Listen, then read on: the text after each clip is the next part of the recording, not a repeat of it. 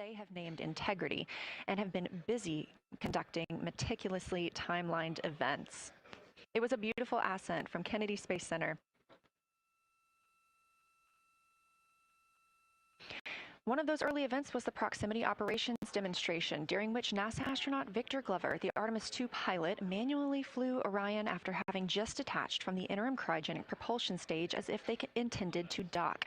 This was practice for future Artemis missions, during which astronauts in Orion will dock with the lunar lander that will take them to the surface of the moon. About 24 hours after launch, 25 hours actually, Orion then conducted TLI, the translunar injection burn.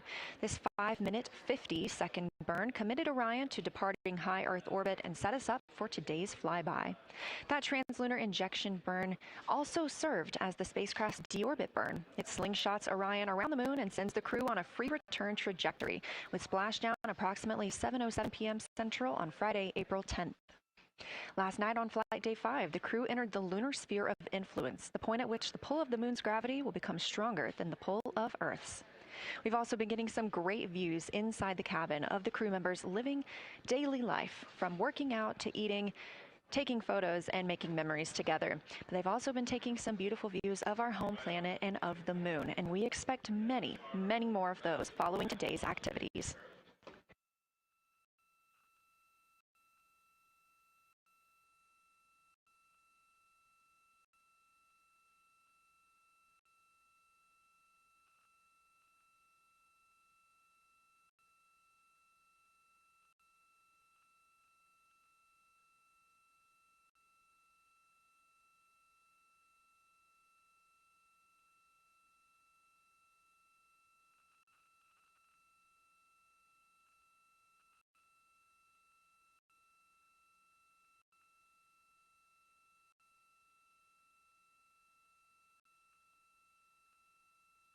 These live views back inside the cabin of Orion, but before we get into flyby, let's take a minute to get reacquainted with our crew.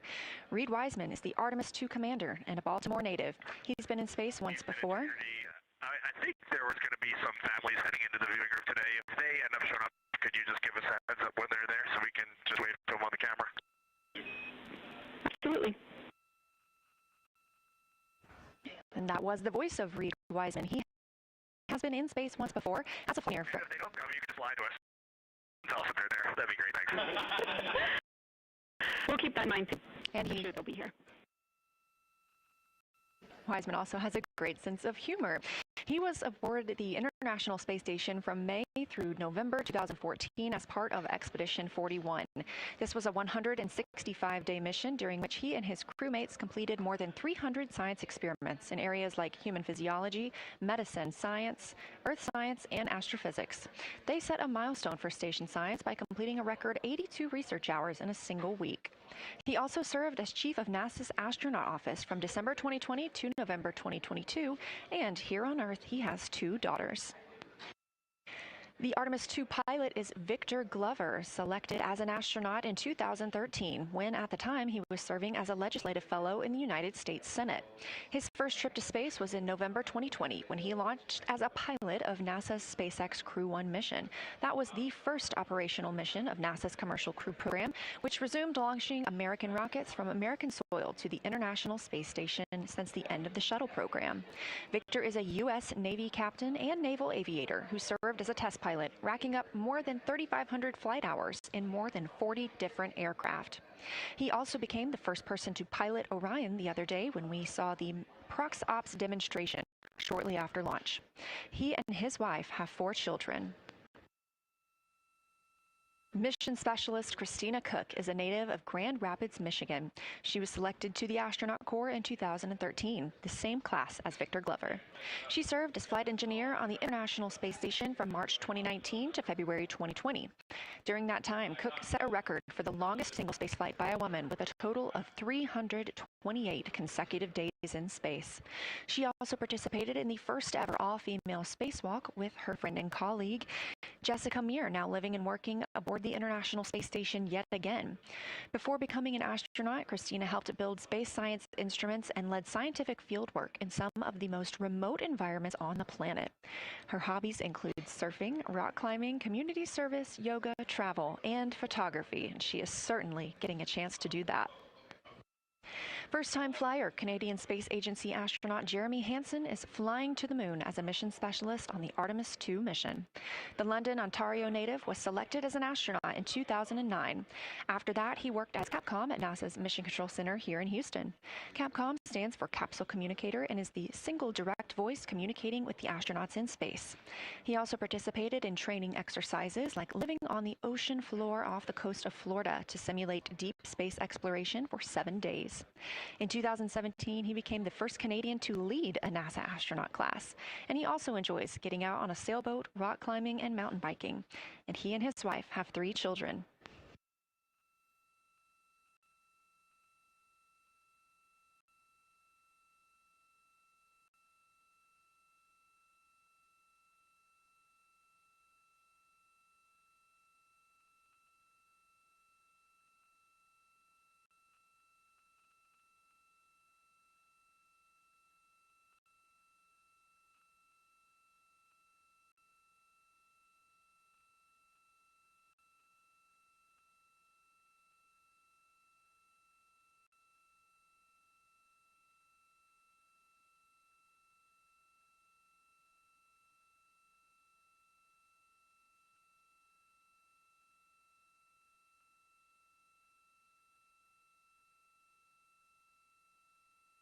As you can see, the crew members have dimmed the cabin lights inside Orion.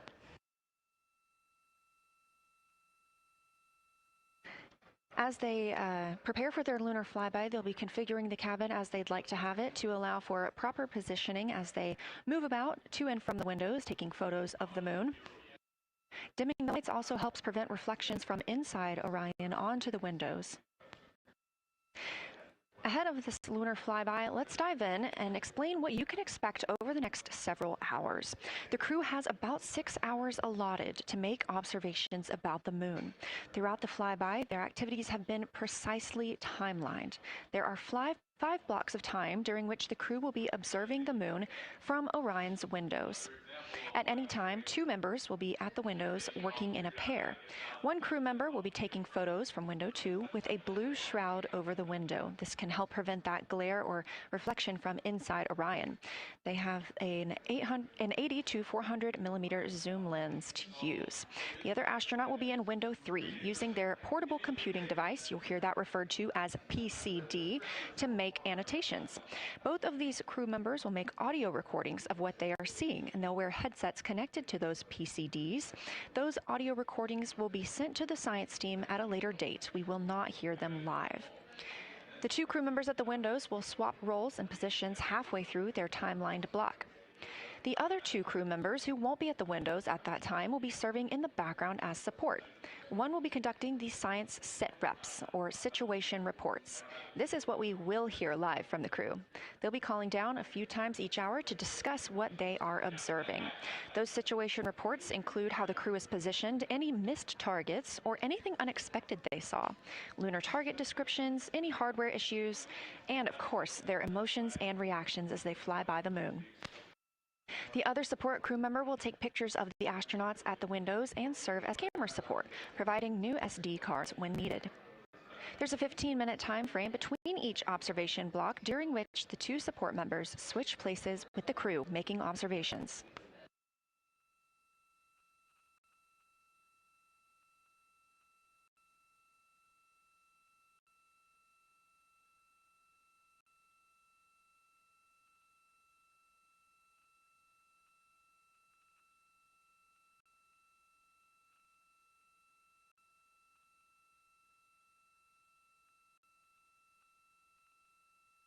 Two views, both coming from Orion. There on the left, the inside of the spacecraft, and on the right, a view of our moon, the destination for today.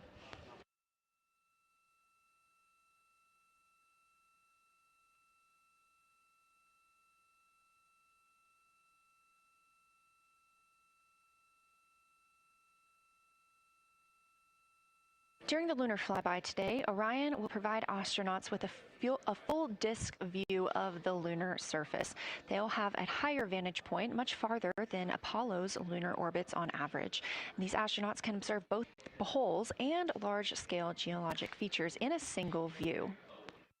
And due to our April 1st launch date and current illumination conditions, the Artemis II astronauts have become the first humans to directly observe certain far-side regions of the moon with unaided eyes.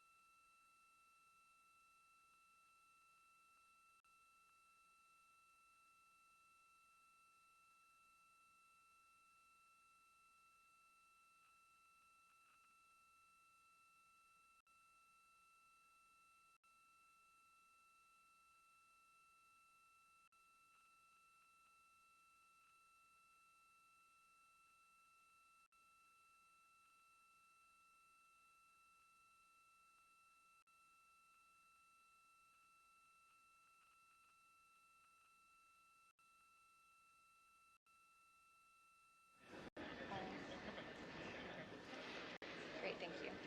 You ready? It's me. That's okay. How do I, is it all?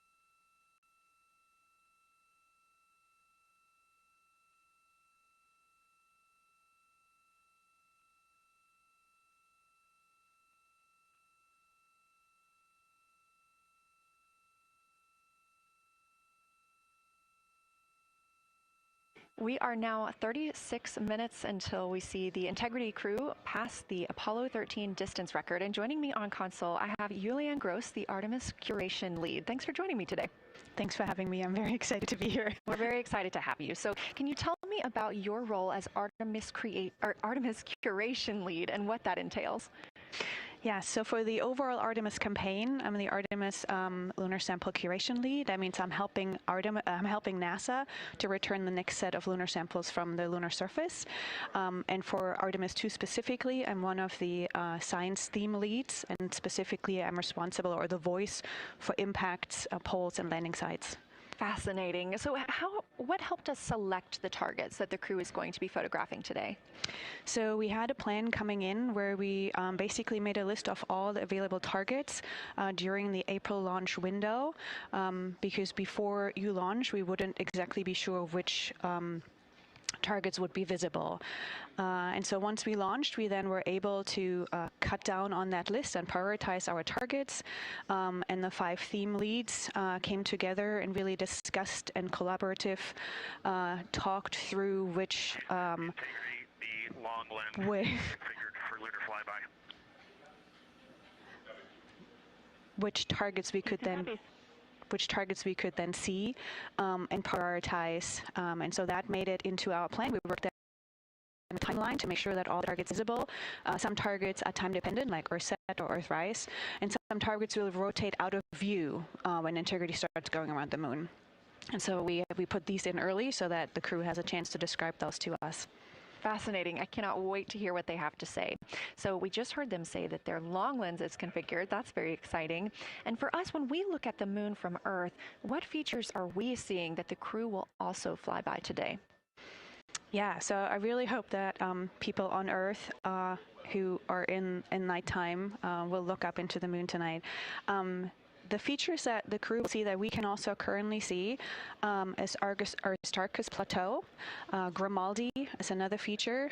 They're going to be sort of on our limb. And then Oceanus Procellarum, that really dark, large area on the near side that we can see. The crew is going to see that in the beginning. The more they fly around, the less of that they will see. So those are targets we will hear them describe early on in the flyby.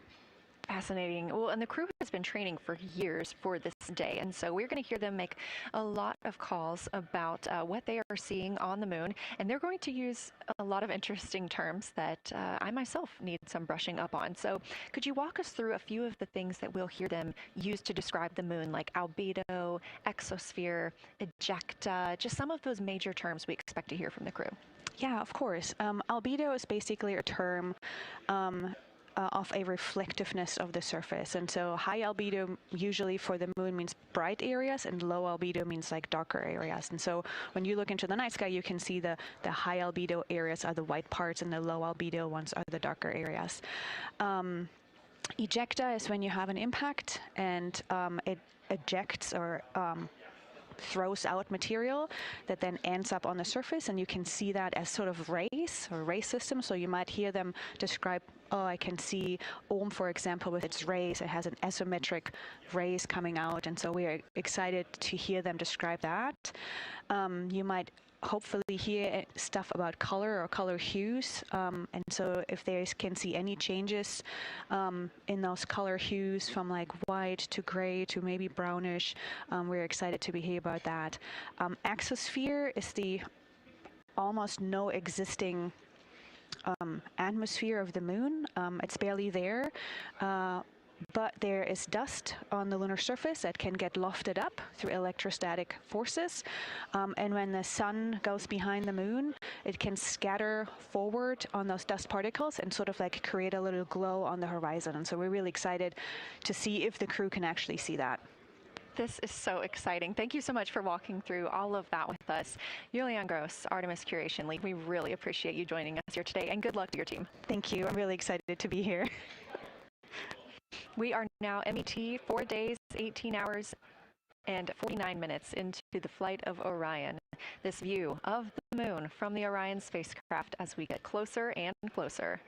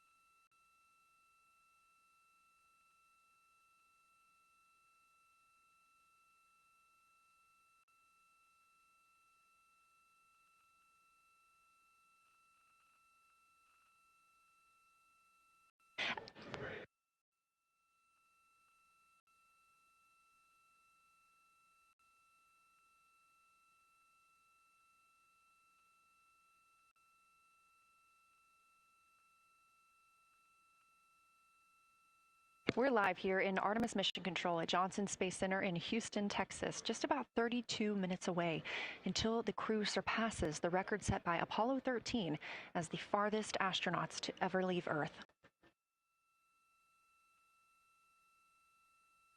This view coming from a camera mounted on the tip of one of Orion's 4 solar arrays. Each array has a camera on its tip, and so we anticipate getting views throughout the lunar flyby. Of course, except during the point of loss of signal when the spacecraft flies behind the moon.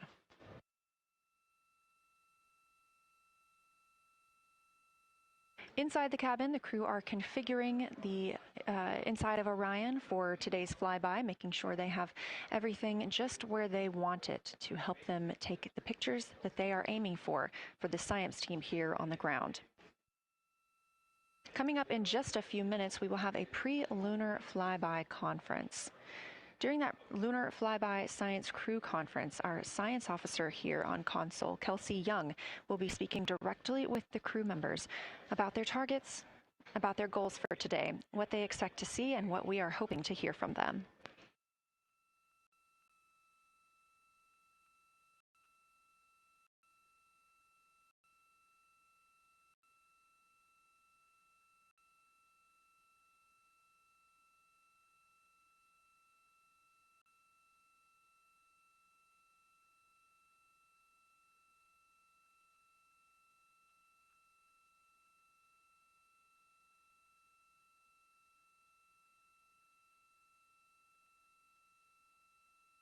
We have a lot of milestones coming up today, so make sure you don't miss them. The first coming up, again, at 1:56 p.m. Eastern Time, the crew will pass the distance from Earth record set by Apollo 13 in 1970. At 2:45 p.m., lunar flyby officially begins. The crew will have that time on their schedules to begin photographing and providing audio recordings of what they are seeing on the moon. At 7:02 p.m., Orion will make its closest approach to the moon, approximately 4,070 miles away. Of course, all of these numbers are going to have to be confirmed following the flyby. These are estimates, and we are working with orbital mechanics. At 7:07 p.m., Orion reaches its maximum distance from Earth, approximately 252,760 miles away from us all. At 8:35 p.m., the spacecraft will enter a solar eclipse. The crew will become the first to see a solar eclipse from the moon.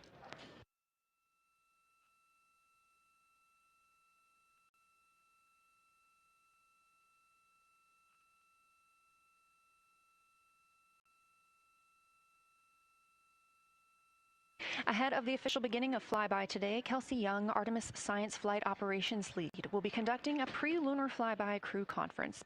She will give information on camera setup, remind the crew of their intended targets, answer questions from the astronauts, and more. Young will help the crew set their targeting timeline, which counts down the time they have to image each target and what they'll be capturing next.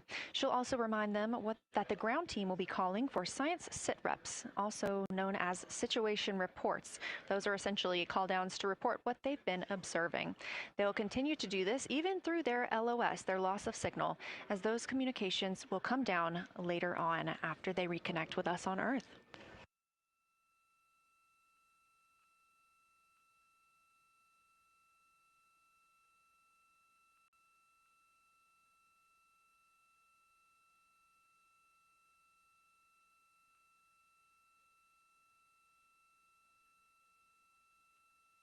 This view in the cabin, you can see the crew members are already using their cameras, getting set up, and they have dimmed the cabin lights to allow them better visibility outside of the windows and fewer reflections. Now, 28 minutes until they become the humans to travel farthest from our planet.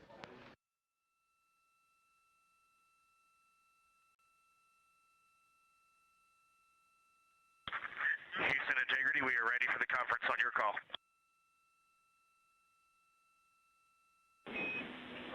Houston is ready for the conference, passing you over to science.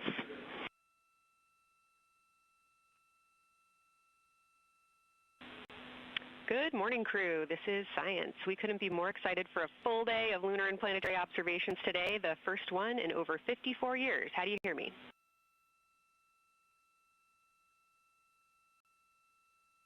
We hear you loud and clear, and Kelsey, you just got to know you're pulling us away from the moon right now, so let's go. Message received. I will keep it tight here. I did just want to start with a thank you on behalf of the Lunar Science team and the entire lunar and planetary science community, of which you are absolutely a part, for what you've already done in this mission and what you're going to do today to inspire the next generation of scientists. I have to say Moonjoy is the new term that's already become our team's new motto, so thanks for that. In this conference, we'll cover hardware and config reminders, and then I'll just briefly, as you said, cover today's science plan. I'm assuming you already have your LTPs up. Confirm that, and I'll jump quickly into the cabin config reminders.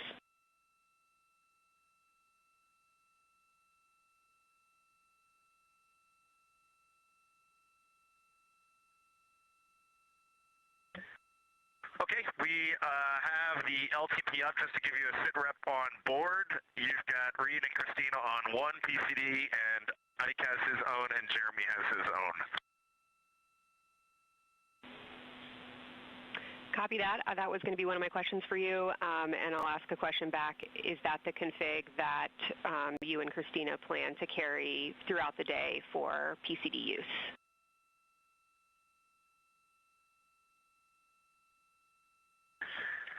Negative, Kelsey. Our plan for PCD use is we have run the power cables to Windows 2 and 3, and we are going to leave one PCD. The yellow PCD will be in window 2, and the green PCD will be in window 3, and we will do that the whole day. And then the red PCD will be a rover. Understood. Super helpful. Recommend when you guys switch in and out of PCDs to add your initials to your OneNote annotations, just so we can keep track of whose is who. And then given that you have 3 PCDs instead of 4, for the data transfer at the end of the day, recommend making a new subdirectory entitled For Science for your own photos, or with your initials, that we can keep track of which pictures came from which flashcards.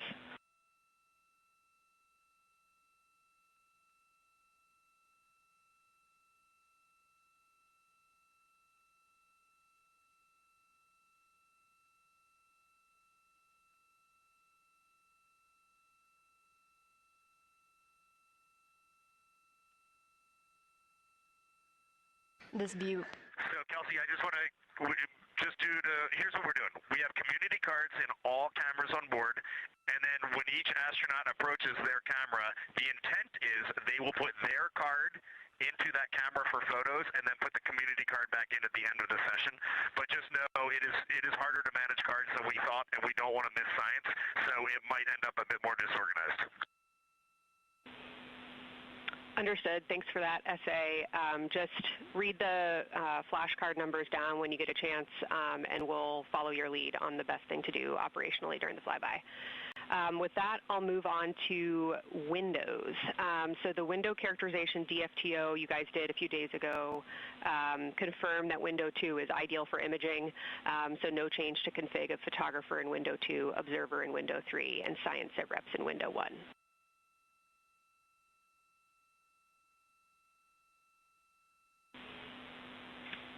Coming up on a handover. Be back. Hang on, Kelsey. The way we have it configured, tell us if this is going to be wrong. Window 2 is the long lens with a shroud. Window. As you heard, science officer called to the crew. We are now in a handover time period. We will regain communications with the crew very shortly. These are tracked. And we are currently on the Deep Space Network. This is the first time humans have used the Deep Space Network in over 50 years, given that we currently use the tracking data relay satellite systems in for the International Space Station.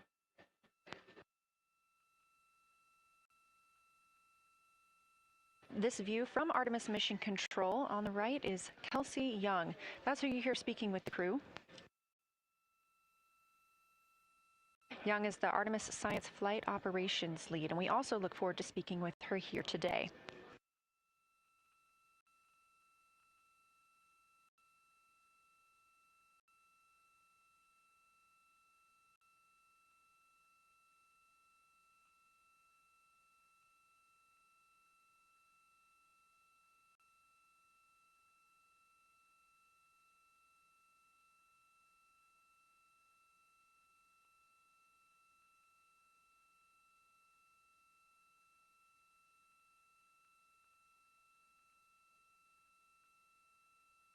Again, we are just about 22 minutes until we reach the Apollo record. We are in a handover of satellites with the crew aboard Orion.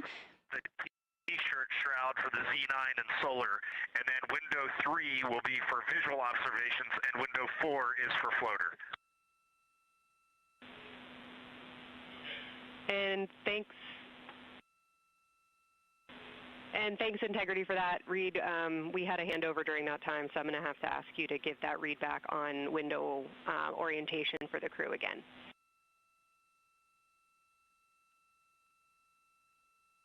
Okay, we are happy to change it, but the way we have it configured right now is window 1 has a T-shirt shroud for the Z9 for solar. Window 2 has the shroud for the long lens for both lunar and solar. Window 3 is for visual observations. Window 4 is for floater. And then the docking hatch window has had a great view, so we've done a lot of mapping through that as well. All right, copy all, Reed. A note just on the window 1 T-shirt shroud that you can remove that for the lunar observation block if you want to, if you want that extra view for another floater, but defer to you guys on that.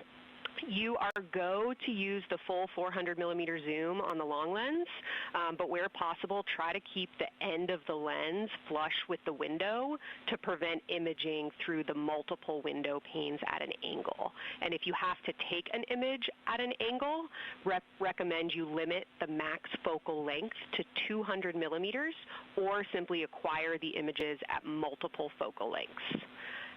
Last imaging update as a result of the DFTO is that if you can take the images out of the left side of window 2 where possible, that is the best half the window. Understand that might not be possible with the shroud. Any other imaging questions from you?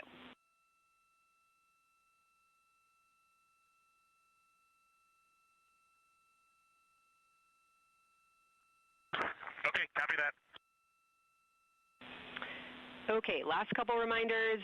Don't forget the ability to take the wave files to tag imagery that you are wanting to follow up on using the FN3 button on your camera.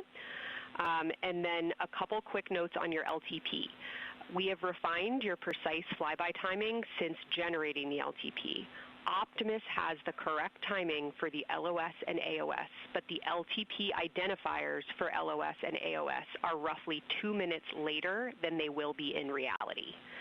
Final LTP timing update is that the green line on your LTP should start automatically 45 minutes before the flyby. If it doesn't appear, let me know and I'll have troubleshooting steps for you. Last updates are on the eclipse, so only for that last hour today. Of course, remember if the sun is in view to use your eclipse glasses. And reminder that we will have a few activities for you prior to the eclipse to reconfigure all 3 cameras for corona and deep sky observations. These activities, some of which will occur during the forward link LOS, so we wanted to flag it for you now. Any questions before I cover the last 2 reminders?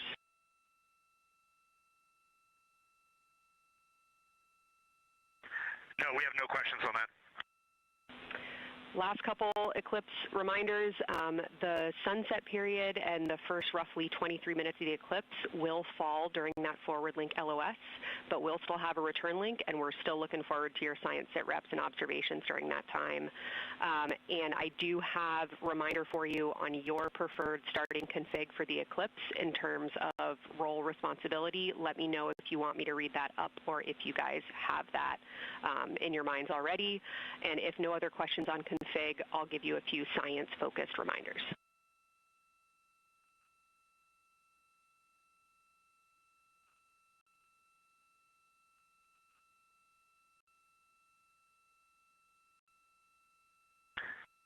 Give us a quick high level, but we see it in Optimus, and I think we got it squared away. But give us your quick Kelsey high level. Okay.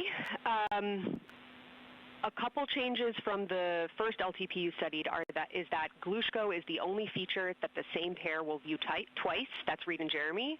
That's why that's the only target you see that is marked as 1 of 1 and one of two and two of two. So Ohm and Oriental are in there twice, but they're by different pairs, which is why you don't see them marked accordingly.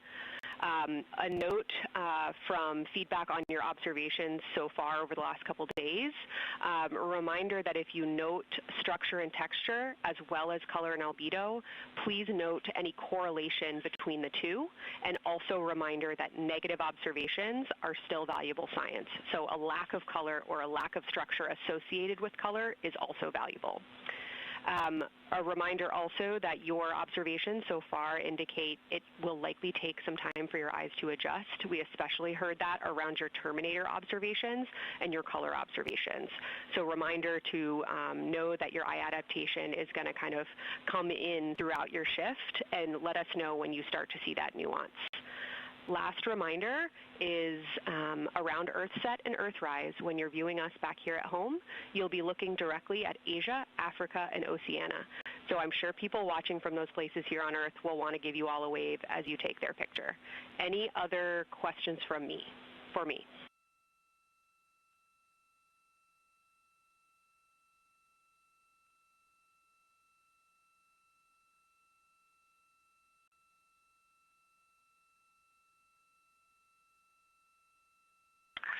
And Kelsey, hey, when you're talking window 2 left and right side, just can you say towards window 1 or towards window 3, and then we'll know that we are talking the same language?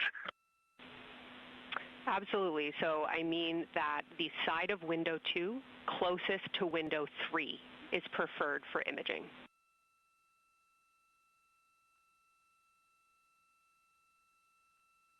Okay, the side of window 2 closest to window 3 is preferred for recording. Stand by, we'll talk to the crew.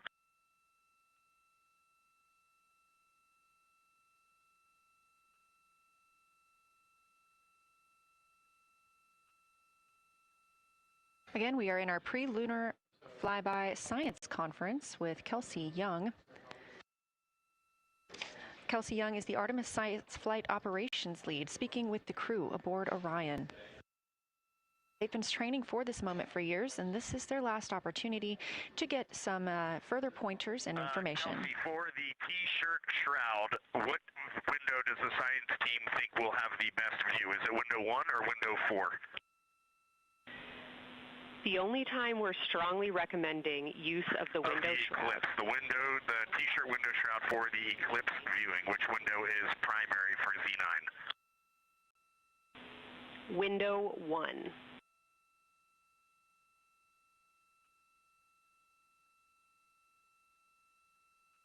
Okay, awesome. So we have got that all set up. And just to be 100% sure, window 1 is the most port window by the food warmer. Window 2 is right in front of seat 1. Window 3 is right in front of seat 2. And window 4 is on the starboard side by the side hatch. Do you agree with all that? We agree on the ground. Good readback.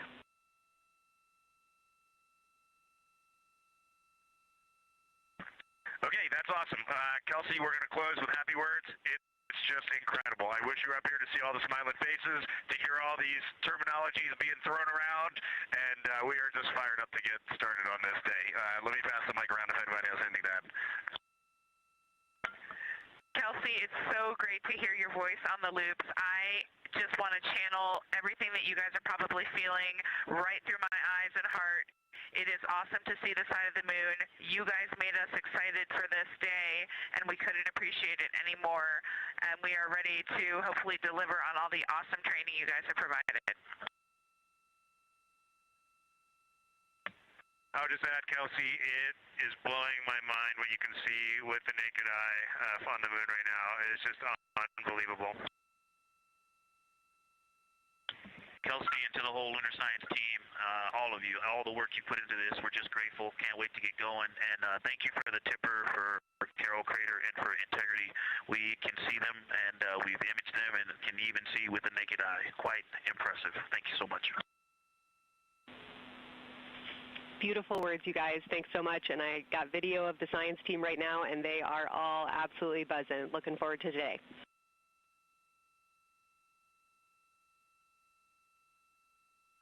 Okay, we're heading into the timeline. Cheers, guys.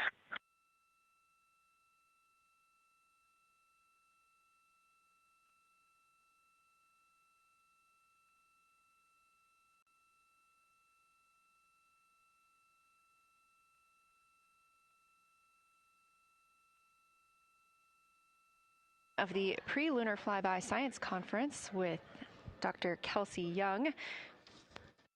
Young has served as the Artemis Science Flight Operations Lead, getting the crew ready. And we're live in Artemis Mission Control in Houston, but we are not the only room monitoring today's flyby. As you heard Young mention, in this same building and just down the hall, a multidisciplinary lunar science team supports the Artemis II crew in real time, including experts in lunar geology, impact cratering, volcanism, polar science, imaging, and visualization. There are two integrated facilities, and the first is the SIR, which is what you have right here. That's the Science Evaluation Room. They are embedded within Mission Control to provide science input during live operations like what we see today. Additionally, and not pictured, we have the Science Mission Operations Room, a back room that processes data, evaluates imagery, and supports rapid analysis.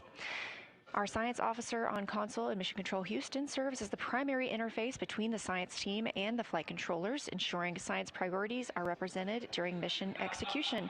Again, today, that's Dr. Kelsey Young, who will be speaking with the crew during the time they're behind the moon. We will be speaking with her once the crew is behind the moon and out of communication with Earth.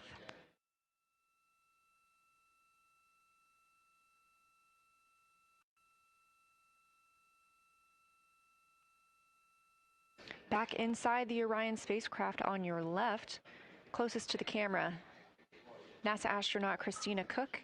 To her left, NASA astronaut Reid Wiseman. To his left, Canadian Space Agency astronaut Jeremy Hansen. And all the way in the back, NASA astronaut Victor Glover, our Artemis II crew.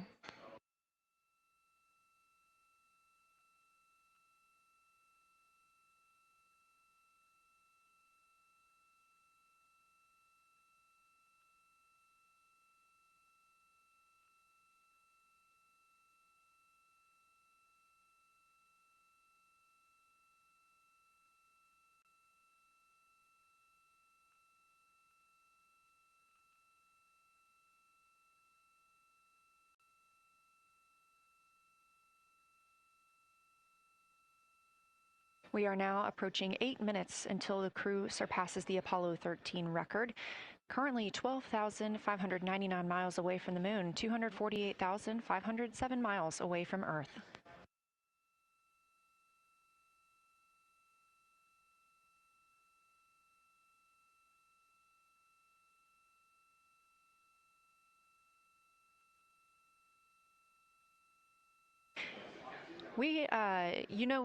You may also hear the Orion spacecraft referred to today as Integrity.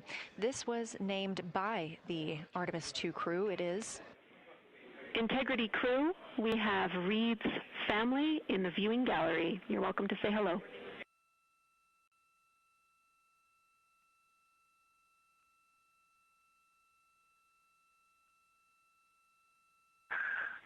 Well, whether you're being serious or you're kidding around, that is awesome to hear. Thanks, Jenny. And hello to Ellie and Katie. I don't know who else is there, but it's great to know that you're in mission control right now, following along. We are having a blast up here, and the view of the moon is absolutely amazing.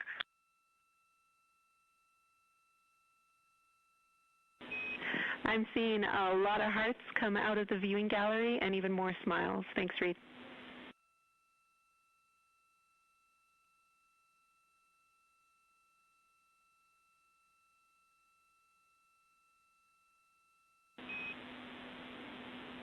Copy heart, copy bracelet.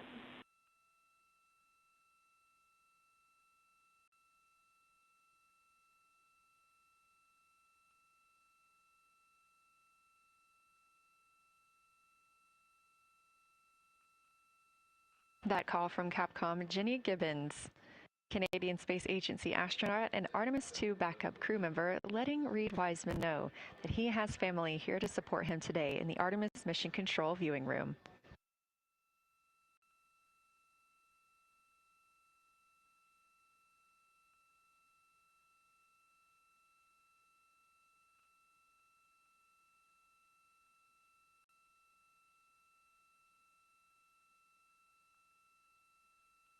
As I was mentioning, we have the Orion spacecraft flying today. However, the Artemis crew members named their Orion spacecraft Integrity, so you will hear calls to this entire crew with the name Integrity. They say that the name Integrity embodies the foundation of trust, respect, candor, and humility across the crew and the many engineers, technicians, scientists, planners, and dreamers required for mission success.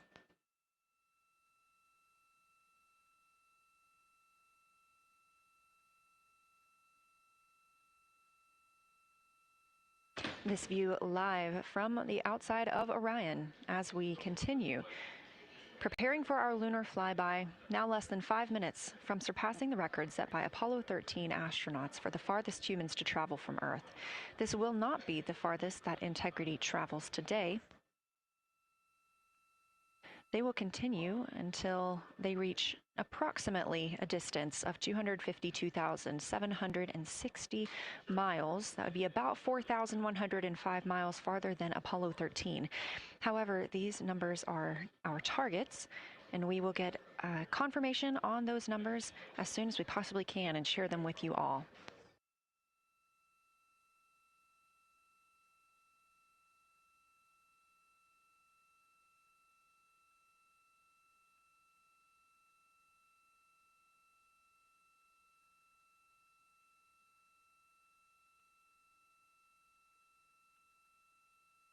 We've talked a little bit about what to expect from the crew, whether that's taking photos or making audio recordings. To get a little more detailed, Reed Wiseman and Jeremy Hansen will be up first to capture imagery and record audio on the portable computing devices. You hear those referred to as PCDs, while Victor and Christina serve as the support members. The crew will switch windows and roles halfway through their shift, and 1 hour and 5 minutes later, Victor Glover and Christina Cook will be the next crew members at windows 2 and 3 to take photos and make annotations, while Reed and Jeremy take on those support roles. There are 5 viewing blocks, and the crew will swap out with each one. During 2 of the blocks, the 2 support members will also be able to enjoy their midday meal.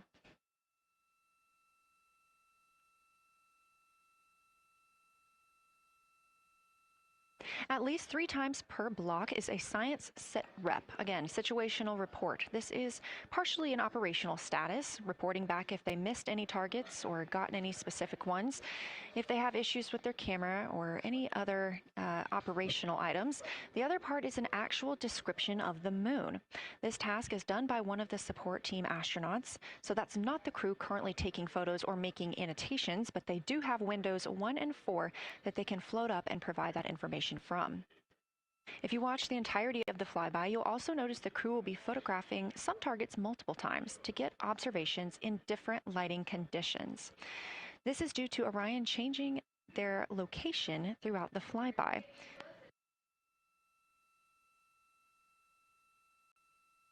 What this crew will be able to capture in a couple of hours of the same targets in different lighting would take orbiters years to do because of solar and spacecraft positioning. This crew has studied the moon extensively, and they're also familiar with what the science team calls the Big 15. These are 15 features that they've memorized, so at any time, they'll be able to see 5 of those and help orient themselves and where they are around the moon. Those targets are diverse and complex in their geologic history, and observations of them could help answer some big-picture science questions.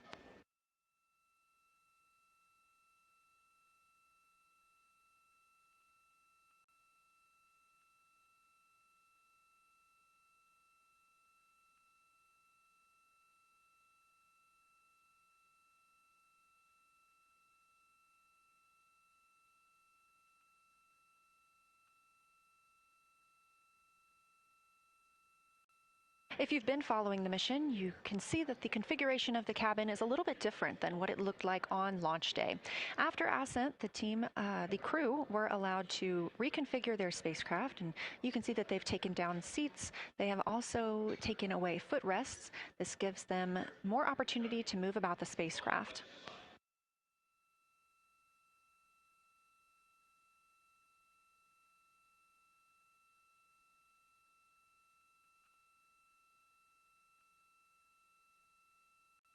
Orion itself has 330 cubic feet of habitable volume. That's about the size of 2 minivans and is 60% more cubic volume than the Apollo spacecraft. We are standing by for the Integrity crew aboard Orion to surpass the Apollo 13 record.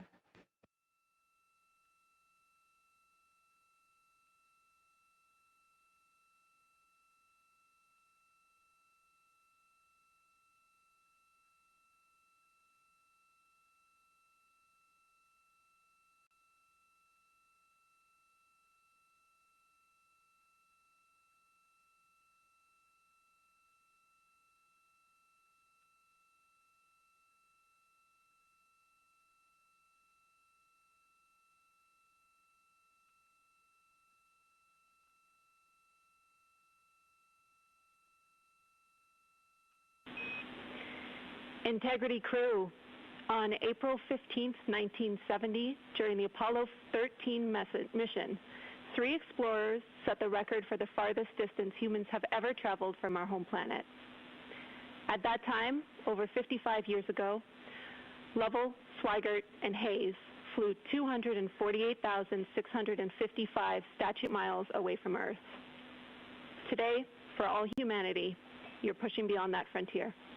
Integrity, over to you. Yeah,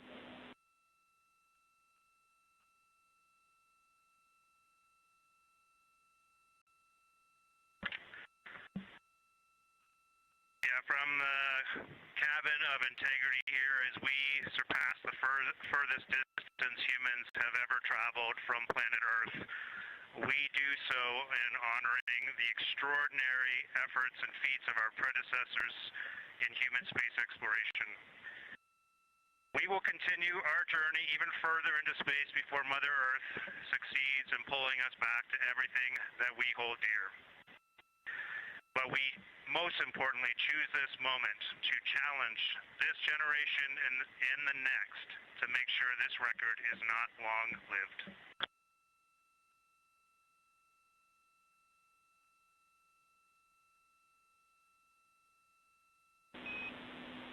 Thank you, Integrity, and congratulations to you and the rest of the Artemis II team.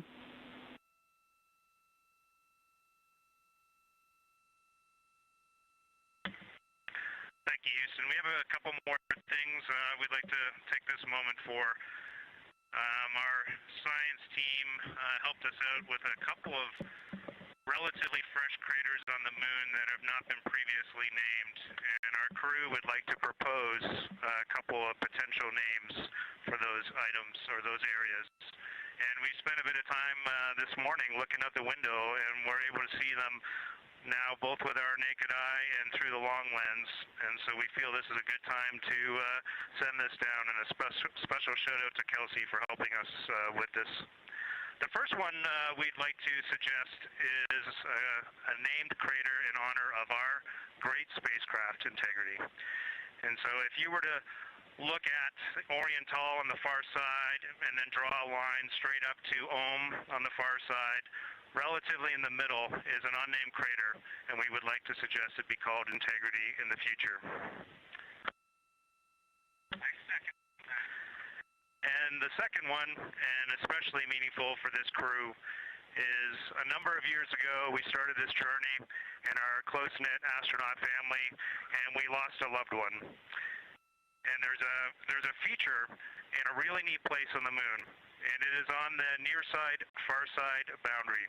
In fact, it's just on the near side of that boundary, and so at certain times of the moon's transit around Earth, we will be able to see this from Earth. And so we lost a loved one. Her name was Carol, the spouse of Reed, the mother of Katie and Ellie.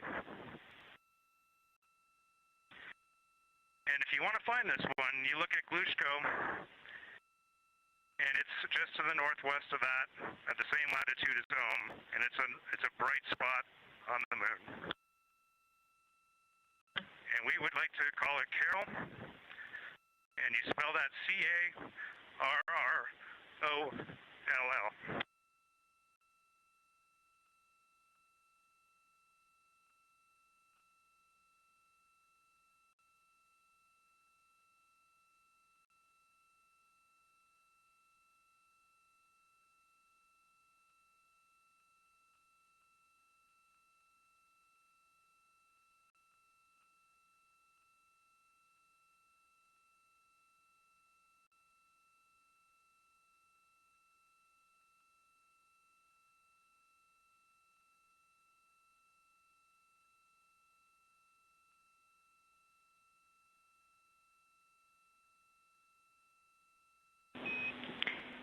Integrity and Carroll Crater. Loud and clear.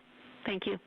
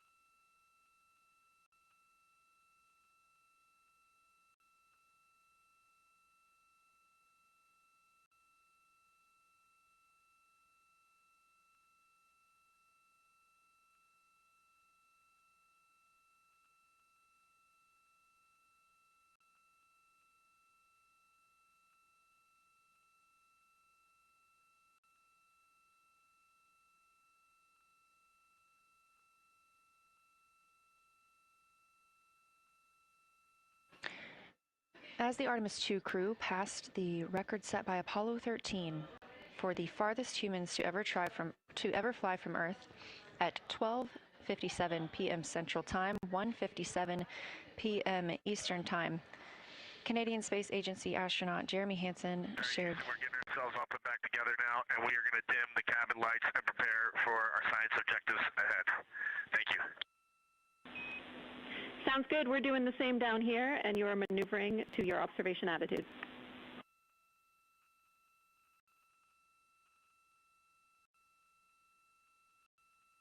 As we passed that Apollo 13 record of the furthest humans to ever fly from Earth at 12:57 p.m. Central Time, 1:57 p.m. Eastern Time, the Artemis II crew shared some poignant words, specifically Canadian Space Agency astronaut Jeremy Hansen. The crew also called down 2 craters not yet named that they would like to name. One, Integrity, in honor of their spacecraft, which they have named. That's near the Ohm crater. Another near Glushko, which is a bright spot, named Carroll, in memory of Reed Wiseman's wife.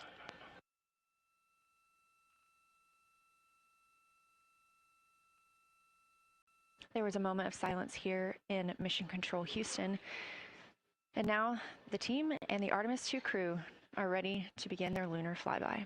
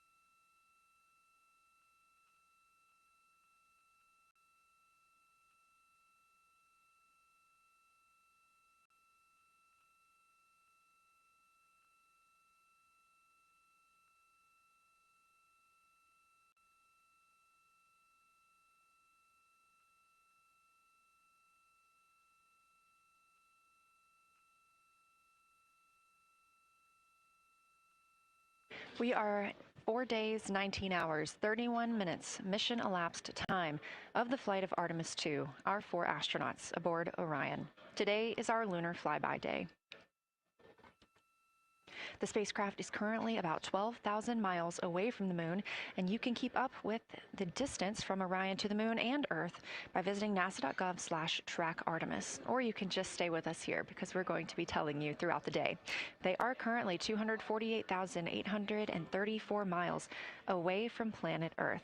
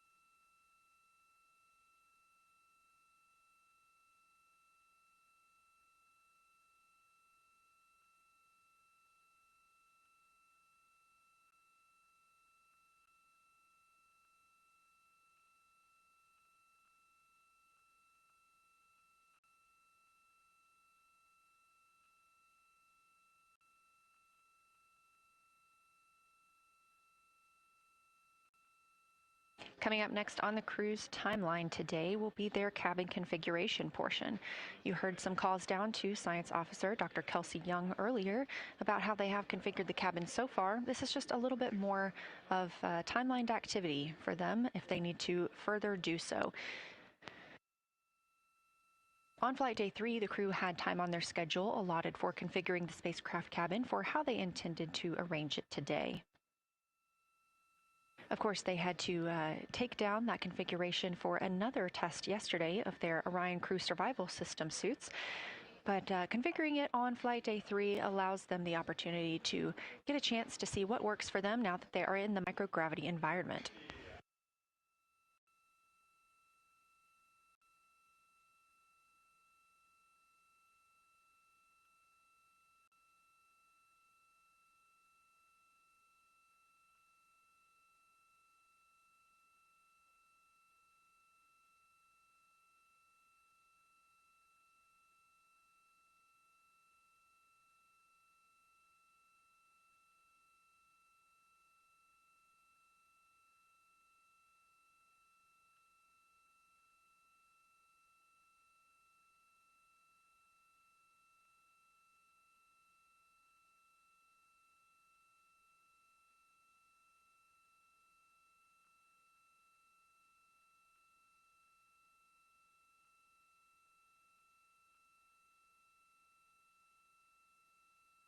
Again, the crew is about to begin their cabin configuration portion of their timeline, though they have been working that already, as well as potentially during their post-sleep period this morning.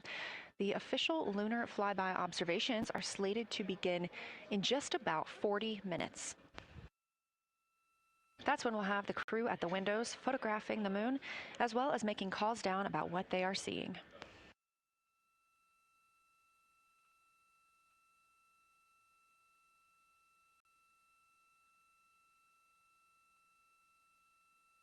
Again, we are live here in Artemis Mission Control for the duration of the flyby. Currently, the Orbit 1 flight control team is on console. This room is staffed 24/7 from the time before the astronauts step foot on the rocket until the time they are splashed down and are safely recovered in the Pacific Ocean on flight day 10.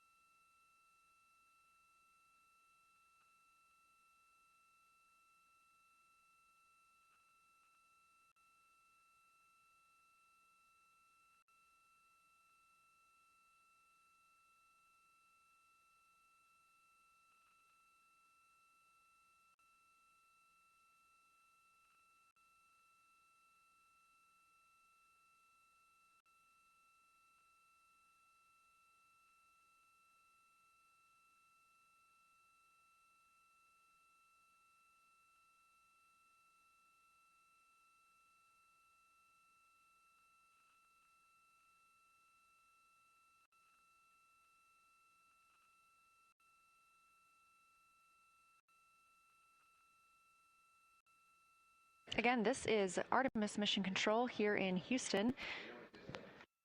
We are now 11,777 miles away from the moon. We did pass the Apollo 13 record of farthest humans away from Earth at 12:57 p.m. Central Time, 1:57 p.m. Eastern Time. That distance, 248,655 statute miles from the Earth, continuing to be exceeded by the crew. They will reach their farthest distance from the Earth around 6:07 p.m. Central Time. At that time, they will be in an LOS, or a loss of signal, with us on Earth, as they'll be flying behind the moon.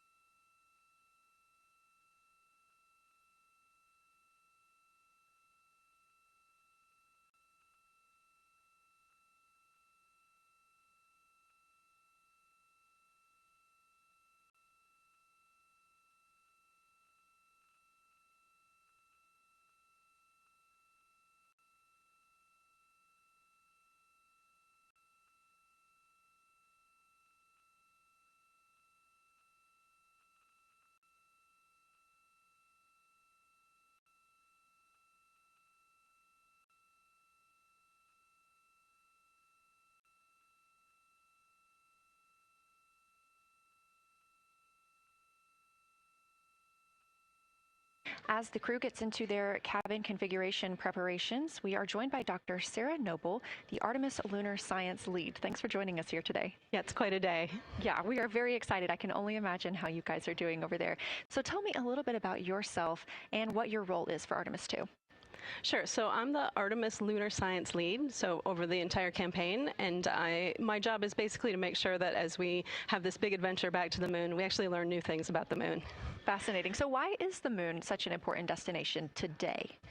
Yeah, so the moon is a pretty amazing place. It is a great place to learn about basic fundamental processes that happen on like all the planets, like cratering and volcanology. And also it is, part of our Earth-Moon system. And, the Earth recycles its rocks pretty well, right, through plate tectonics and weathering and whatever. Most of the rocks on the Earth are geologically young. But on the moon, we have the entire record that goes back 4.5 billion years since we formed. And so if we really want to learn about what was happening in that period, like the moon is really the only place we can go. We're also thinking about going back to the moon, and we want to go to the lunar South Pole. So what makes that such an interesting destination? Yeah, the South Pole is cool, right? It's far away from the places we went during Apollo. It's different kinds of rocks there, some of the oldest rocks on the moon. It's also a place where we think there might be resources like water. There are craters that really never can see the sun because of the low sun angles there, and they get very cold. And we think that water and other things can build up in those craters, and so we're very interested to see what that might do for us. I'm very interested as well. So for some of our viewers who might be new to this, what does lunar science look like during an Artemis mission? Yeah, it's pretty exciting for us as we have sort of built this from scratch to try to understand how we can best use the crew to support our science. And so, we've developed a system. We've got a team in place. We've got a back room here in this building called the SIR, the Science Evaluation Room. And there's a back room to that back room over in another building here at Johnson Space Center, where we've got our teams of scientists working really hard.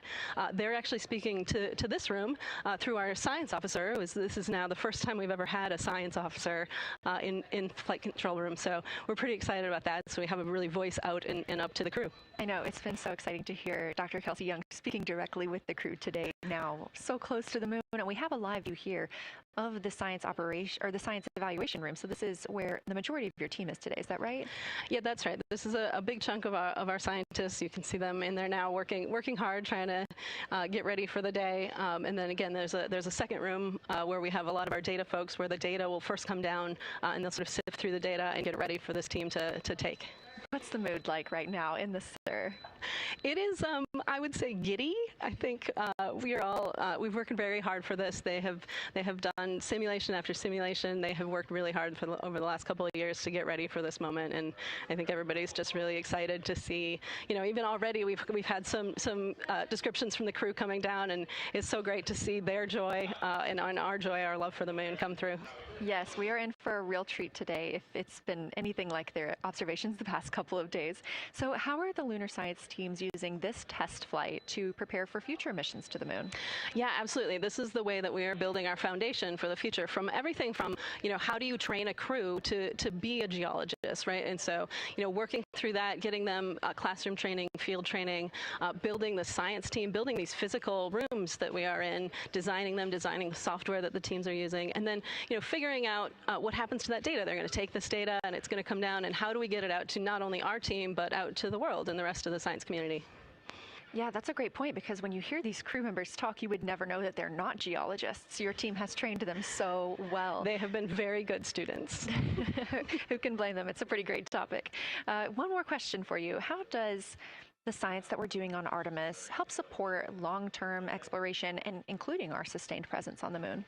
Yeah, you know what? We have a saying in the Science Mission Directorate that science enables exploration and exploration enables science, right? So you need the scientists, because we are the ones who are the experts in, landing site and doing analysis of landing site and making sure we can find a good place to land, to understanding the properties of the soil so we can, design our systems to manage that, understanding the radiation environment, keeping our astronauts safe, all of these things, right? But, in return, you provide us with opportunities where now we're going to be able to collect this data and collect samples and deploy our instruments and all of that. So it's a symbiotic relationship. That makes perfect sense. Well, Dr. Sarah Noble, Artemis Lunar Science Lead, thank you so much for joining us here today. Best of luck to you and your team, and I hope that you get to enjoy today too.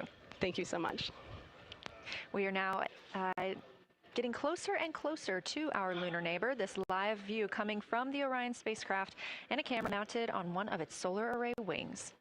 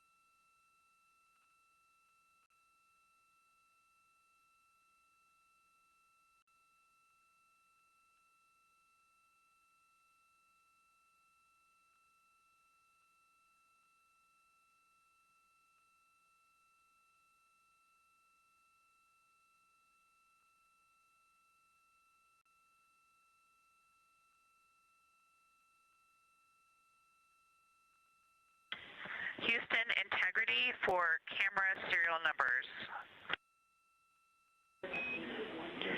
Ready to copy.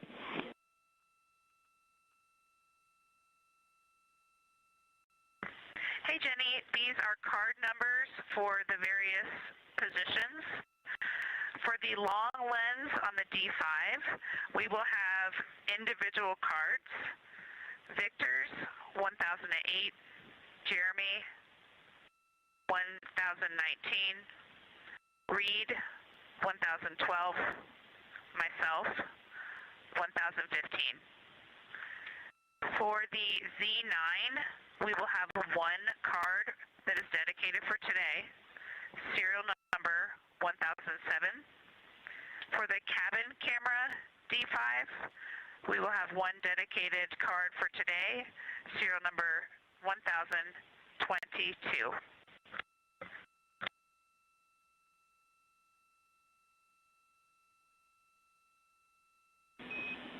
All right, Christina, we copy all. Thank you.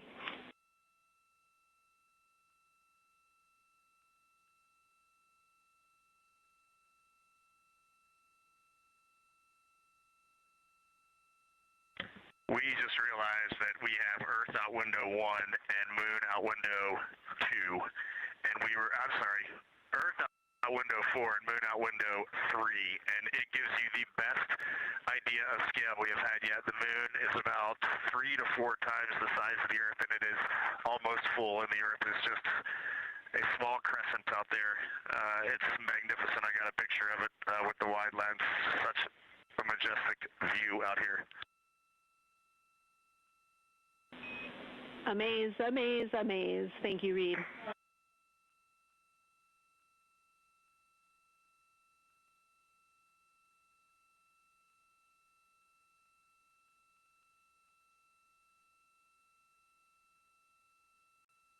Those are some of the communications we're excited most about today. Commander Reed Wiseman calling down their view right now, obviously a little bit different than what we can see from the solar array camera.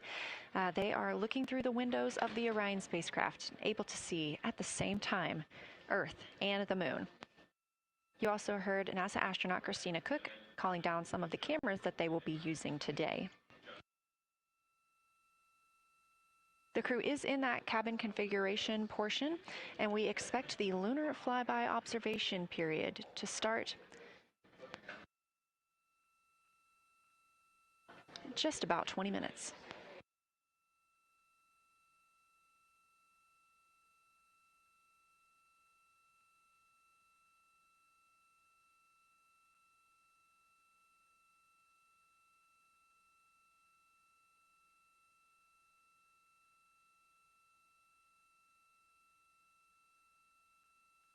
Checking in on Orion's distance and speed, they are currently traveling 1,071 miles per hour, 249,159 miles away from Earth, 11,293 miles away from the Moon, and continuing to grow closer.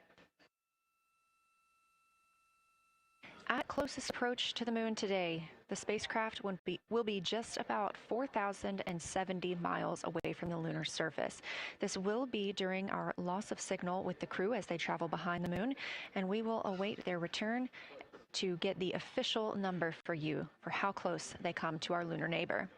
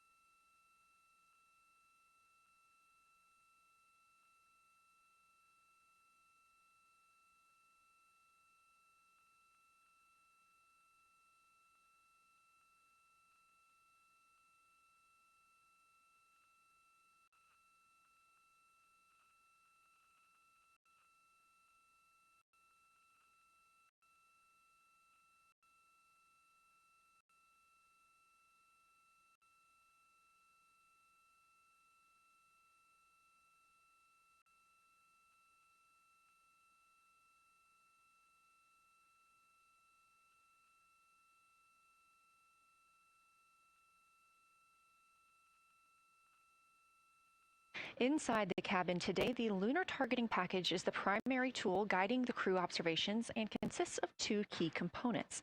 The Lunar Geography Review helped the astronauts study major lunar features in advance and help learn how to orient themselves during the flyby. Because, of course, the moon is not actually labeled like it appears here when we look at this map.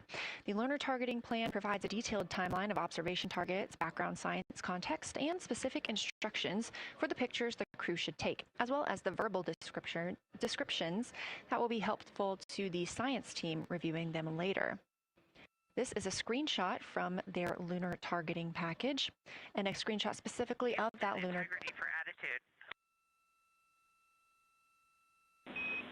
Go ahead.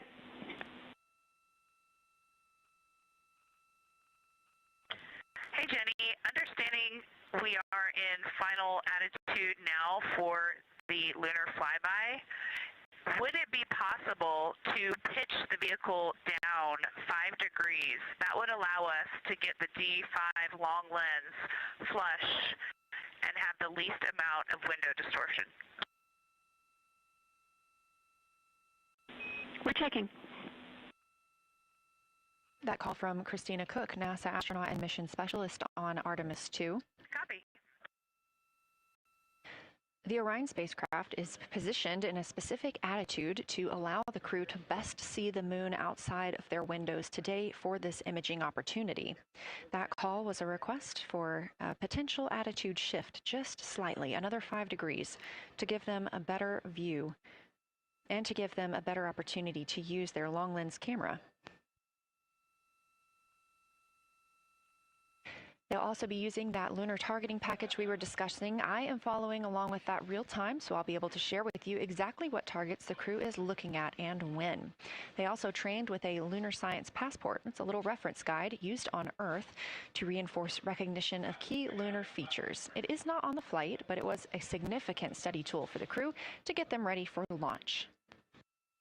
The apparent size of the moon will change throughout the flyby, and it'll appear roughly like a basketball held at arm's length at the crew's closest approach. That reinforces the need for careful planning and practiced observation techniques.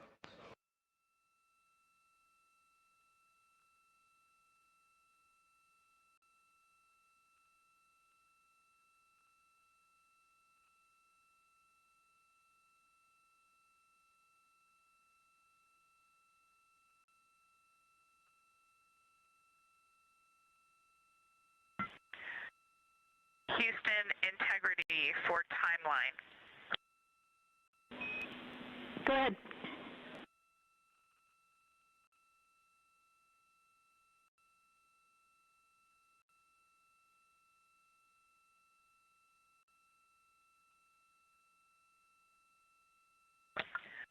Hey, Jenny, just to make absolutely sure that we start observations when expected, we are showing in Optimus that observation time starts in about 15 minutes, and in LTP that our first target, discussion 1, starts in about 29 minutes. Can you confirm you'd like us to start discussion 1 in 29 minutes at 1900 GMT?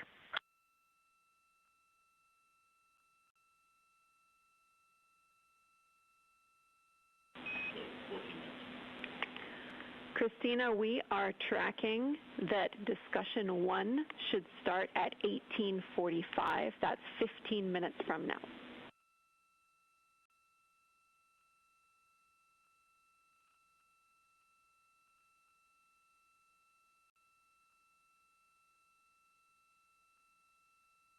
Okay, copy all. It may be a granularity issue with LTP, but understand that we start that observation in 15 minutes, and I bet when we get there, the green line in LTP will match the start of the white band for discussion 1.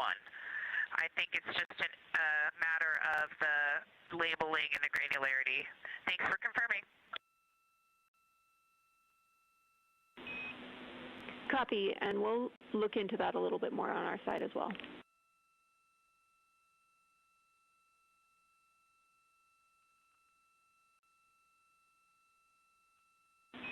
Christina, can you verify for us that your green line is moving on the timeline page of your LTP?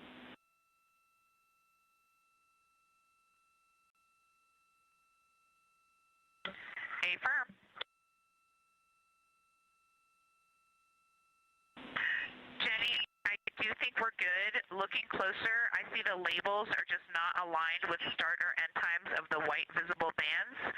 It fully makes sense now, so I think we are all set. We'll look forward to starting some observations in about 13 minutes. Copy. Thanks, Christina.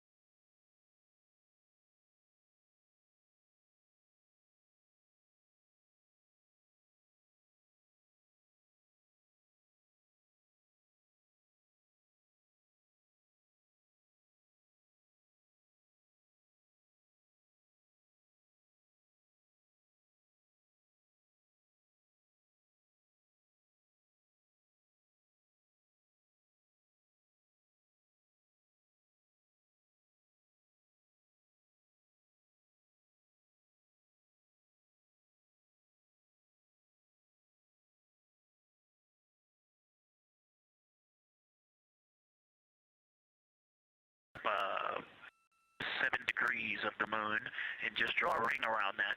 The near side is an albedo of 5 and looks quite smooth from here. And then along the same edge of the mare, the edge of the mare that kind of Grimaldi's just outside of, Glushko is just outside of, Carroll Crater is just outside of, and you start to see the stark differences between the darker 7/8 and the 5s and 6s. The 4s and 5s. If you follow that line up to the north, that line is also where the change in topography happens at the North Pole. The line defining the light and dark on the edge of the mare that you can see from Earth. Draw that line, roughly the midpoint of all that, straight to the North Pole. And on the side facing the Earth, you see smoother topography and dotted by Pythagoras and its next door neighbor crater. And then on the far side, you see a lot more cratering and a lot more topography. And again, the far side has the benefit of a little terminator there, but I am seeing a variation in the topography. It seems to be more jagged and a more challenging place to find a place to land and to even traverse in the south. All around the South Pole, and at the North Pole, it would be more challenging to translate on the far side of the North Pole compared to the near side of the North Pole around Pythagoras. Copy all, Victor. You really help paint a contextual picture of what you're looking at. We really appreciate the way that you're guiding us into the areas you're seeing by drawing comparisons between recognizable features. Thanks for that.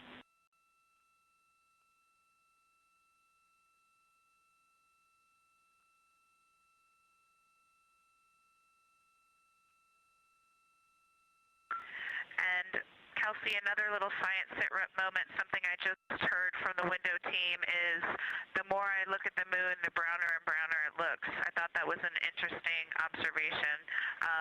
The 2 observers have been on timeline, no hardware issues.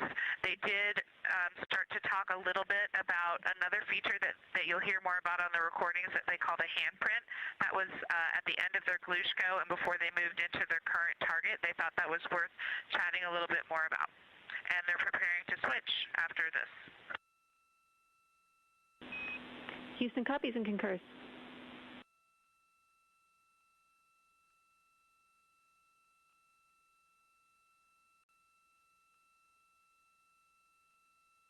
Hey, Houston and Science Integrity, another just observation from the human.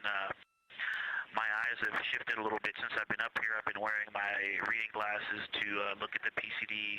Well, this is a very taxing event on the eyes, looking out the window and seeing the very bright moon, then coming back inside to the dark cabin and trying to work cameras and microphones and logistics and lunch and those kinds of things, and then looking at the PCD, which is dimly lit.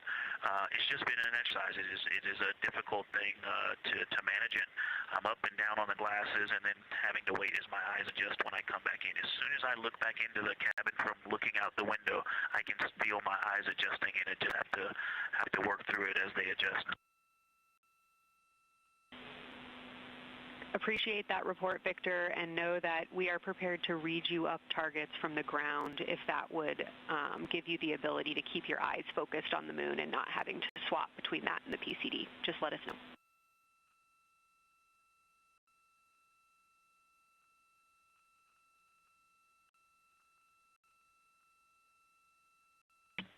Yeah, we appreciate that, Science, and we will also do that for the window teams, and we'll back each other up that way as well. But we appreciate that. We may take you up on that. Thanks.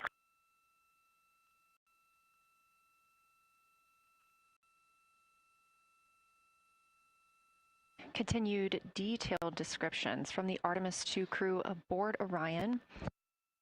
Again, this is a test flight, the first time we've flown humans aboard this spacecraft, so every detail, even that it's difficult to look outside the window and then back at the PCD, that portable computing device, every single detail is appreciated as we prepare for future missions. Glover also mentioned that he is now wearing his glasses now that he's in space and that his eyes have shifted a bit. This is something that happens when our astronauts go to space. There is a fluid shift from the lower half of your body up into your head, and that can cause changes in your eyes. It's something that we have seen over time for some crew members, especially now that we have been living and working on the International Space Station for over 25 years.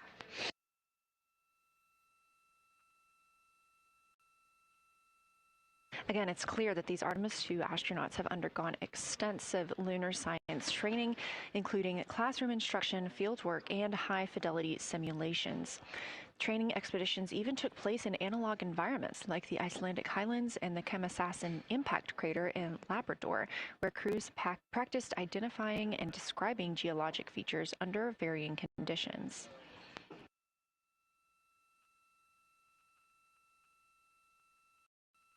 Additionally, here at Johnson Space Center, Orion mock-ups were used to rehearse crew choreography, including three-dimensional space management with an inflatable moon globe to simulate the flyby. And while on Earth, the crew also used that small lunar passport that I mentioned with descriptions, photos, and prompts to help them study the features we hope they'll see. Now, this is a view from their lunar targeting package at this time, helping them determine what they're seeing on the moon, as well as on the left, keep up with what their next target will be. As you can see, we have got a long list and an exciting day ahead of us.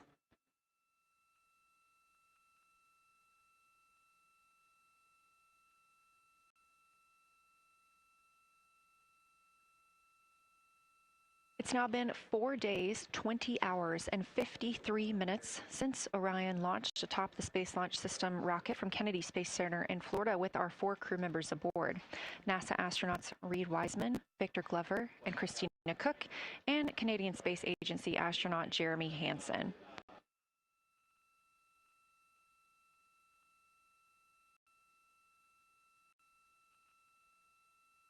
The Artemis II crew passed a major milestone today when they passed the Apollo 13 distance record at 12:57 p.m. Central, 1:57 p.m. Eastern. That Apollo 13 distance record was 248,655 statute miles from Earth. And Houston, another observation, whole moon. When you look at the moon, something I've never seen in photographs before, but is very, very apparent, all the really bright new craters. Some of them are super tiny. Most of them are pretty small. There's a couple that really stand out, obviously. And what it really looks like is like a lampshade with tiny pinprick holes and the light shining through. They are so bright compared to the rest of the moon. We copy, Christina. Thank you. Looks like you guys might be doing it, but remind you to swap positions at the window and take your SD cards with you. We're loving everything that you're calling down, so keep it up.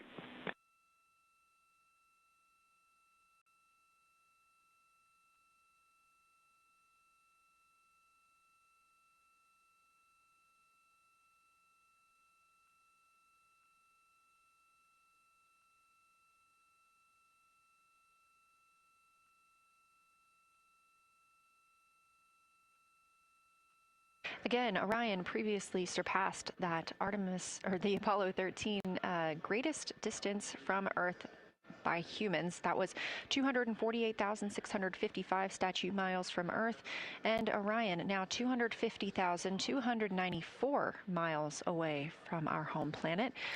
The spacecraft is 9,033 miles away from the moon and growing ever closer. At its closest approach, it'll be about 4,070 miles away, and we will make sure we confirm what that distance ends up being. This is an approximation and an estimate ahead of that moment. We're anticipating them to make that closest approach at 6:02 p.m. Central, 7:02 Eastern, when they are in a loss of signal, transiting behind the moon. They will be the first humans in over 50 years to fly behind the moon and lose contact with Earth. We will regain that contact about 40 minutes later as they reconnect to the Deep Space Network, emerging from behind the moon, and we will look forward to seeing an Earthrise.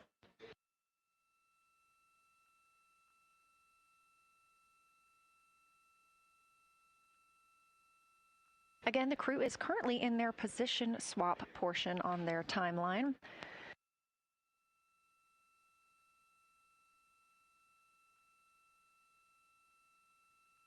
This allows crew members the opportunity and the experience of all roles necessary during today's flyby.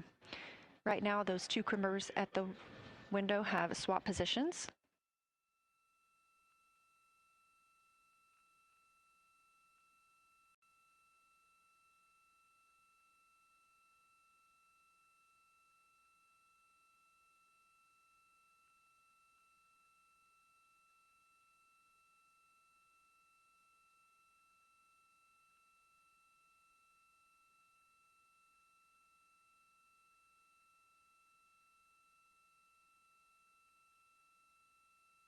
Again, the crew at the windows swapping positions. Right now, that crew is Commander Reed Wiseman and Mission Specialist Jeremy Hansen, while Victor Glover and Christina Cook serve as their support flyby crew members. That's why you are hearing Victor and Christina during those science situation reports. Those voices will change in about 30 minutes when they take a turn taking photos and making annotations while at the window.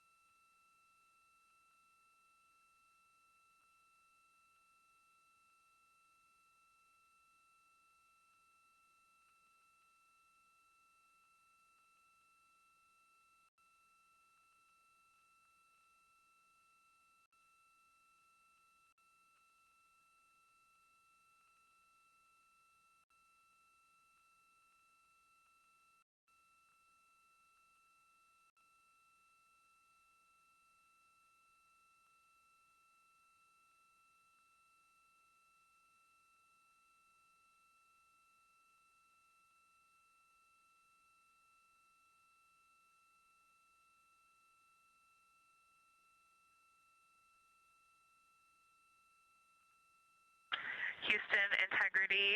I wanted to provide an observation or a little bit of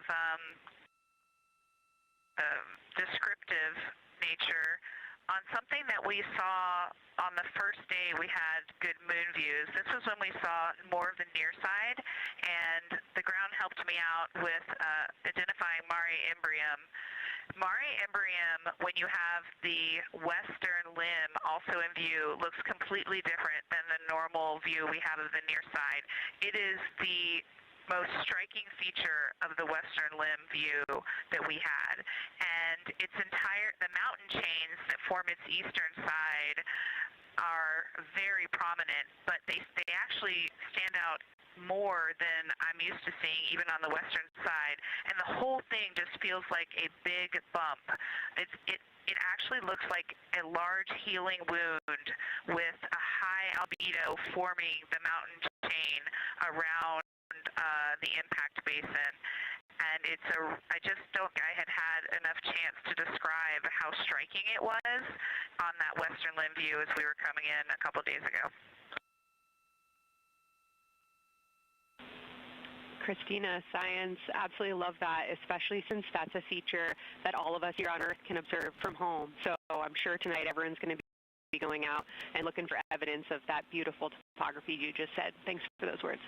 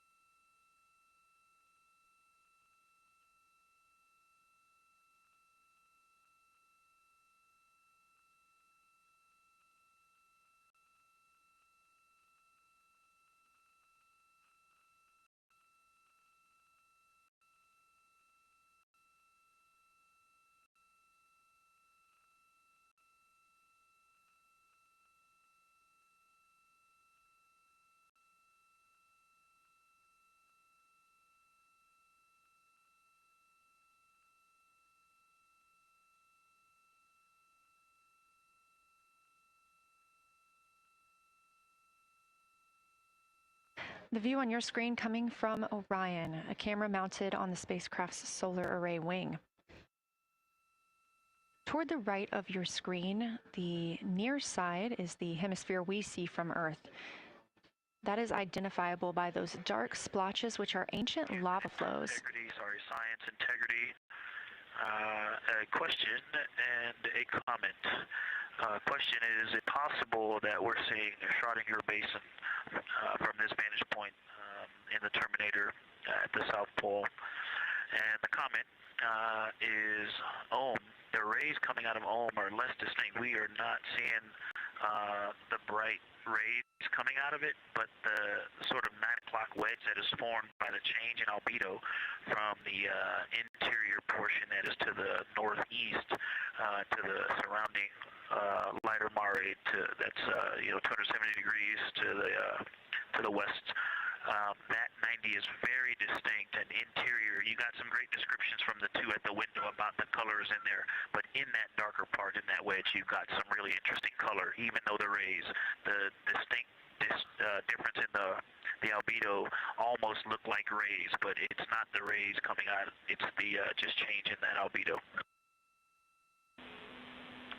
Integrity science, that is very intriguing, those color rays coming out of rather than sort of albedo. And as answer to your question, we do not think you can see Schrodinger. It's in darkness as of now. But thanks for that description, and it sounds like the pair at the window's got great descriptions that we're definitely going to dive into tonight.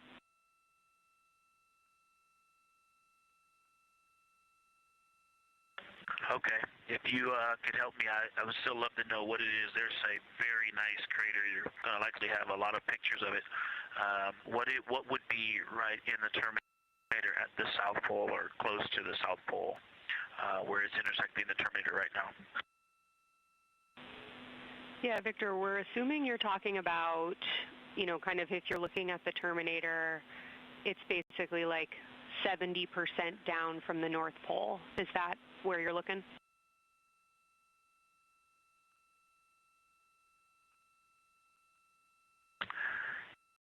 Contact, yes, that is where I'm looking.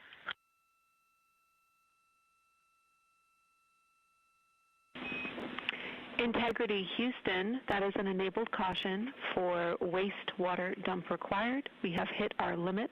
As expected, no crew action.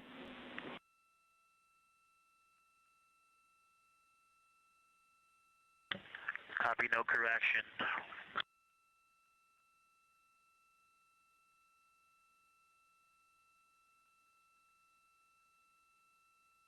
You are. And integrity science, we're trying to figure out what you're looking at there. Is it like right on the Terminator, or is it in the eliminated portion next to the Terminator?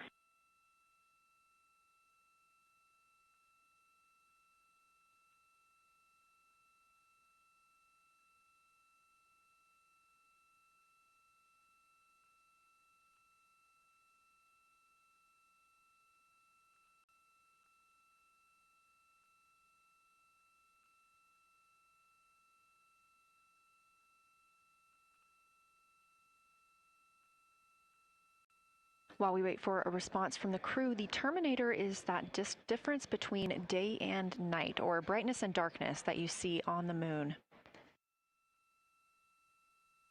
We see this from the International Space Station as well, looking down at Earth. And science from integrity, excuse my space orientation adaptation. If you draw a line between Glushko through the center of Oriental, and then another line from Glushko through the southern tangent of Oriental, that line would almost perfectly intersect tangentially the crater that I'm talking about, and it is on the Terminator. So yeah, I think I'm not looking at the South Pole. I was a little twisted. That line description was really helpful. I have eyes on the SIR right now, and they are actively discussing lunar geography. We will be back with you shortly.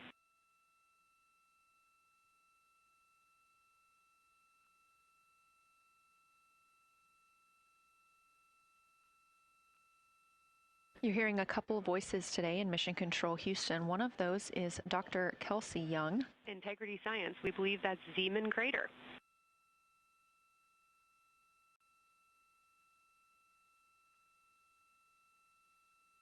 Oh, I floated away from the speaker. Say it again, please. We believe that that is Zeeman crater.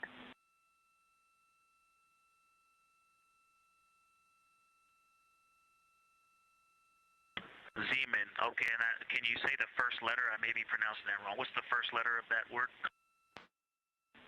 Zulu. It's Z-E-E-M-A-N.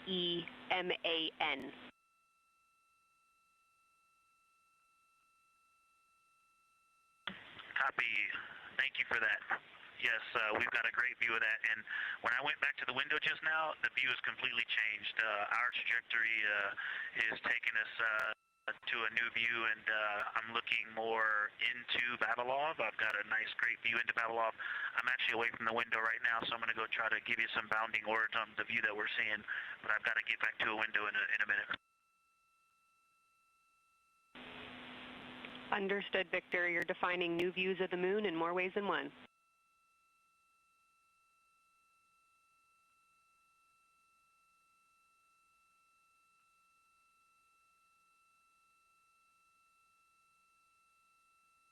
Again, when you hear calls down to science or from science, that's Dr. Kelsey Young, the Artemis Science Flight Operations Lead here at a console in Mission Control.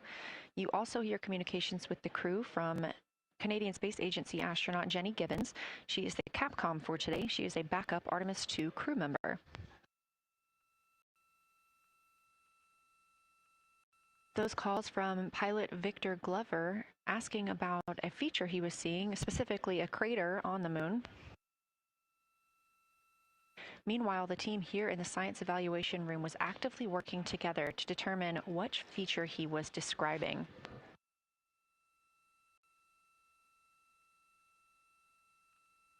The teams at the window have continued to move through their targets, including Ohm, Aristarchus Plateau, Reiner Gamma, and we are preparing for the cabin and window teams to swap. That's when we'll hear more from Reed Wiseman and Jeremy Hansen when they take on these support roles, while Christina Cook and Victor Glover are at the windows photographing and annotating.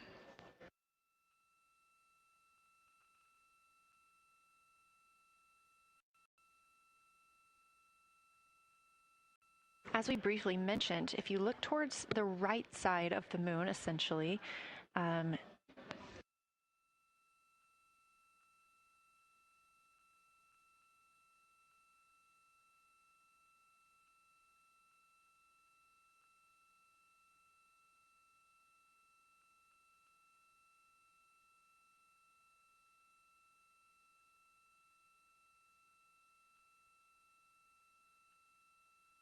this live view coming from a camera outside the Orion spacecraft, and if you look on the right side of the moon where you see those dark patches.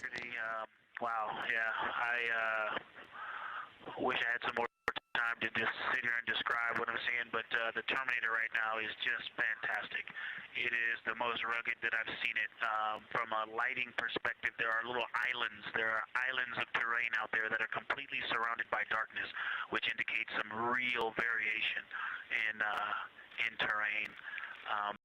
Up to the north, there is a very nice double crater. It looks like a snowman sitting there. In the 5-10 degrees below the pole in the Terminator, and then on the southern edge there's almost like a hole. Looks like a hole, and it's the diameter of Vavilov size, just blackness, and then a wall of bright, and then it goes back black beyond the Terminator. So there's it looks like there's just a gigantic hole right there. 1 Vavilov diameter east of the Terminator, and as you go south, the Terminator is not a nice smooth arc. It's just jagged. There's almost a 110-degree turn in the shadow as opposed to the nice smooth arc, again indicating some really interesting variations, and I'm sure we'll get some photos of that. And then one of the craters further to the south of Vavilov, maybe halfway down to the South Pole, is not only looks like just a deep hole, and then there's like two island rays pointing off to the west and north that indicate very high ridges and very deep canyons coming up out of that crater. So again, just some really interesting visual illusions going on with the shadows there. Like I said, there look to be islands out beyond the terminator because some of the things, gosh, maybe even a Vavilov diameter into the terminator are catching sunlight on the peaks up to the north and to the south. It's very, very interesting to see. Integrity science, oh my gosh, that was an amazing picture you just painted. I glanced over at the SIR video and I literally saw fist pumps in the air. Those types of observations are things that humans are uniquely able to contribute, and you just really brought us along with you, so thanks for that.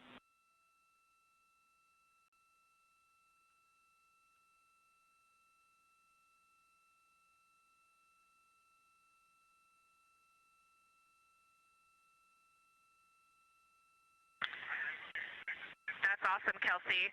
Did you get a sit rep updating you on a slight change in logistics for PCD use? Christina, this is Houston. We did not, but we will take it now.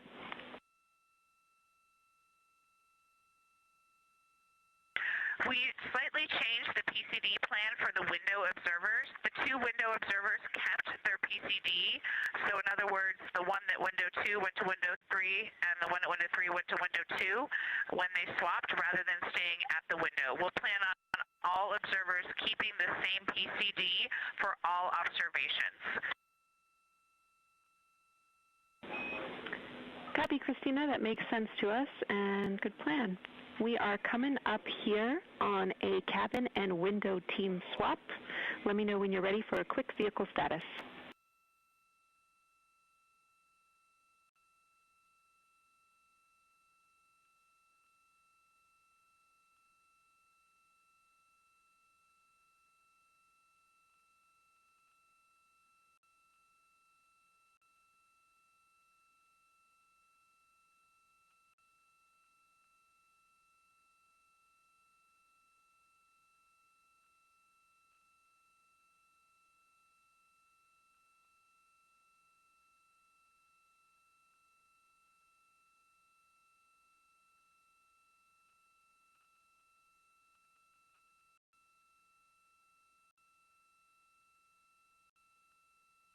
As you heard, science. Houston, go for the vehicle system update. Howdy, Reed. We don't have much for you. We just wanted to let you know that toilet right now is no-go for use as we stick with the predetermined limit for now. All crew members, please use CCUs. Otherwise, Orion is looking very good. And you have 15 minutes in this handover time where we expect Victor and Christina to switch to the windows and you and Jeremy to be in the cabin assisting. Let us know if you have any questions.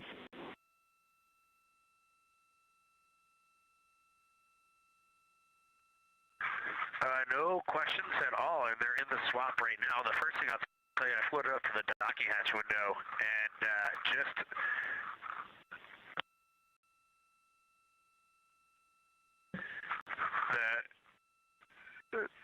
what I'm going to call the Mari around Oriental just looks so different out the docking hatch right now. It's quite a bit darker. It's the same darkness, if not a little darker than Grimaldi, but it's cool after just being in the 400 mil for the last half hour.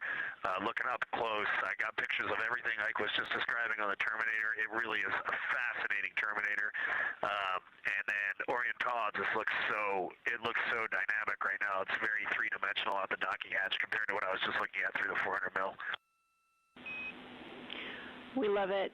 We are getting a sneak preview from one of our SAW cameras of what you're looking at, and we see some of what you're describing. We cannot wait to see your photos. Thanks.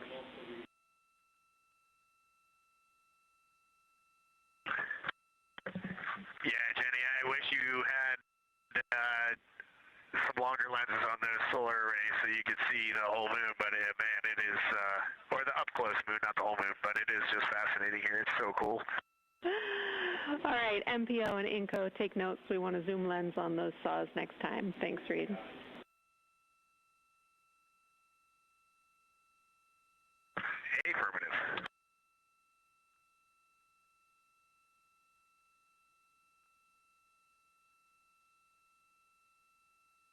As the crew gets ready to switch positions from the window crew going back to the support crew and the support crew flying up to the windows, this view inside the room, Capcom Jenny Gibbons speaking with the crew, Canadian Space Agency astronaut. The crew has continued to provide excellent descriptions of what they are seeing on the lunar surface.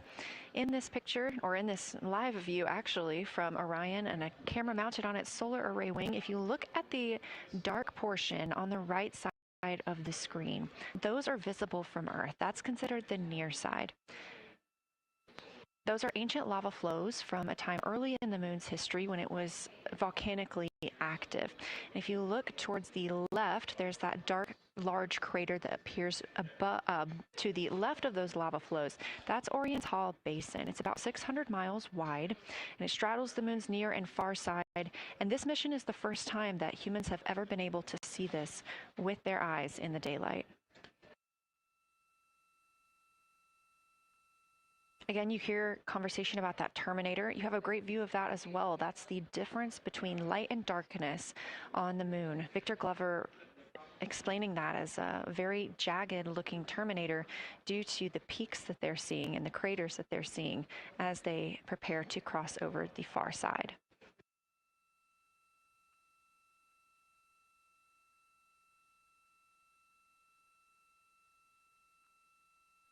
You also heard science officer, the Dr. Kelsey Young, Artemis Science Flight Operations Lead, sharing with Victor Glover that his responses are truly something that only human eyes can discern or provide.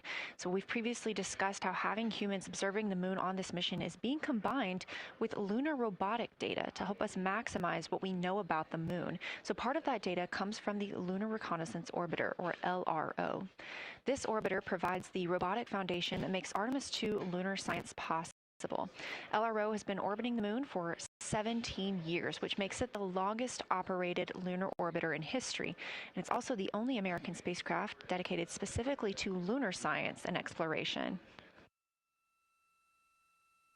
Artemis II lunar observations are designed to complement data like the detailed surface images from LRO. So while LRO provides those detailed high-resolution maps of the moon's surface, the Artemis II crew adds human observations that focus on regional context and relationships between features, giving scientists a larger geologic picture.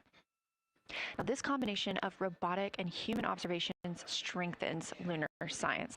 LRO delivers precise and repeatable measurements over long periods of time, while the Artemis II crew contributes real-time visual descriptions and context that robotic instruments alone cannot provide.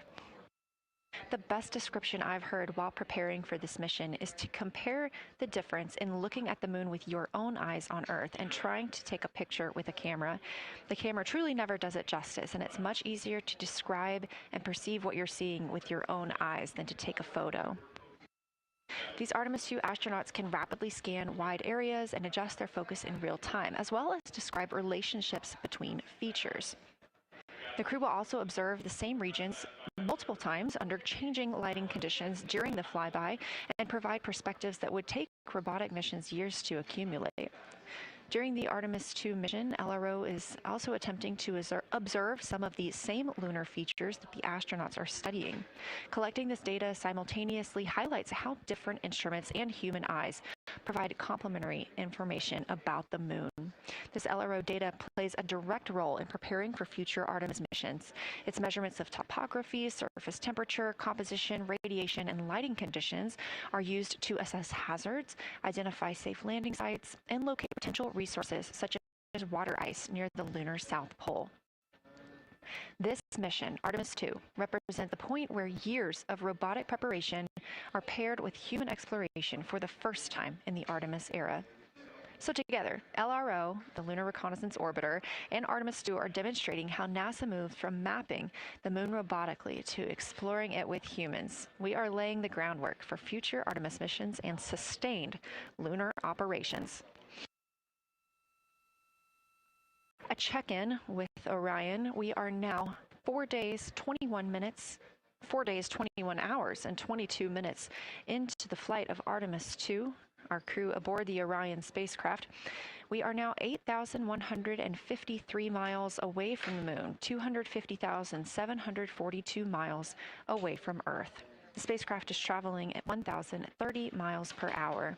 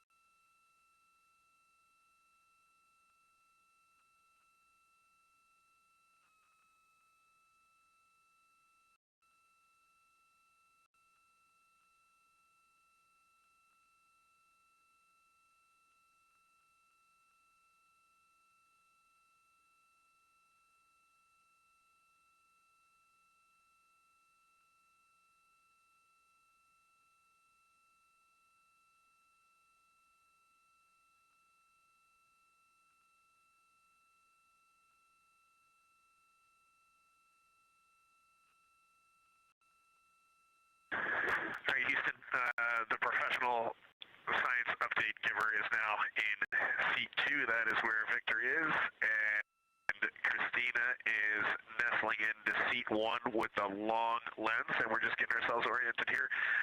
It's a cool view in the cabin. It's actually a cool view to be off the camera now and looking at my crewmates getting up to their observation posts and looking in. It's super fun.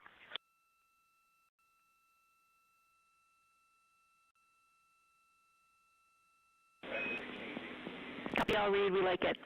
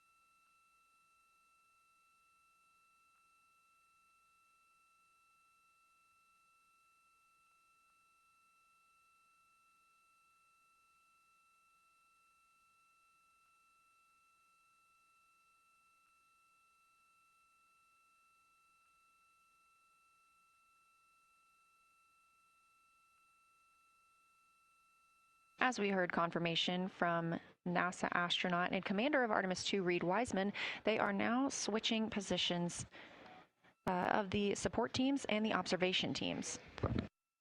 So initially, Reed Wiseman and Jeremy Hansen were at windows 2 and 3 in the Orion spacecraft, taking photos and making annotations in their PCDs, portable computing devices. They were also giving audible descriptions into their PCDs, wearing headsets with microphones and providing recordings that the science team will be able to listen to later. We were hearing from NASA astronauts Christina Cook and Victor Glover as they made observations as part of the support team. Now, as these teams are swapping, we anticipate hearing more from Reed and Jeremy as they'll be on the support team, while Victor and Christina will be at the windows taking photos and making annotations.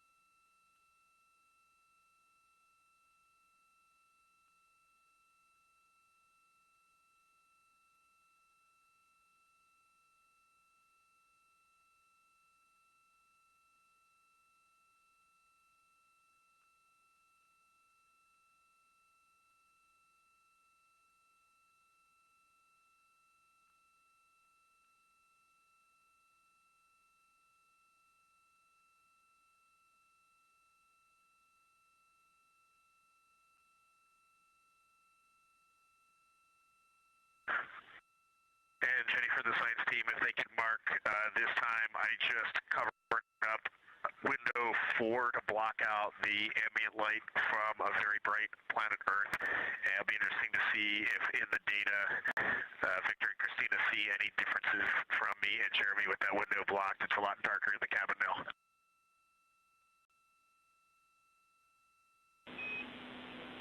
Copy, Reed. We're taking note, and we'd be curious too.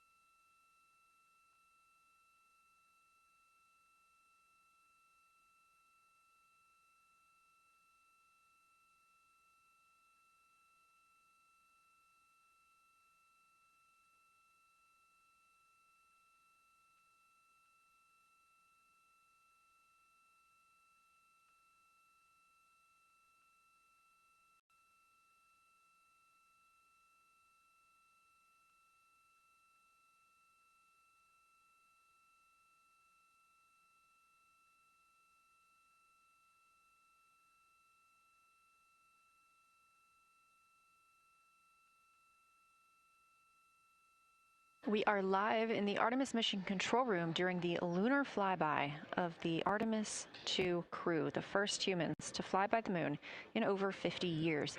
Orion launched 4 days, 21 hours, and 30 minutes ago atop the SLS rocket, Space Launch System rocket from Kennedy Space Center in Florida.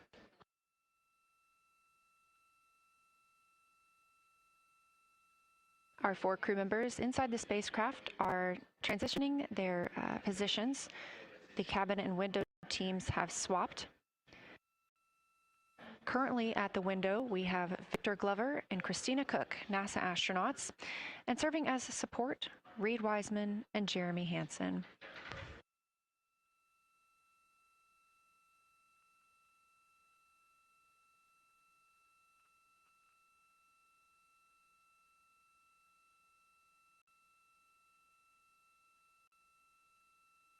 For our crews at the window, they are using handheld Nikons with an 80 to 400 millimeter zoom lens. There are also GoPros on each of the solar arrays on Orion, and that's where this view is coming from right now.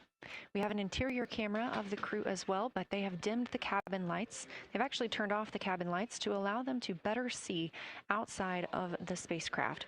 This also helps prevent any reflections from lights inside the spacecraft reflecting onto the windows while they are photographing the moon.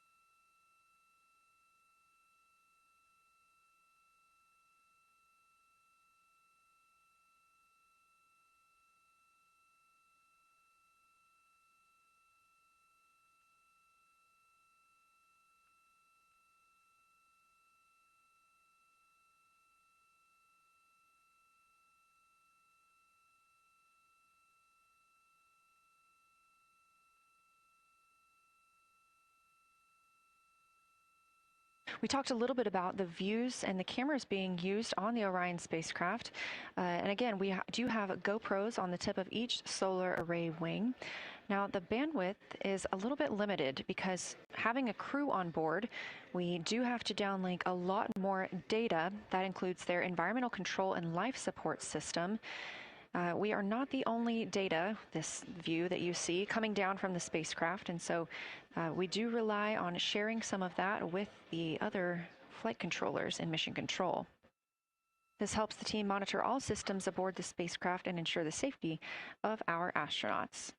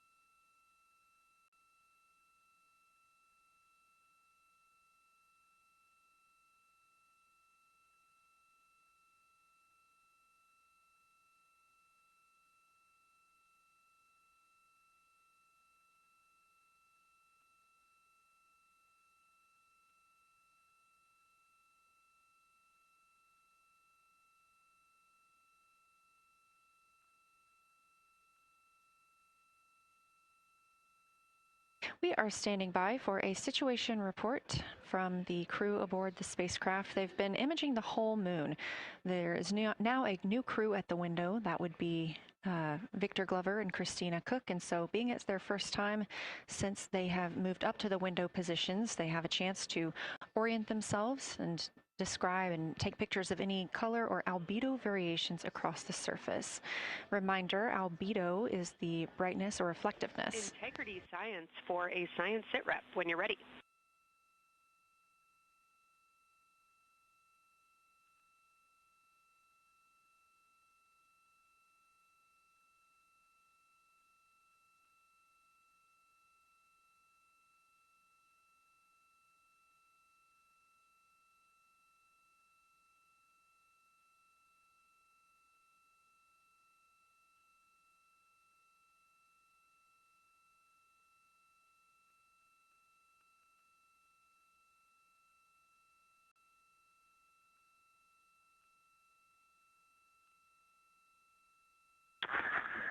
Houston Integrity, we have no external view of the moon right now for the floating crew members, so my only science sit rep is that we have Victor in window 3 doing observations and Christina in window 2 with the long lens.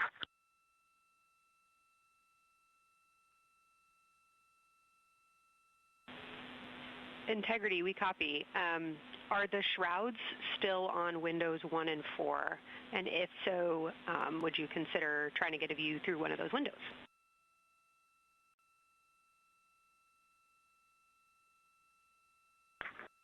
We cannot take the shroud off of 4 because the Earth is too bright and it's impacting Ike's peripheral vision. And then I can get a grazing glimpse out the docking hatch window. I can see Oriental south down to the South Pole.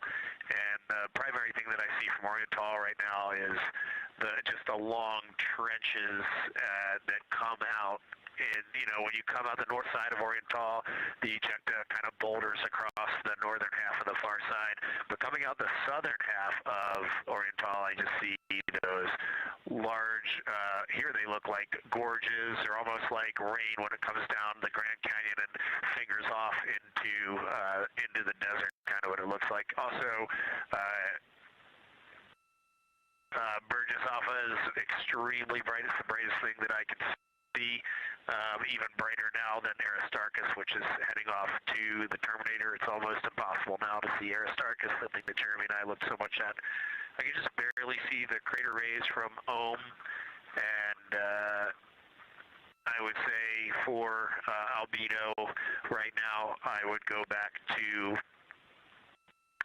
Grimaldi is still extremely dark, especially in that southwest corner, and there are parts of Oriental and the outer ring of Oriental that reach that same level of darkness, especially the rings of Oriental reach the same level of darkness as Grimaldi. And then south of Grimaldi, Jeremy and I were noting a few other just really dark areas of cratering, mare there, and those have that same darker albedo. But Burgesshoff is the brightest, and Grimaldi is the darkest. Integrity Science, that was a great description. Thank you, and thanks for the docking window geometry to give us that description. Any comments before you go on the annular ring in Oriental?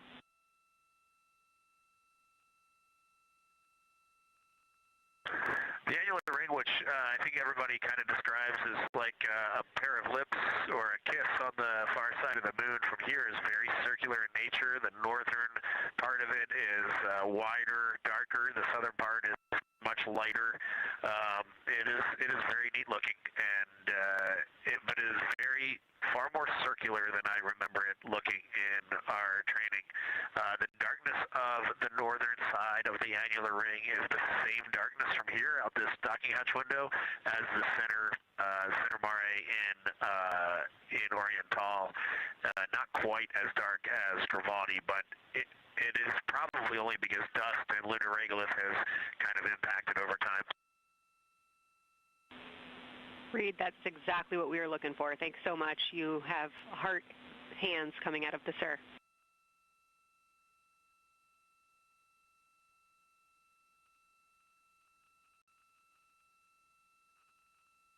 Say that again, Kelsey. Just saying that the SIR was really excited about that. That annular ring was something we were really eager to hear about, so thanks.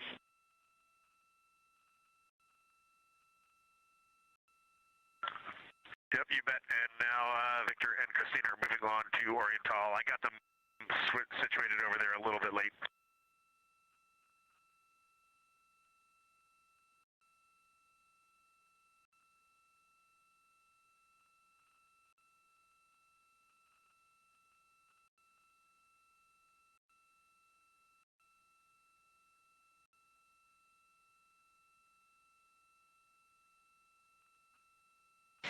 That was NASA astronaut Reed Wiseman, now providing a science sit rep as he is away from the windows most of the time. He is working as the support person along with Jeremy Hansen in the spacecraft, as Victor Glover and Christina Cook are now at Windows 3, able to photograph the moon. Christina and Victor are also providing recorded information to their portable computing devices, that's their PCDs, and the science team will have access to that at a later time. They will then review it and compile all of this data to help further our understanding of the moon. One of the items you heard mentioned was Oriental Basin. This has been a very exciting opportunity for the crew. They have all been very excited about seeing Oriental, as well as the science team has been looking forward to it. It is known as the Grand Canyon of the Moon, as we discussed earlier.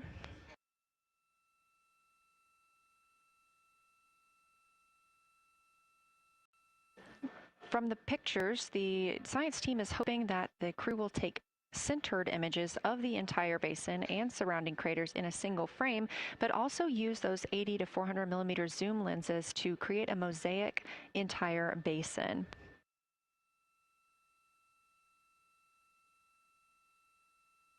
With their unaided eyes, the science team is hoping the crew will describe southern dark annular ring, which you heard Reed just describing, as well as any color, albedo, texture, or topography across the mare patches and ring mountains. The science team reports that the observations will be used to study the geologic evolution of the youngest lunar basin and to inform formation hypotheses for the annular ring.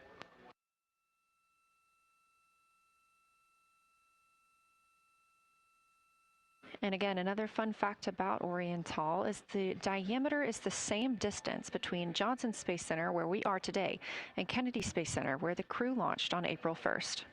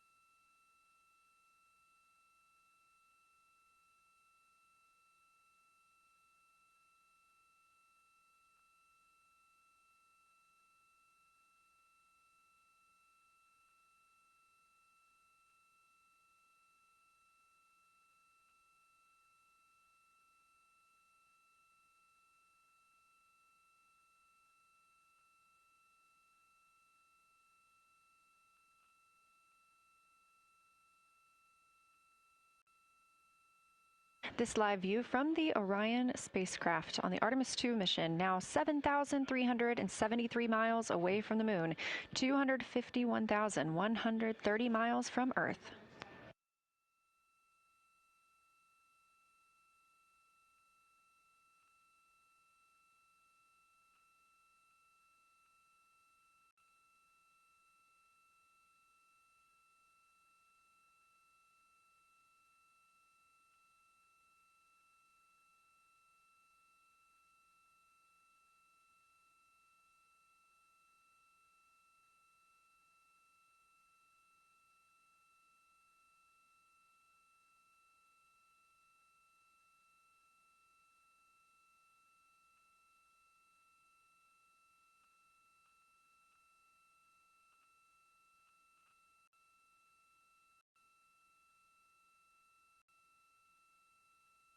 Again, the Artemis II crew passed the Apollo 13 record of the humans farthest from the Earth today at 12:57 p.m. Central Time, 1:57 p.m. Eastern Time.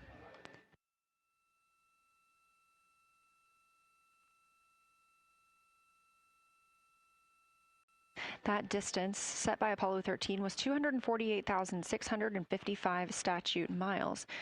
We have clearly passed that, and we expect to pass that by about 4,105 miles. That will be when the spacecraft reaches its farthest distance from the Earth. It could be around 252,760 miles, but again, these are approximations and our targets, and we will make sure to report back the final numbers once we have them.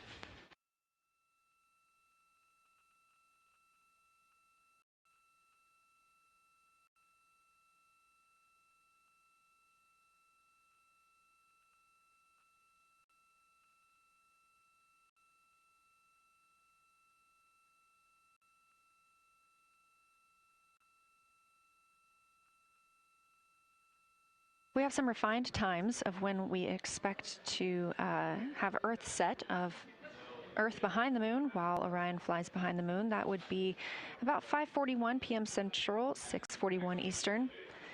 The spacecraft would make its closest approach to the moon at 6 o'clock Central, 7 Eastern, and that would be about 4,066 miles. And then at 6:02 p.m. Central, and the spacecraft will reach its farthest distance from the Earth. We anticipate that'll be about 252,755 miles, which would be 4,111 miles farther than Apollo 13. We would see Earthrise again at 6:21 p.m. Central Time, and a few minutes later, regain communications with the crew.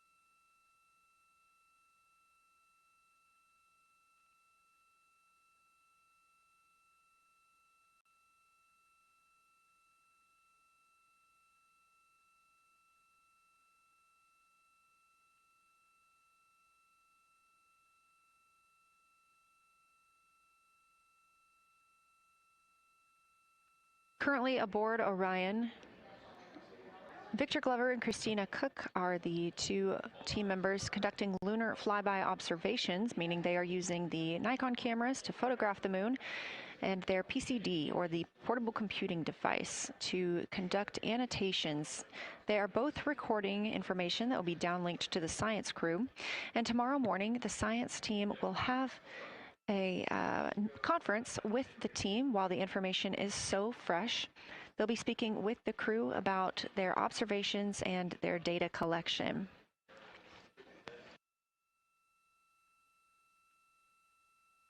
Otherwise, most of tomorrow, flight day 7, is considered an off day.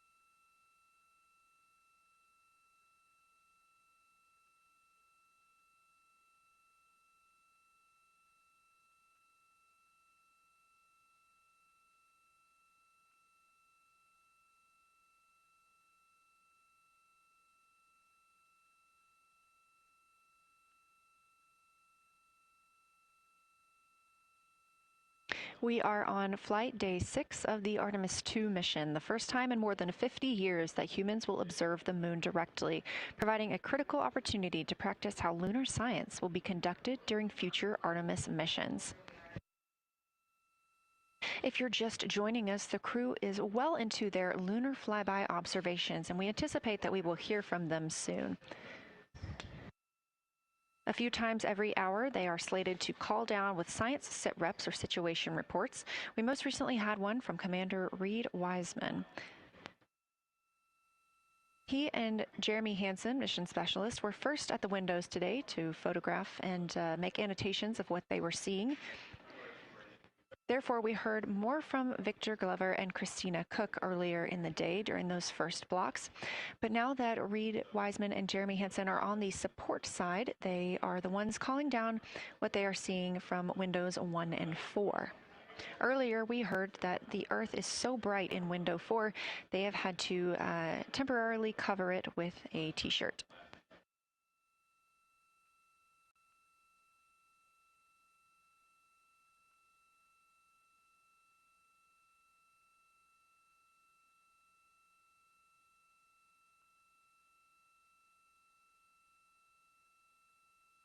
The moon preserves a near-continuous record of solar system history that has been erased on Earth because the moon doesn't have an atmosphere. So things that we experience on Earth, like weather or plate tectonics, don't really apply. So the lunar surface retains evidence of ancient impacts, volcanism, and solar activity that scientists can study today. And studying the moon helps scientists understand how planets formed and evolved, how the moon influenced our own planet Earth's history, and how the sun shaped conditions across the inner solar system. The moon also serves as a unique platform for studying the broader universe.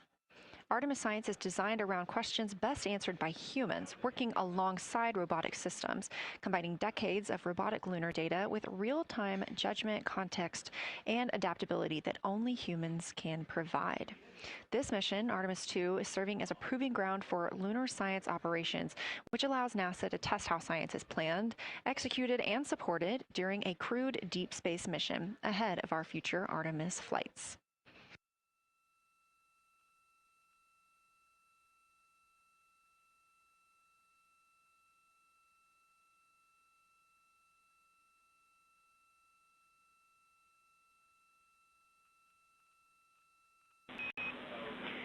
Integrity, time for a window team position swap. So Victor and Christina, please switch places if you've not done so already, and remember your SD card for the camera.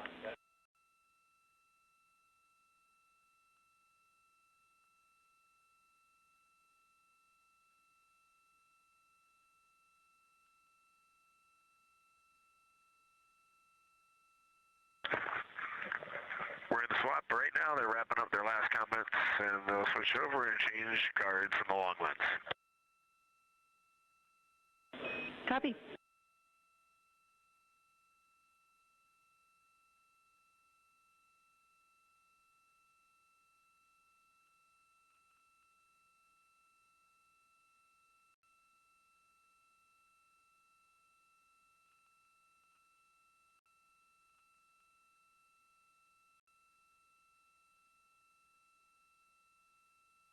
As you heard in that call, it is now time for the team members at the window to swap positions. That means Victor Glover and Christina Cook will be switching roles. One of them has been photographing the moon with a Nikon with an 80 to 400 millimeter zoom lens, while the other was making annotations on their portable computing device. And both are recording audio that the science team will be able to listen to.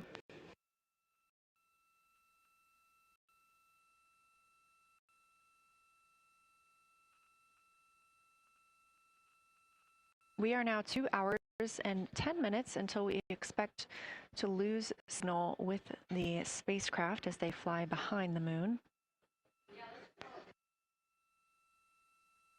And the next target for the crew is considered a crew choice event.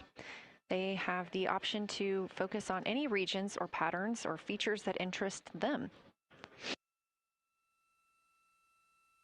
The science team has asked the crew to capture pictures that illustrate their choice, as well as at different zoom levels, and to describe why those certain features or regions caught their eye.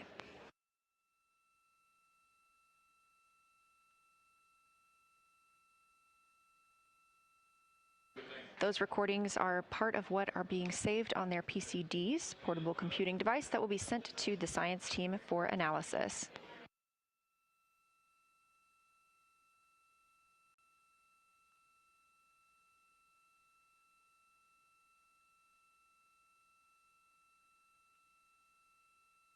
The crew has been allotted 8 minutes for this crew choice event, and it's also a time for a scheduled sit rep or situation report. So we expect to hear them calling down what they are seeing soon.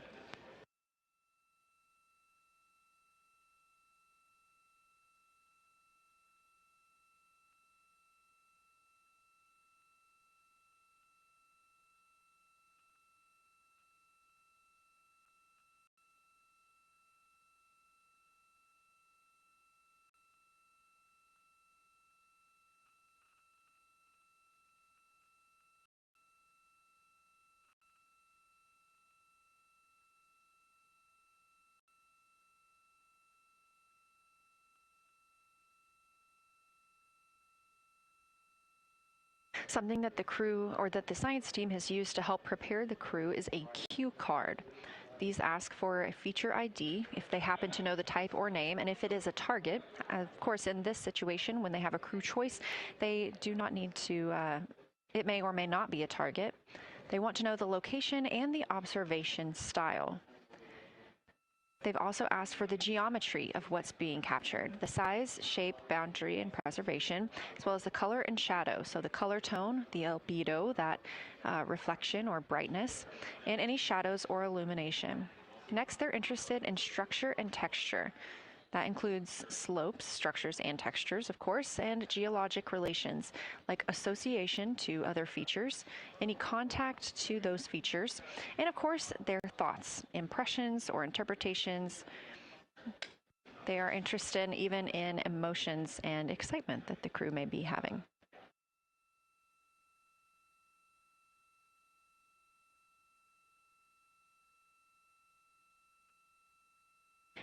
This flyby day has been practiced in many ways, even in sims here in Mission Control Houston. The team also conducted some field work, learning how to look for specific geologic features. They also photographed a large globe, and the science team helped them determine which features they would be targeting and how to look at those.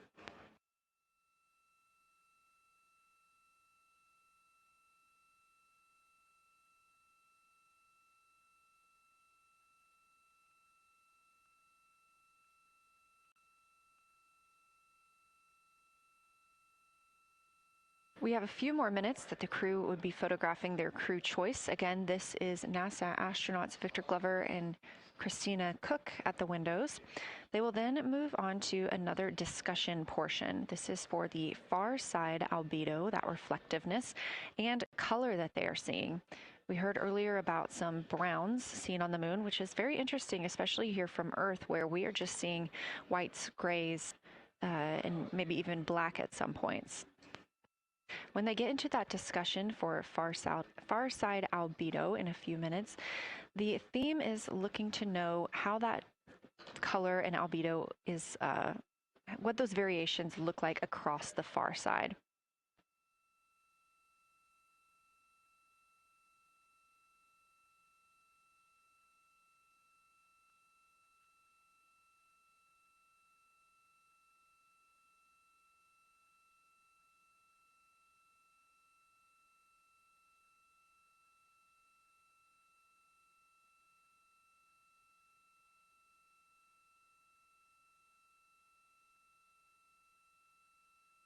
On the right side of your screen, the Science Evaluation Room, or SIR, where team members are looking real time at what the crew is seeing.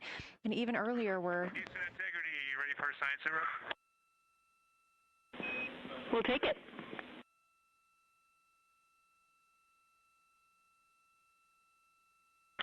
Okay, the crew has swapped positions. They're in their crew choice. element. I've been listening to both of them for a little bit, and they're really enjoying.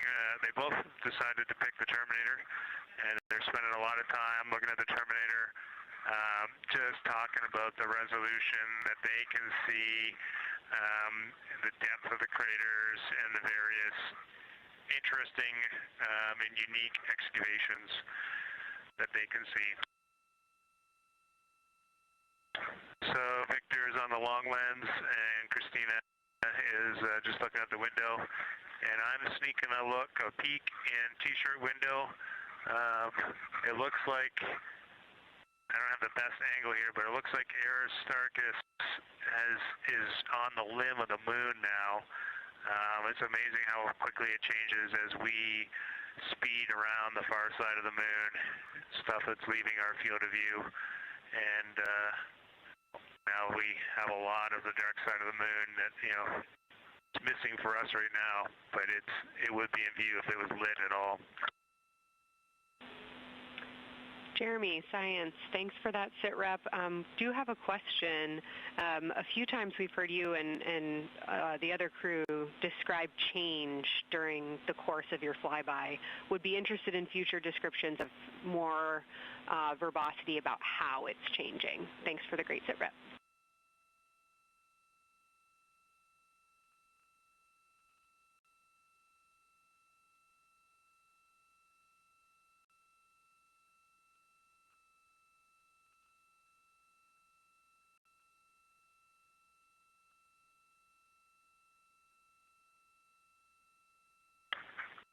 Yeah, Kelsey, sounds good. We are definitely keeping an eye on that. My eyes have just not readjusted. The moon is so bright when you come back to the window. I was just in the interior of the cabin. I've come back to T-shirt window, and it's just overwhelming brightness, and my viewing angle is a bit challenging, so I won't be able to give you great observations from this window. But I will talk about something that I was talking a lot about in my recordings earlier, which was we've been talking about some shades, and so we have obviously the dark and the light gray, and then we've talked about naming some colors, a brownish hue and a greenish hue. And I'll tell you, like right now, Aristarchus, the plateau is hard for me to see from this window, but that had greenish hues to me and was very unique. I didn't see anything like that anywhere else on this side of the moon. And then I see a lot of these, what I would call brownish hue areas. There's a number of them. And they, for example, in the northwest corner of the highlands, to me it looks like the brownish hue is caused by ray or ejected material landing on the highlands, and then we obviously see the ray areas as a lighter albedo, but in between the rays where the deposit would be thinnest, that is what it looks like is causing the brown to me. So I saw that in the northwest side of Aristarchus, or sorry, that dark area of the highlands, northwest side of the highlands. I saw it in the highlands to the east of Glushko, and then I see those same brownish hues west of Oriental, and I drew a contact there on OneNote, but that's a huge region, kind of like a piece of pie with the point of the pie pointing at Oriental and then going up towards the northern side of Hertzsprung. And that is an area that just looks like a different, that brownish albedo. That was fantastic, Jeremy. We had heard rumors of the green and brown hues, and so you really read my mind on asking about those. Understand they likely didn't have any contact with each other the way that you described them, but please correct me if I misunderstood that. And then last thing, I'll make the same offer we made to Victor earlier. If it would be helpful for us to verbalize any targets so you can stay at the windows and keep your eyes adjusted to the moon, please let us know.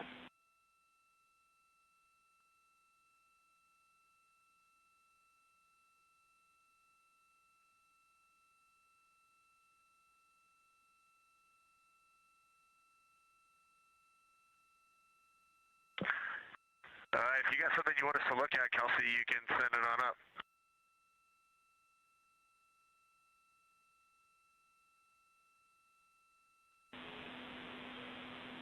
Definitely not looking to interrupt your flow, Reed and Jeremy, only offering assistance if you guys want to keep your eyes off of the PCDs.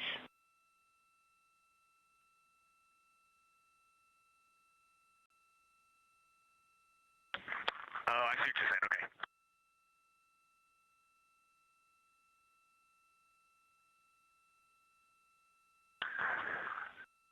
Not really science related, and we definitely learned this at Apollo, but the thing that is just most fascinating, I think, to me and Victor right now is even as rugged as the far side looks, when you look at Oriental and Ohm, it's rugged, but man, when you look at the Terminator, it is just like impossibly rugged, and it reminds you that the whole far side is that way, and just the Terminator is really bringing out the shadows and the hills and the valleys, and it is just, it's unbelievable. It's like no surface of the Terminator is not marked by meteor impact, and it's just, it is very impressive to look at that, and you realize that that is true across the whole far side. You just can't see it due to sun illumination right now. Reed, Houston copies, and we were commenting on the same thing. Even from our view, the Terminator looks absolutely alien because there's just so much texture in there that we're just not used to seeing. So thanks for sharing that with us.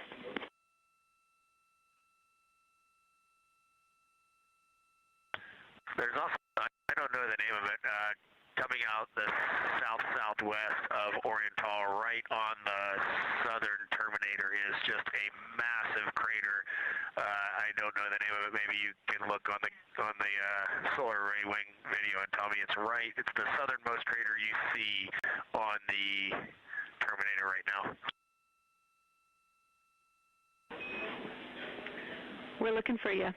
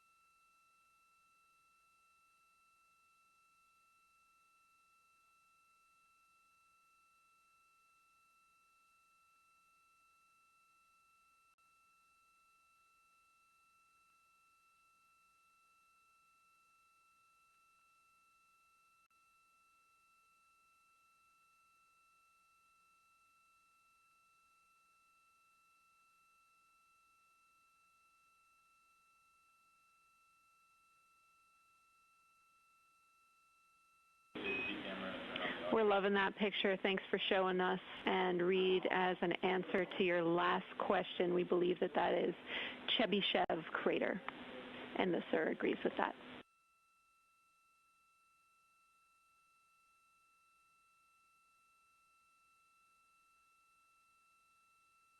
Okay, that picture I was just showing you is an 8X iPhone out the docking hatch for the high grazing angle. It's just amazing.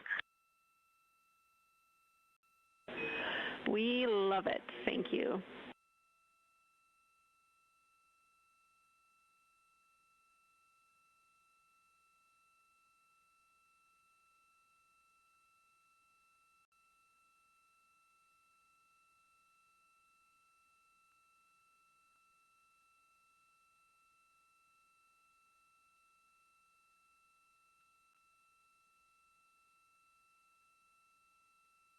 This is Artemis Mission Control in Houston, Texas.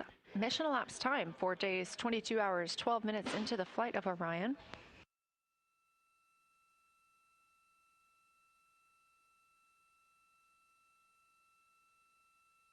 This is lunar flyby day for the crew aboard the spacecraft. Reed Wiseman, Victor Glover, Christina Cook, and Jeremy Hansen are now the farthest people to have ever traveled from Earth.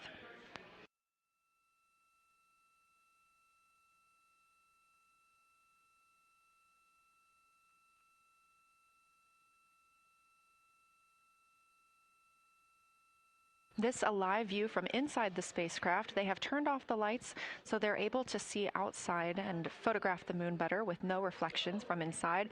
And for a very brief moment there. Integrity Science, thanks for those iPhone views. It's helpful to see what you're seeing.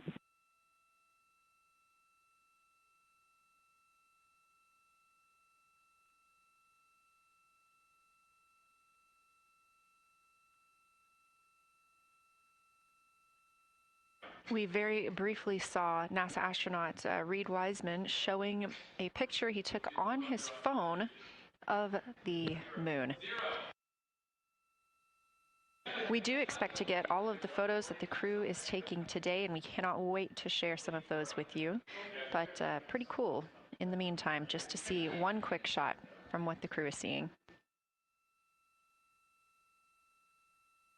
And this view from outside the spacecraft on Orion's solar array wing. Orion is now 6,643 miles away from the moon and continuing to grow closer.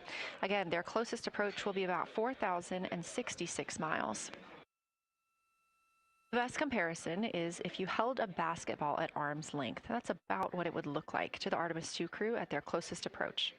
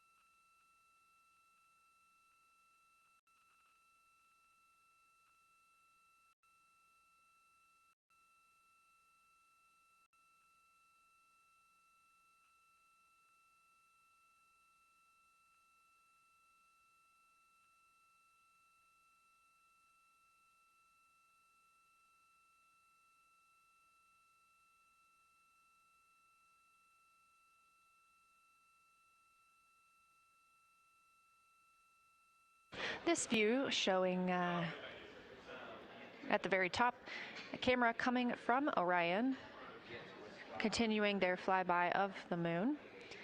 We have 3 more flyby observation blocks after the completion of this one. Down in the bottom left of your screen, that's the SIR, the Science Evaluation Room, where team members are continuing to work through all of the targets that the crew is photographing today, and they've helped identify some of the craters and some of the other items that the crew has seen on the moon's surface. Down on the right is Artemis Mission Control here in Houston. Those 2 rooms down at the bottom are just down the hall from each other.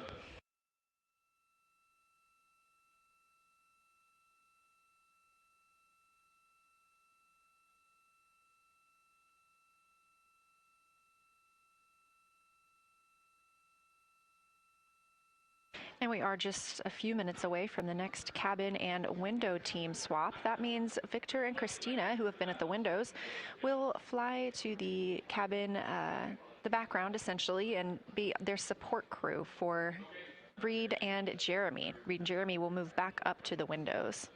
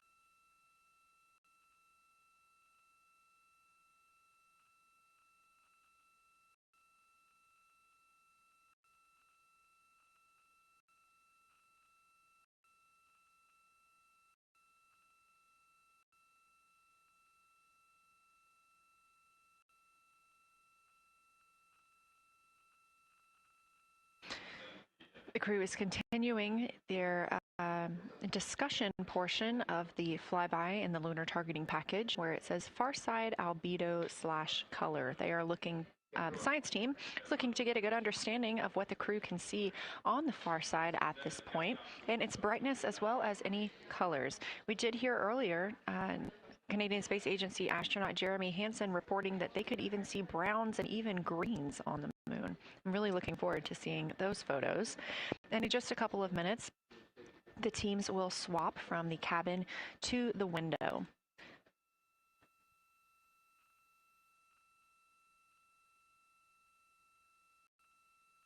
Another rundown of just how this flyby is choreographed inside the spacecraft today. So these activities have been timelined, and there are these 5 blocks of time during which the crew is going to be observing the moon from Orion's windows.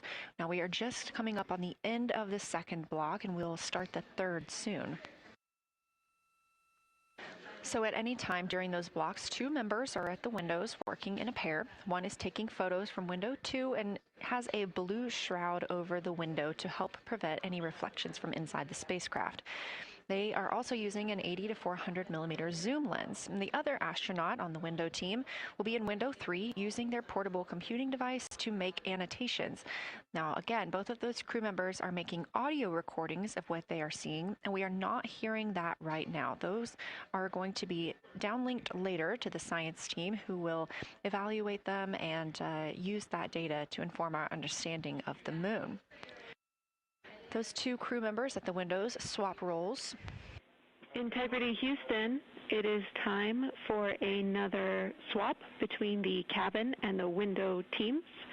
So we have 15 minutes of handover time, and then we will expect Jeremy and Reed at the windows and Christina and Victor at the cabin.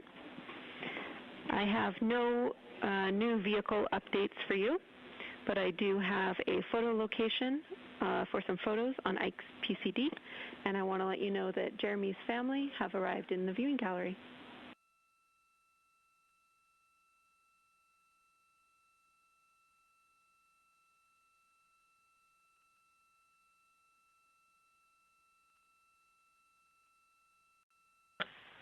Okay, Jenny, we copied most of that.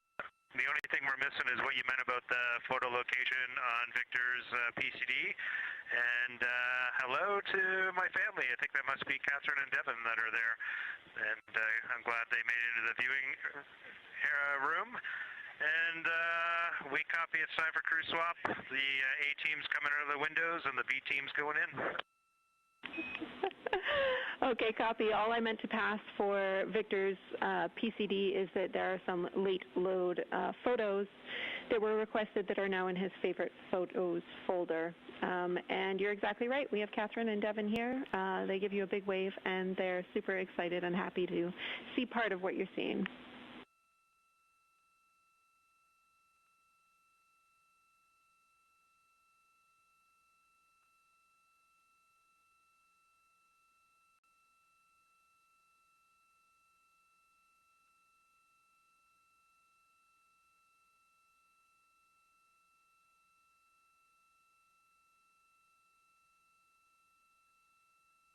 Okay, copy, Jenny. We're not sure what we're looking for in the PCD, but we're going to poke around, and we may be calling you back about that one. All right, that's no problem, and it's unrelated to flyby.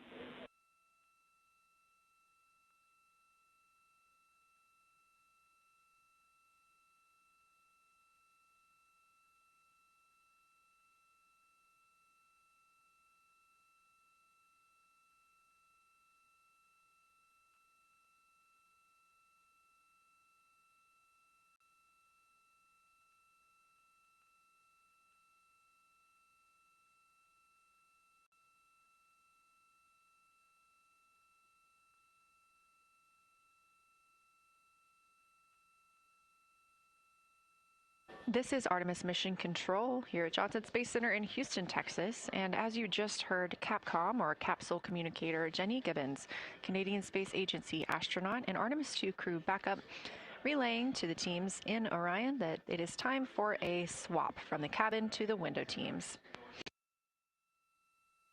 We're now at the tail end of the second lunar flyby observation block. Again, we have 5 of these today. Most recently, Victor Glover and Christina Cook were at the windows photographing and making annotations, while Reed Wiseman and Jeremy Hansen were in the cabin providing support, whether that is SD card help, but also science sit reps calling down any situation reports for what they are seeing on the moon or anything about the vehicle status. With that call to make a swap, Reed and Jeremy will be back at the windows, making observations for what they see at the moon and taking photos.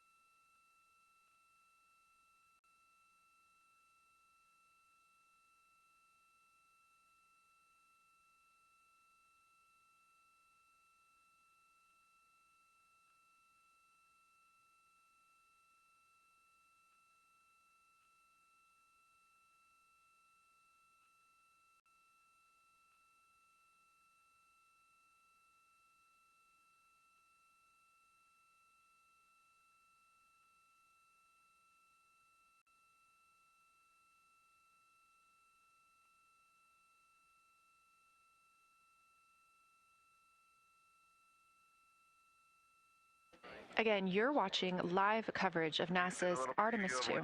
But something that's really awesome up here is we now have the moon and the Earth in window 3 simultaneously, and the moon is a gibbous, and the Earth is a crescent. And I'm guessing in about 45 minutes we'll have 2 identical crescents as we change our position in the universe. That is pretty darn cool. Thank you.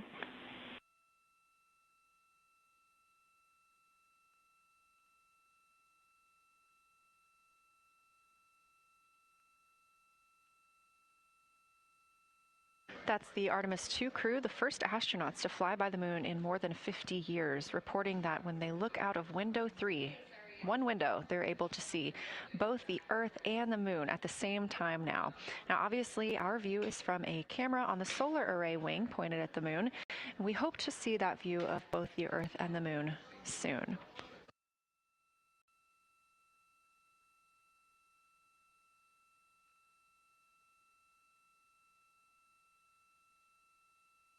Some upcoming times for what you can expect. In about an hour and 40 minutes, we will have Earth set. And during that time, we will have a view of Earth going behind the moon. Shortly after, just a few minutes later, we will lose signal with the Orion spacecraft. This is tracked as it is going behind the moon and out of reach of the Deep Space Network. At 6 o'clock p.m., the spacecraft will make its closest approach to the moon at a distance of about 4,066 miles. At 6:02 Central, the spacecraft will reach its farthest distance from Earth at about 252,755 miles. Of course, these are approximate, and we will make sure to provide you with the final distances once those are confirmed. At 6:21 p.m., we will have Earthrise from the Orion spacecraft, but we will not have communications with the spacecraft until 6:25 p.m. Central, when we expect to acquire signal with them after they've emerged from behind the moon.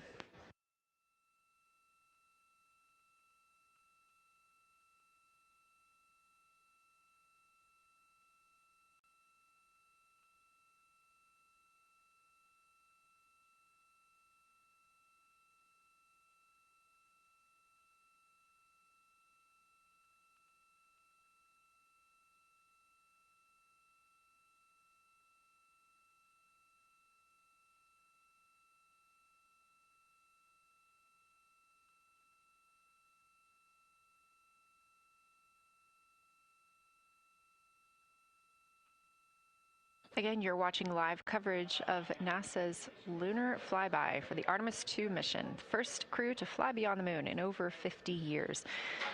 The astronauts inside the spacecraft are switching positions, 2 at the windows and 2 serving in support roles, before they start their third timelined flyby observation for today.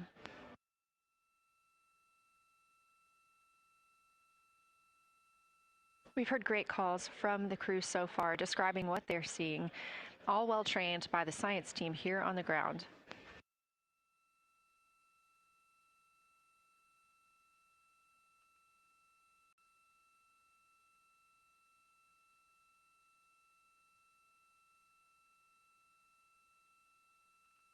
Another major milestone for the crew today will be to experience a solar eclipse from their capsule.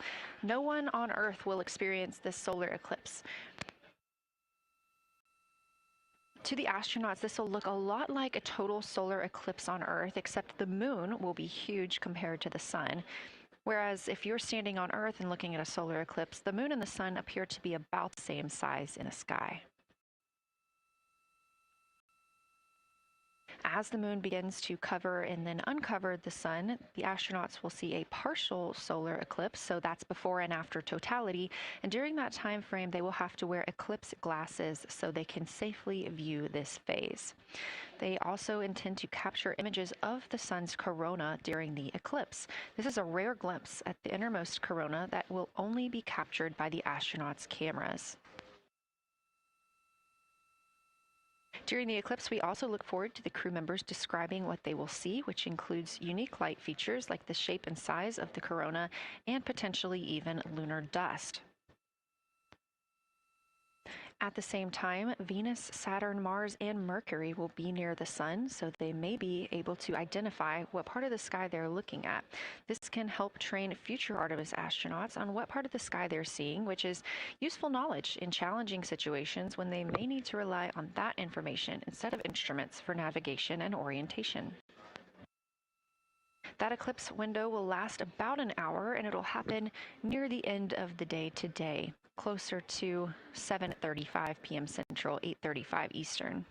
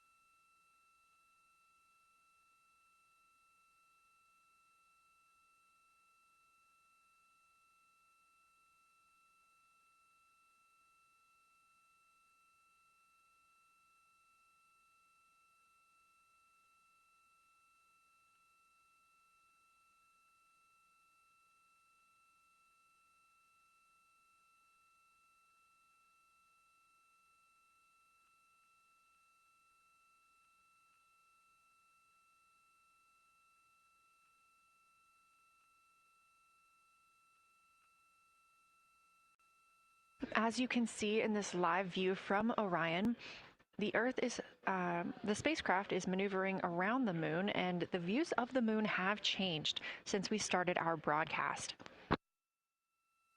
The near side is now very far to the right side of your screen. This is the side that we can see from Earth. That darkened portion are ancient lava flows.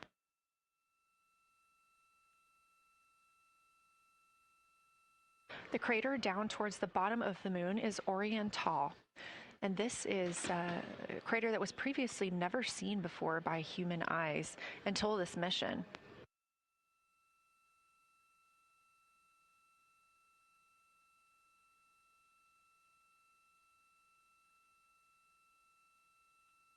Everything to the left of Orión is considered the far side. and this is what we typically do not see from Earth.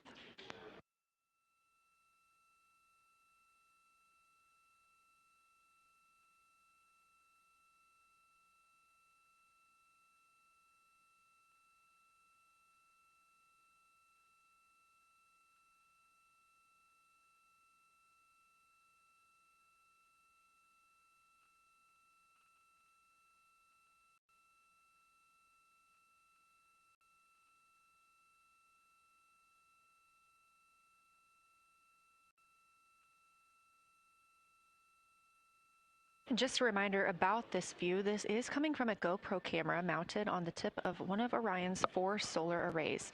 Each solar array has a camera mounted on it, and the bandwidth is limited due to we have a crew on board, and this is our first flight of crew aboard the Orion spacecraft. So having a crew means we have to have an environmental control and life support system. There's a lot of data around, a lot of data to bring down for the crew members to keep us up to date on everything happening aboard the spacecraft. So we have to share our bandwidth when it comes to imagery and data.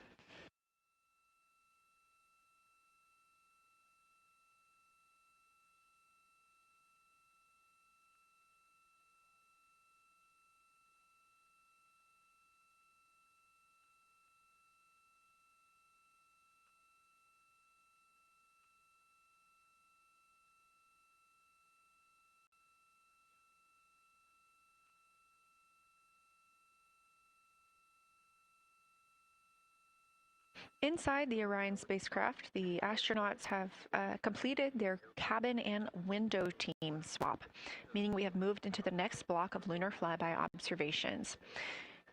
Jeremy Hansen and Reed Wiseman are now back at the windows, taking photos and making annotations. About halfway through this block, they will switch positions at the windows and will be prompted by the ground to do so.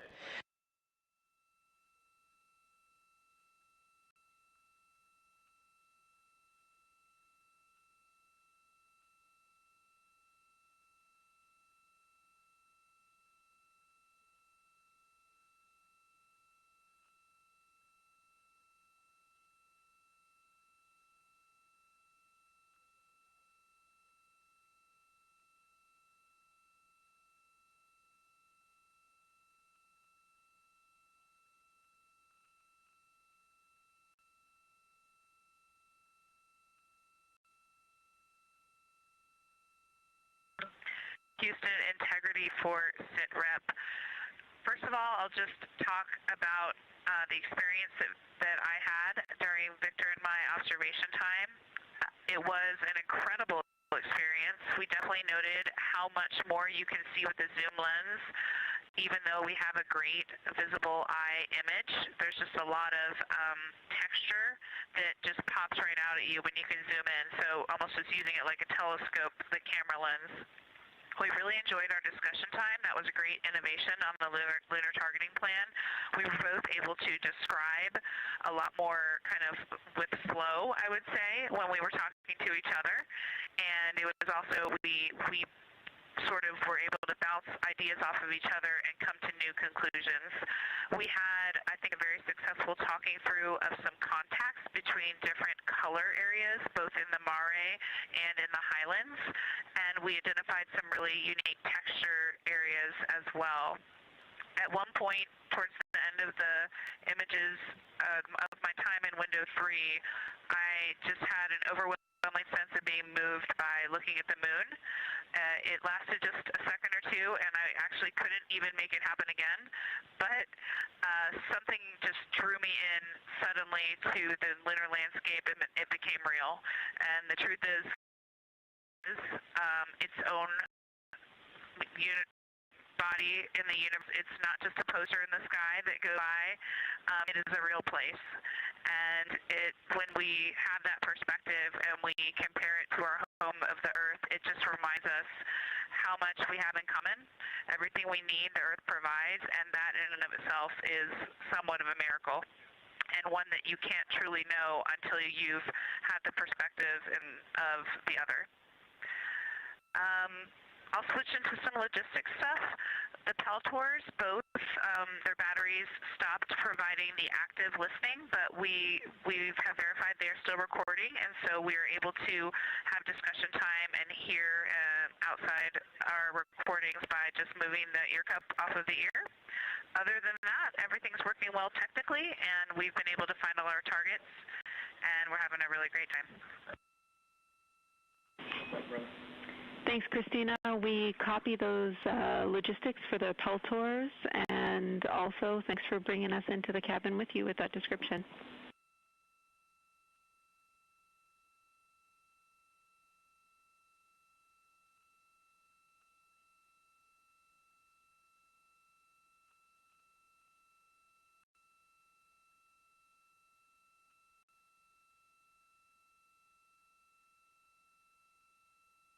Right on time. NASA astronaut Christina Cook, a mission specialist for Artemis II, calling down a science a situation report. Good news, reporting that she and her teammates have been able to capture all targets that were listed.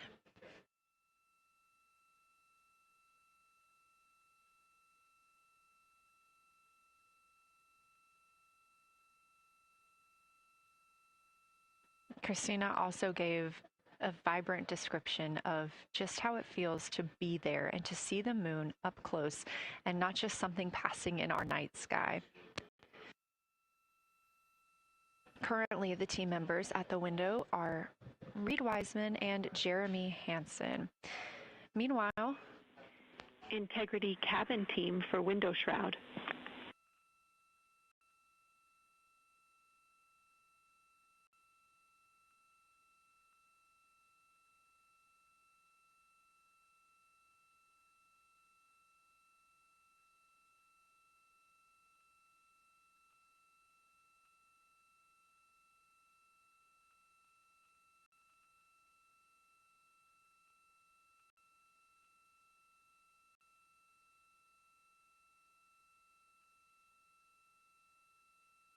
We're listening. Go ahead, Jenny. Hey, Victor, we have a temperature constraint on the windows, and the shroud might be getting us close, so we just want to check on the state of window 4's shroud, whether you believe it's still necessary because maybe things have changed with our viewing, and if so, we would like to request to have the shroud removed.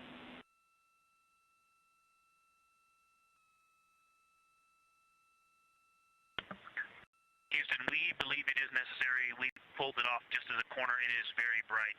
It definitely would affect our night vision and maybe comfort. But is there a time? Can you tell us when we would have to take it off by?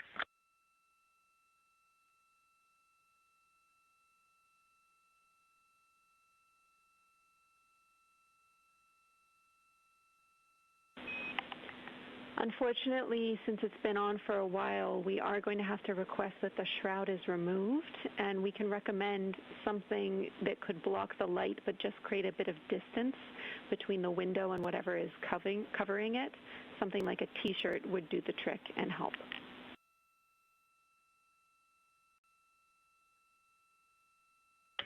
Okay, we're removing the shroud, and we will we'll make it work. Thanks.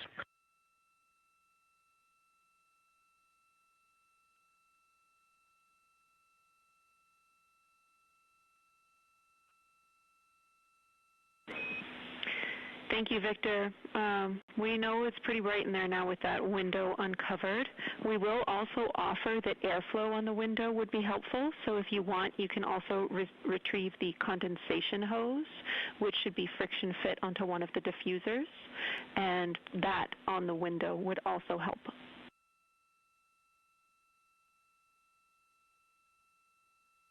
We can easily point a diffuser at the window, so we're going to start with that. And it's pointing at the window now.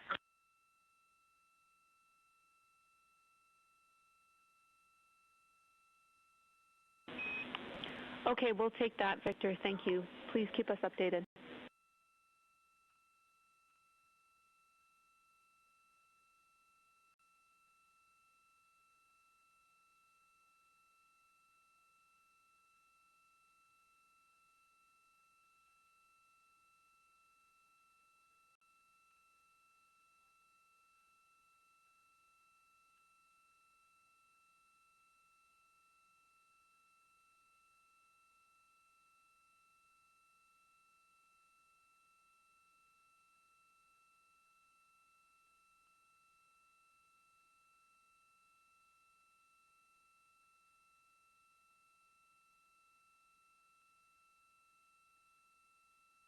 That call from Capcom, Jenny Gibbons, CSA astronaut and Artemis II crew, back up to the crew aboard Orion, letting them know that they will need to remove the window shroud they had placed on window 4. They initially placed that shroud there to block out some of the light from the Earth. It was extremely bright coming in the cabin and interfering with some of their viewing opportunities out at the moon.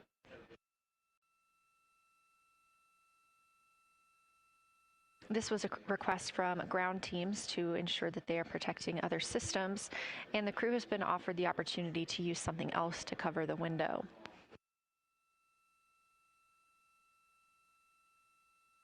Meanwhile, Reed Wiseman and Jeremy Hansen continue with their lunar flyby observations. They have just looked at Glushko crater. That's about when we heard that call down from Christina Cook with that description of everything she had been seeing during her observation period and what she was seeing at that time.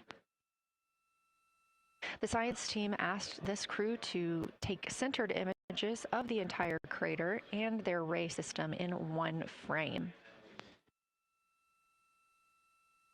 They're also interested in knowing the brightness, texture, and extent of Glushko's rays and how they differ in the mare, or that sea area, versus the highlands. Glushko is considered a young lunar crater, and these observations can help understand material properties of those craters.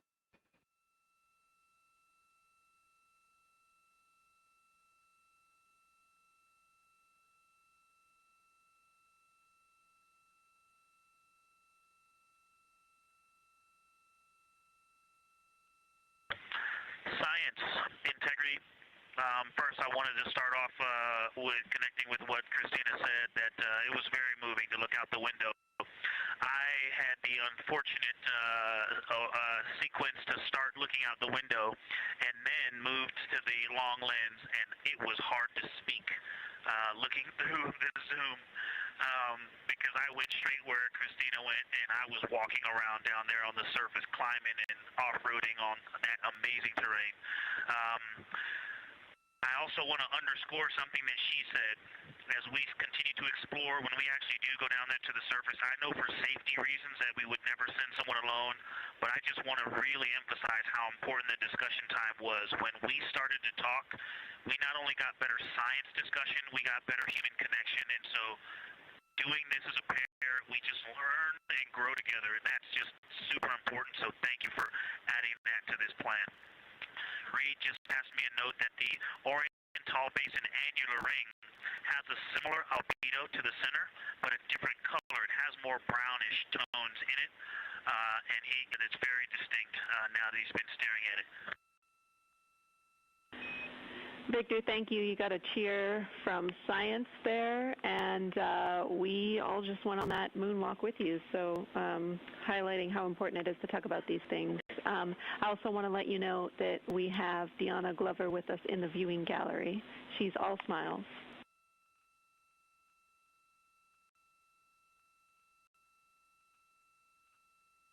Well, you just got a bunch of cheers up here. Hey, babe. I love you from the moon. We love that we got a hey babe too, and we also have one of your lovely daughters here watching you guys work.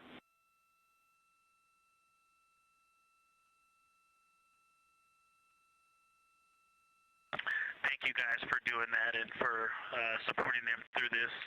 And to all of you, Genesis, Maya, Joya, and Corinne, I love you. And Deanna, I love you. I'm glad you get to be there.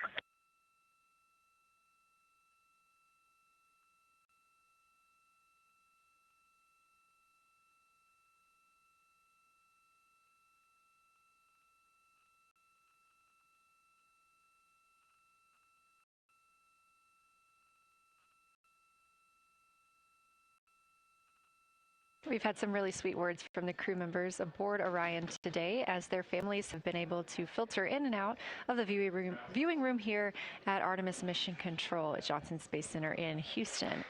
Victor Glover also giving a great science sit rep and just a description of how it must feel if you were down on the lunar surface while he was looking through that 80 to 400 millimeter zoom lens.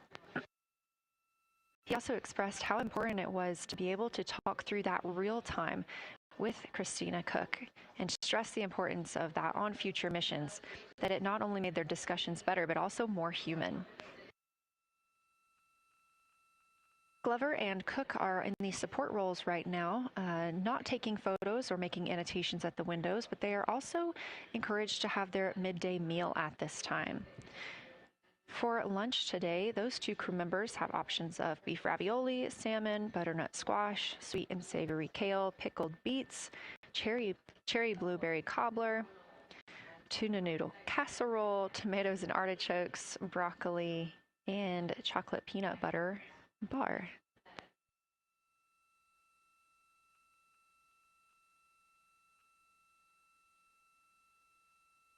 Once Glover and Cook return to the window portion of their flyby today, Reed Wiseman and Jeremy Hansen will get into their midday meal.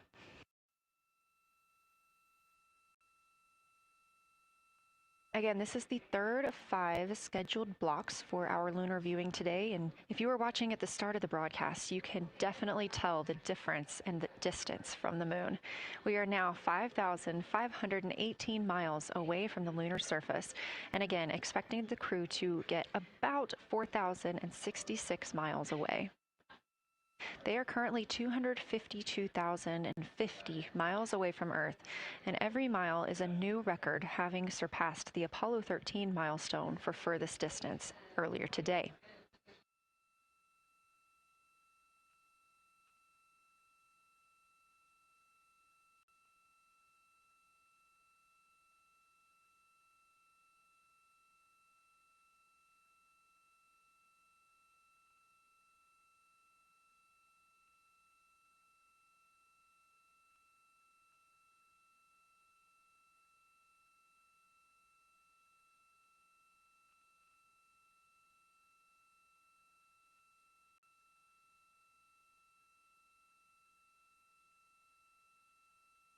If you look down to the bottom right of the moon in that darker looking area, that is Oriental Basin. We have continued to lose views of the near side. It is just barely visible over towards the bottom right side of your screen. And then you'll also hear later about that terminator. That's the line between light and darkness while on the moon. It is really exposing some of those craters at this time.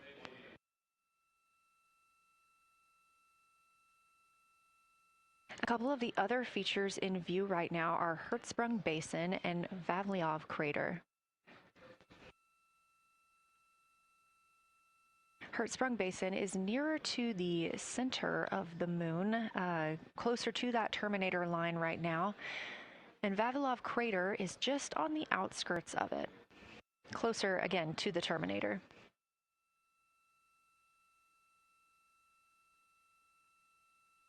Towards the bottom of the moon and to the left of the terminator line, or currently shadowed in darkness, is Apollo Basin.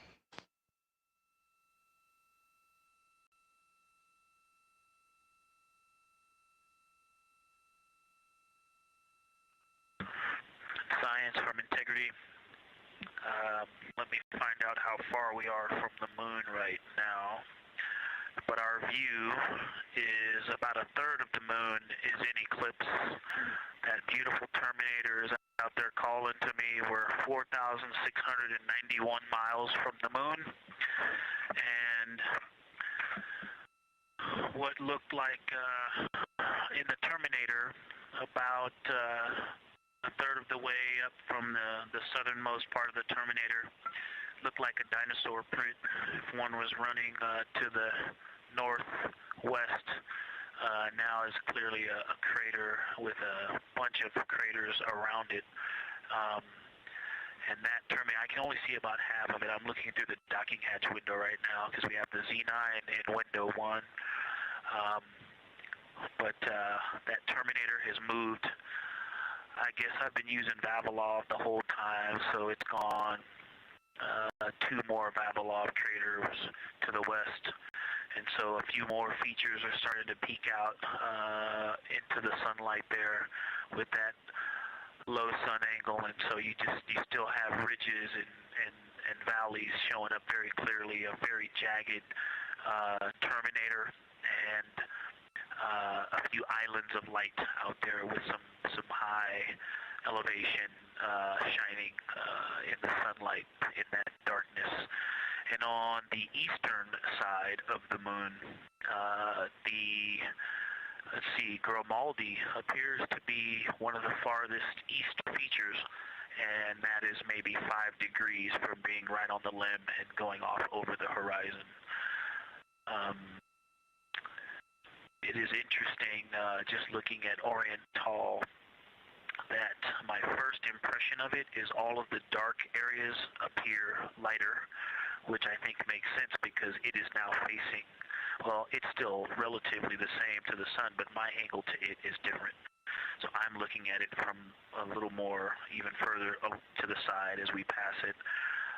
But all the darker features appear to be just a little bit lighter from this vantage point. The darker ring structure in the outer and inner ring and the interior, as well as the annular ring portion, everything seems to be just a smidge lighter at this point. Thanks for that description, Ike. Any additional words you can provide on Oriental would be wonderful, as that is such a high priority target for us.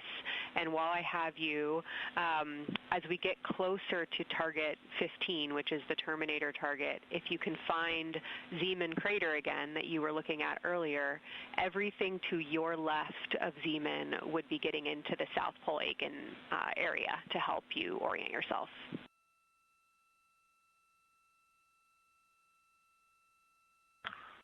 Zeeman is a great waypoint out there. I definitely see it.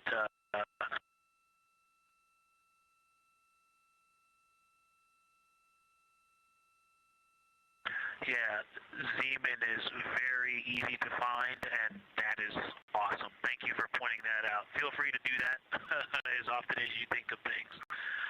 Let's see, looking back at Oriental. Okay, another thing, after looking through the zoom camera, man, you guys are smart. You probably did this on purpose, but after looking with my plain eyes and then going to the 400 millimeter zoom, now looking at it, I see the cliff face as if you were standing in the center. That inner and outer ring have definitely some real terrain to them, and now I can see that as terrain. Now that I look at it even with my naked eye, I can tell that there's a lot of elevation and that, like I said, a cliff face on that eastern edge where all the darker deposits are. And it's just the scale now. Looking at it from far away, before it seemed like flat with color painted on it, but now that I look at it, I can definitely see that there is, different depositional characteristics, and so the darker is some other material, but there's also some shadowing going on because of the cliff face that is a part of that crater wall.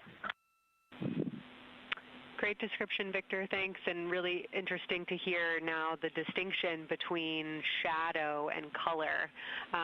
Before I let you go back to other observations, you mentioned that Reed saw a browner hue to the annular ring than the rest of Oriental. Are you seeing that from your vantage point?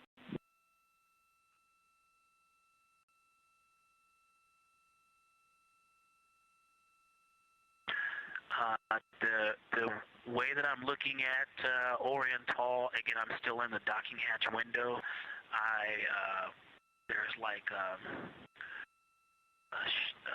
thermocouple right here in the center of the window, and it is the orange Kapton tape color, and so it is unfortunately it's like trying to look at stars, next to a metropolis. I think it's drowning out any color that I could pick up from the moon. I am not able to see that color, but I have not looked at it through one of the forward face, from one of the windows 1 through 4. I think when I get away from this Kapton tape strip that I would be able to see the variation that Reed's talking about. That is great feedback operationally. Thanks, Victor. I'll leave you to it.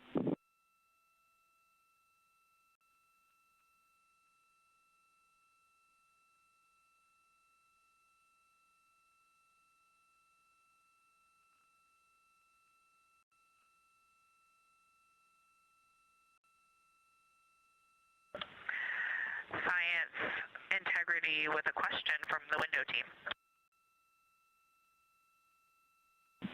Integrity, this is Science here with you.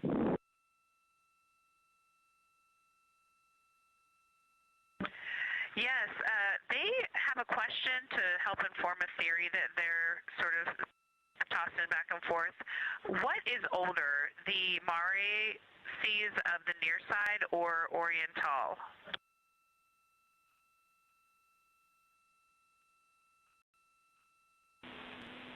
Stand by, Integrity. We're going to get you a little geologic history here.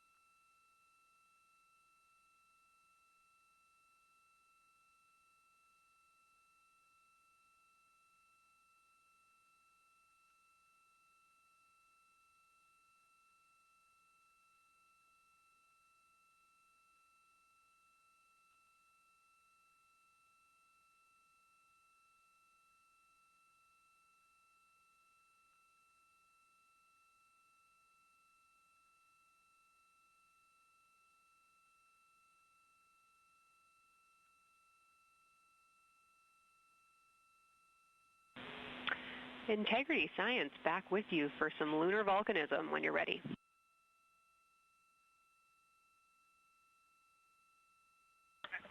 Go ahead. You're making our day down here getting to talk about lunar volcanoes. Oriental, as far as Mare go, is younger than almost all of the Mare on the near side. The exception are features like Aristarchus, which really pop out to you guys and really pop out to us here on Earth. That is younger, but other than that, Oriental is pretty young as far as Mare go.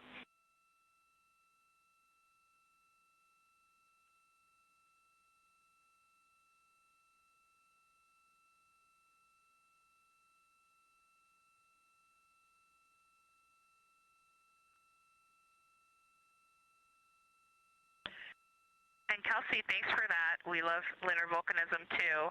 How about when the actual crater was formed?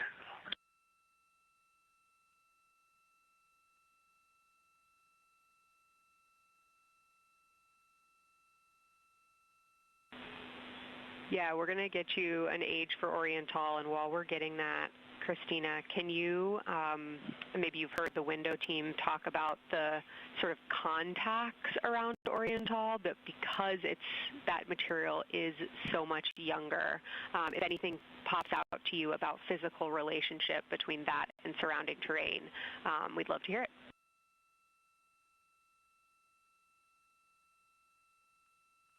Yeah, definitely. They are discussing a contact relationship that could explain some of the color that they're seeing in certain areas. And so it was really about the ejecta of the creation of the basin and understanding the superposition of its ejecta and Mare on the near side or other features. So thank you. We'll take the insight when you have it.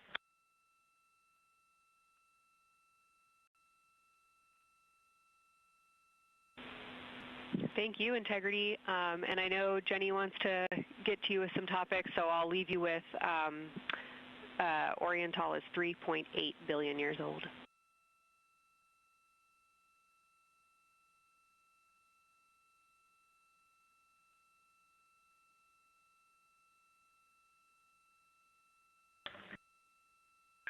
Copy that. So that's on the older side. The actual basin is very old.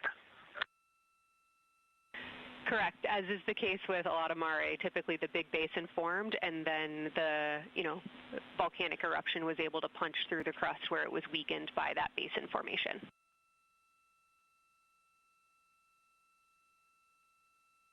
Perfect. Tracking. Thank you.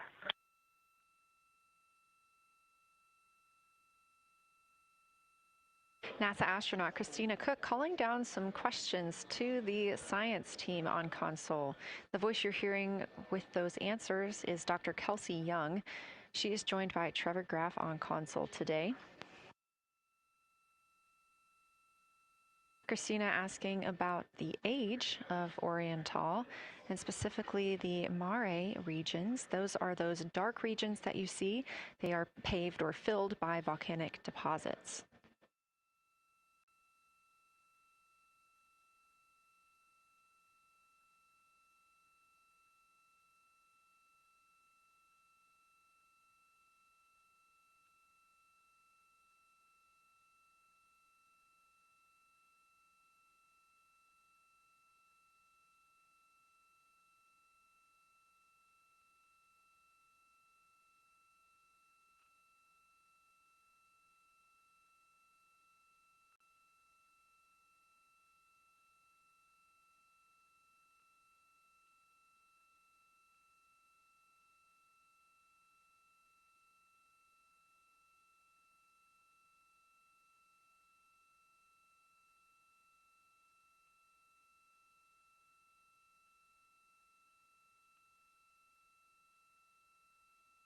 Better answer. Integrity, it's about time for a position swap at the window. So we will ask Reed and Jeremy to swap positions, and I'll remind you again about your SD cards. And Victor or Christina, I have one window task for the cabin team when you're ready.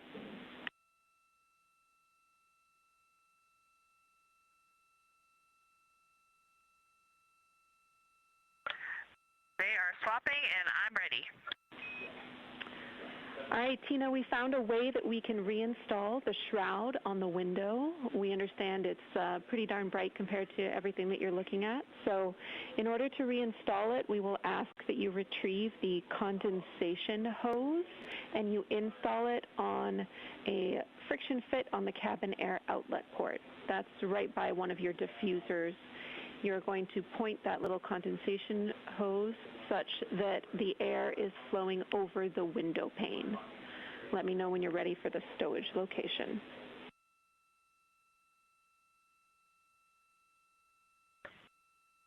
Ready.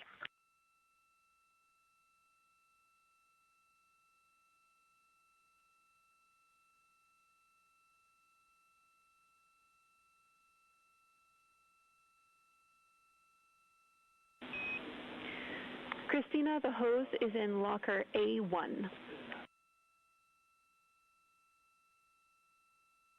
The crew has gotten a go to reinstall that window shroud they were using to block some of the earth shine. Copy. This view coming from inside the Orion spacecraft as the crew members are swapping windows, specifically Reed Wiseman and Jeremy Hansen. They've been our crew members at the windows taking photos, making annotations, and making recordings that'll be downlinked later to the science team for review. The science team will have a conference tomorrow morning with the crew to get any fresh perspectives or things that they learned during the flyby.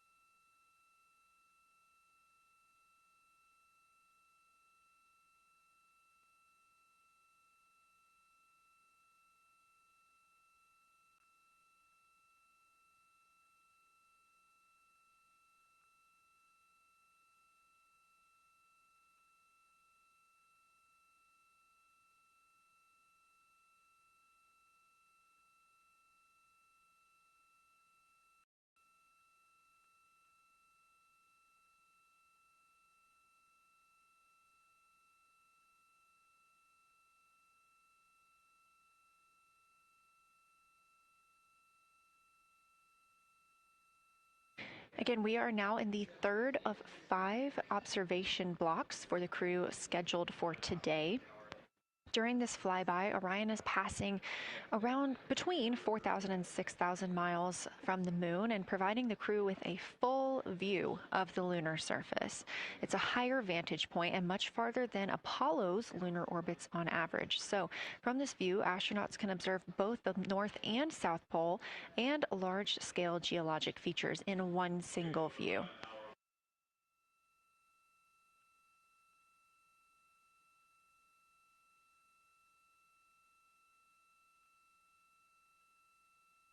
We are now just under an hour in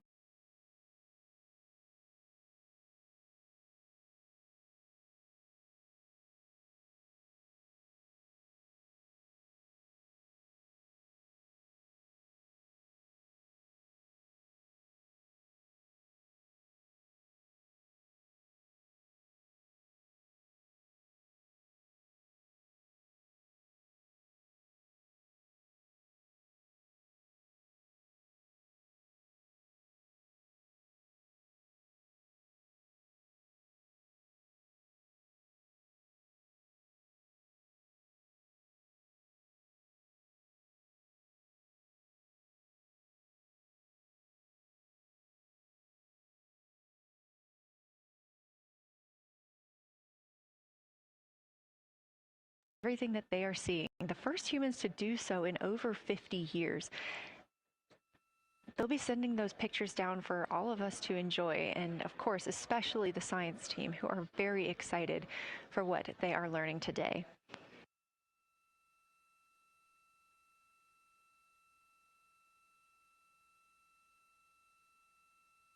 It appears the Artemis II spacecraft, Orion, is now under 5,000 miles away from the moon. Again, we expect their closest distance to the moon be about 4,066 miles.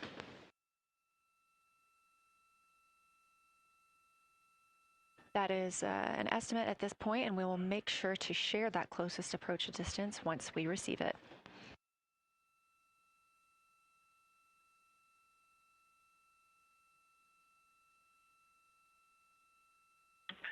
Houston integrity question, did you just want us to cool the window with the condensation hose, or did you want us to put the shroud back on and cool the window at the same time?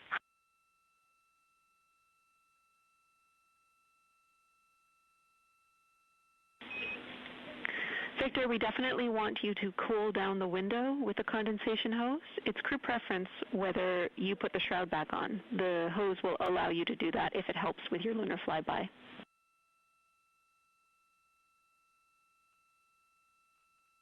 Okay, copy. We're going to do both at the same time. Thank you. Houston copies.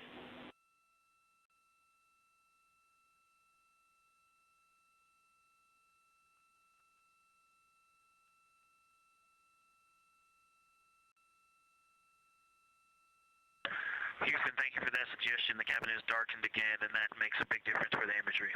And for science, we are now seeing a half moon.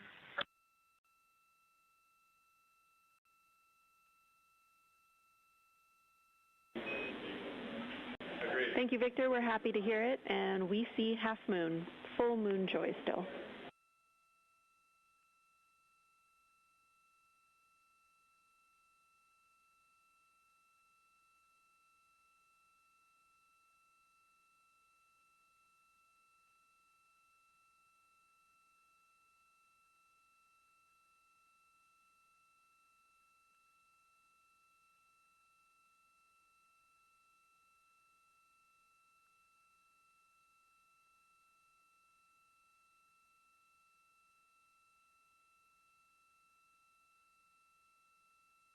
Crew reporting from Orion that they are seeing half the moon, which is about what it looks like here from this view from the spacecraft. However, what has become a little bit of a catchphrase for this mission, everyone is reporting full moon joy.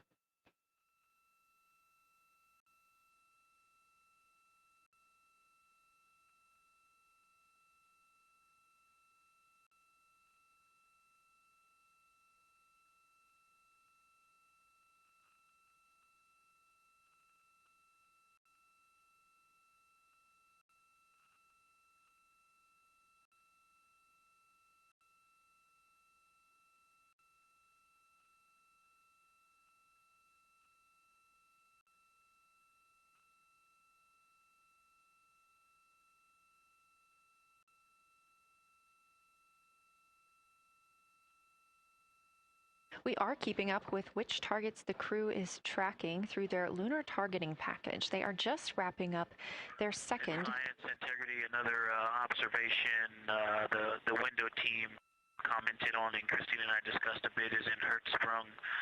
The solid and intact crater is very smooth. If it were a dirt road, it's very hard packed, and then you go outside of it, and that outer crater, that's the one that is older.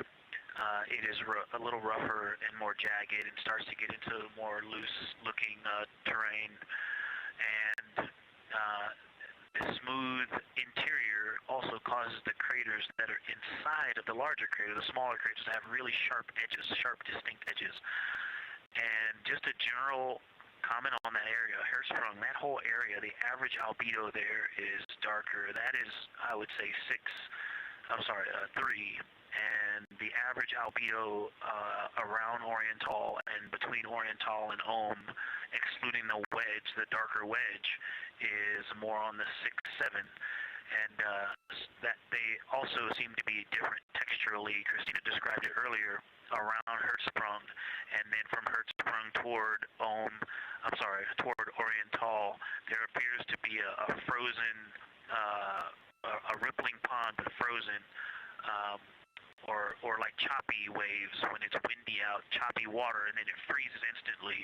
That's the texture. If you walk down there barefoot, it looks like it would be hard on your feet, like lava. After it's cooled, it would be pokey. Except for right there in the center of Hertzsprung, it looks paved, like a paved road, nice and smooth.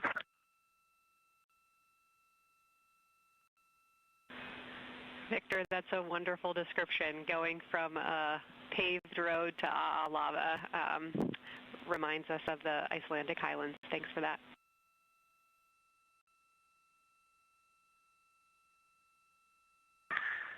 And science, another in the interior of the very intact, the interior of the intact crater at Hertzsprung is albedo variation. I think I heard one of the window crew maybe say color variation, but definitely albedo variation. There's lighter patches and slightly darker patches.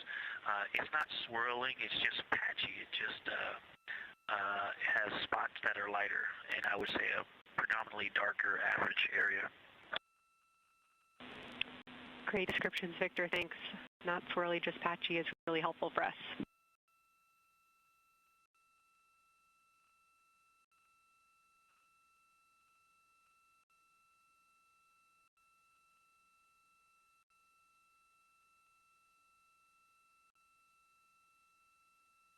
Really great descriptions coming from Science, the window team is hitting all the targets. They are on the plan and starting the discussion of the Terminator.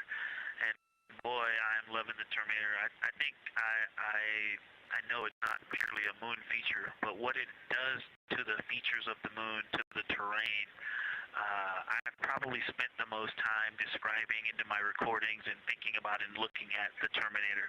There's just so much magic in the Terminator.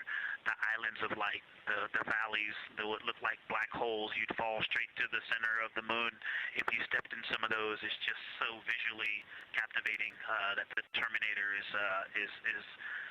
the most striking thing that I've seen so far. We've been loving your evocative descriptions, Victor. You really are bringing us along with you, and we're following along with visualizations that pale in comparison to your descriptions. Thanks.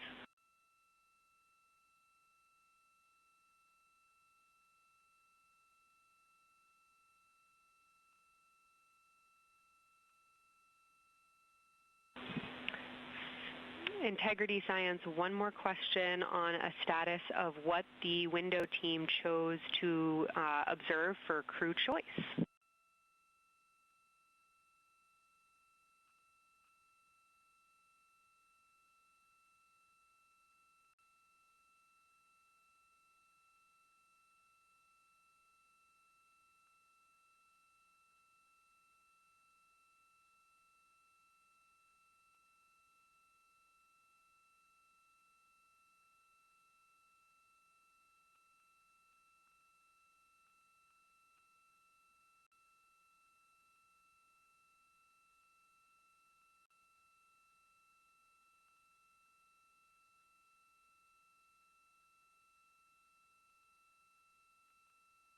Window 2 talked about Vavilov, look for suspended dust, and the Terminator. And window 3 about the experience and about the three-dimensionality of the moon this close. Wonderful. And another observation about Oriental, I would say, is the features going off to the southwest, the two large, almost look like scratches in the surface. I don't know if they're rays or canyons or collapsed lava tubes, but two distinct features that are almost parallel going off southwest from Oriental Basin. They are the first things that made me notice parallax of our trajectory looking out at Oriental. That and in the inner walls of the east side of the crater rings, you really get a sense that we're flying over something with elevation and terrain, and they look different from this orientation. Love to hear it, Victor, and you had it that those chains are actually crater rays, secondary craters formed from the formation of Oriental.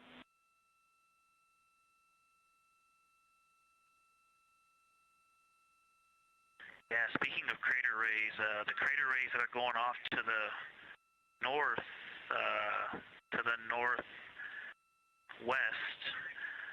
that run off toward Hertzsprung and I believe toward Vavilov. I'm not looking at it right now, but those crater rays are very interesting. They're all very small. I know you've imaged this, but they're all small and they look like, you know, a big impact launched rocks and things that made smaller impacts down the way. But something very interesting, and again, you can see this in imagery, but some of them are parallel, and then some of them converge toward the center of Oriental. And then I think I even saw some that maybe diverge, which not diverge, but that are convergent, which indicate multiple large impacts that created a lot of secondary impact crater rays. Fantastic, Victor. And I'll note that we can infer that you're looking down at your freshly named Integrity crater, which is near the end of one of those beautiful crater rays from Oriental. Thanks for the description.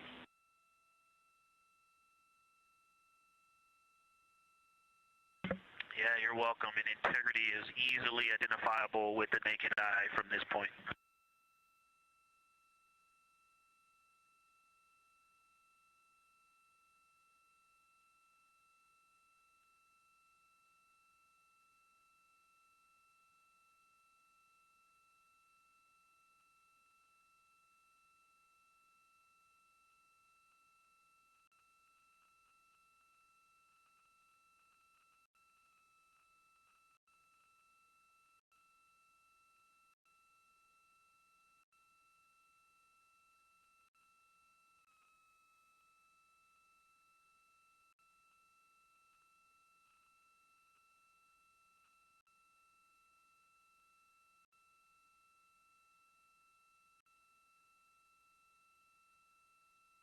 We've been hearing some great situation reports from Victor Glover, the pilot of the Artemis II mission, calling down to the science team, letting them know what he is seeing. And one of those things is Hertzsprung Basin.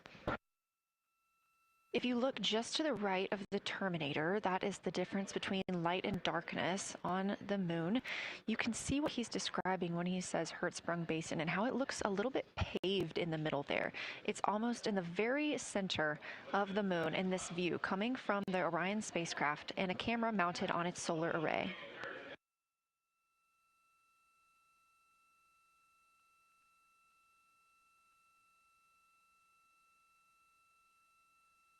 We are now 4 days, 23 hours, and 23 minutes into the flight of Artemis II, and we are standing by for their lunar loss of signal in about 43 minutes. Again, the spacecraft will fly behind the moon, and during that time, we won't have communication with them.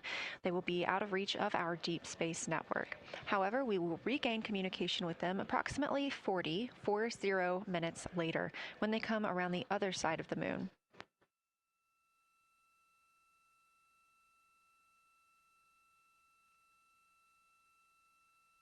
The crew aboard the spacecraft are currently discussing the Terminator, that difference between day and night.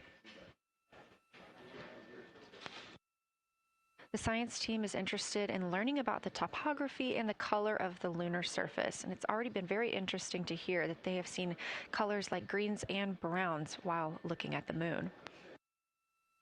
Some of the questions that they are hoping the crew will discuss are how do the quantities and sizes of craters and mountains vary along the terminator, and they are looking for the crew to describe the topography of features along or near the terminator. They're also looking for more information on any color or tone variations, and they're hoping that the crew will take images to illustrate their findings. Glover reported earlier that the crew has missed none of their targets when they are photographing at the window. We aren't hearing the conversations that the crew is having right now, but these are being recorded to their personal computer devices, PCDs, and those will be sent down to the science team. The science team will have a conference with the crew tomorrow morning to discuss their findings and experience when looking at the moon today.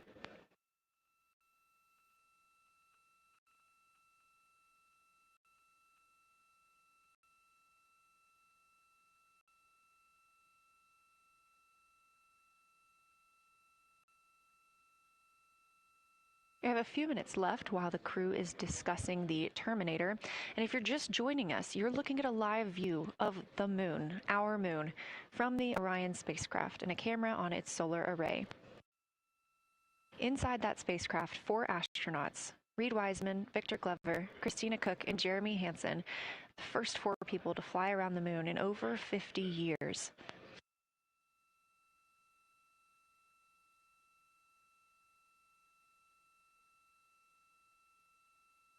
This is our lunar flyby day, and the crew has already surpassed one record today. The crew passed the Apollo 13 distance record at 12:57 p.m. Central, 1:57 p.m. Eastern. Canadian Space Agency astronaut Jeremy Hansen calling down that he hopes it's a record soon broken by other explorers.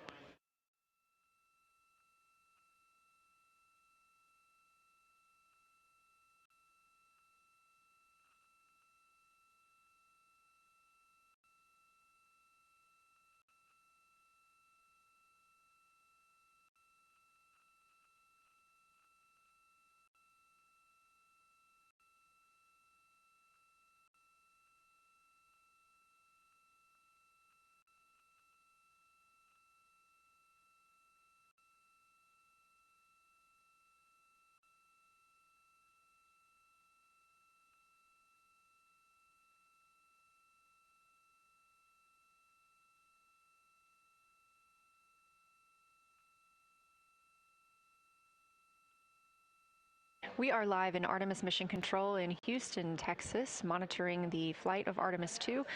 All of the flight controllers here, each monitoring a different system aboard the Orion spacecraft. Integrity Houston, we are ready for our cabin and window teams to swap again. We have a 15-minute handover time here, and I have a couple of items I want to read up to you. They'll require you to write something down on your knee boards, so let me know when you're ready.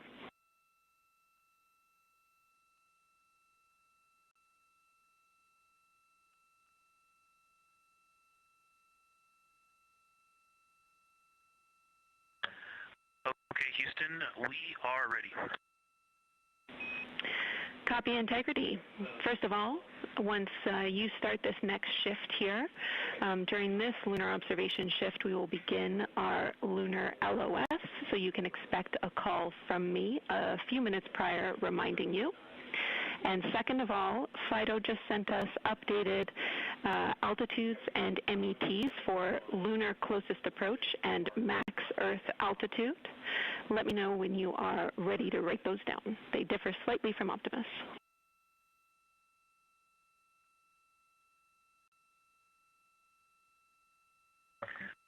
Thanks, Jenny. We are ready to copy.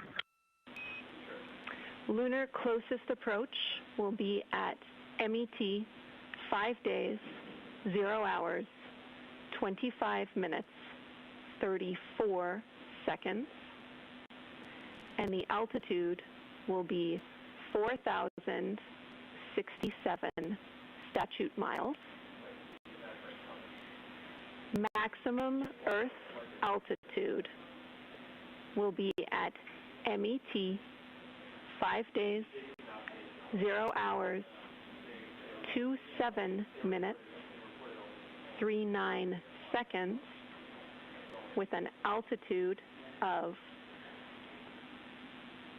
252,756 statute miles.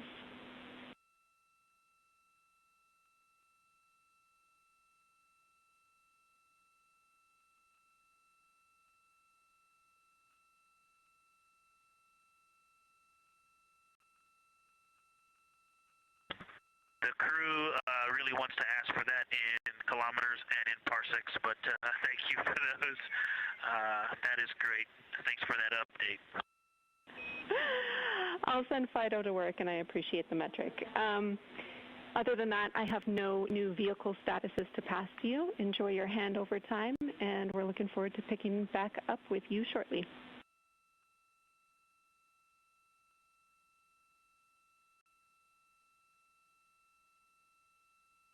I will talk to you shortly.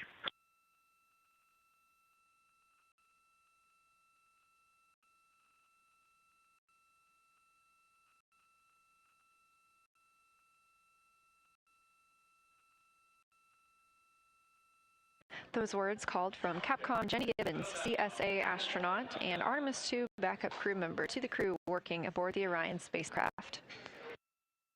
Had a little bit of a view inside the cabin. As you can see, it is very dark. The crew has turned off the lights, and the light that you were able to see is coming through the window, a reflection of Earthshine and from the moon.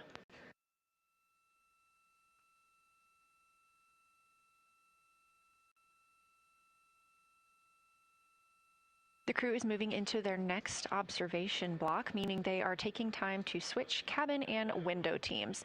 We've had Reed Wiseman and Jeremy Hansen at the windows taking pictures and making annotations and recording some audio files that will be downlinked later to the science team. Meanwhile, Victor Glover and Christina Cook were in the background serving as support. They were also timelined to enjoy a little bit of their midday meal. Now that we are swapping positions, the support team becomes Reed Wiseman and Jeremy Hansen. They will be in the background helping with SD card swaps as well as providing those situational reports to the science team. Victor Glover and Christina Cook will be the astronauts at the window, photographing and speaking into those PCDs, portable computing devices, about what they're seeing on the moon. As you heard Capcom Jenny Gibbons call to the crew, this block is also when we will lose communications with the crew. That LOS, or loss of signal, is scheduled to be less than 35 minutes from now. We anticipate to be out of signal with them for about 40 minutes, and will regain that communication once they've flown around the other side of the moon.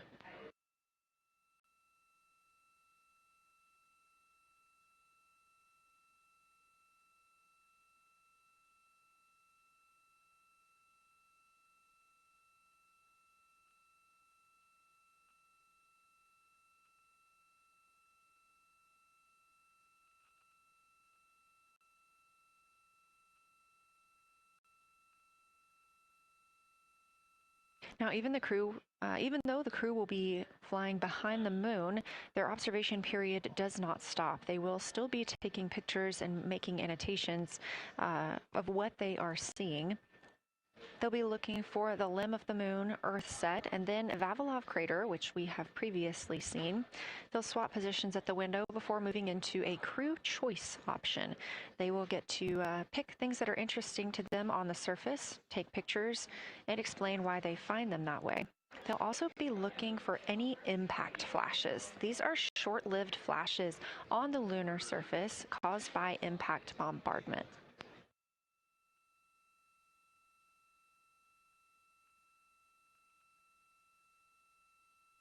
Just before Earthrise, the crew will be looking for lofted lunar dust. This may be lofted just above the lunar surface, and we could only see it just before Earthrise along the dark western limb. Any Earthshine would illuminate potential lofted dust. But once the crew is all the way around the Earth, the brightness of the Earth will wash out any of that dust they might be able to see. These were based on observations from Apollo missions and orbital spacecraft, and so we're very interested to see if the crew might be able to capture some of that lunar dust today.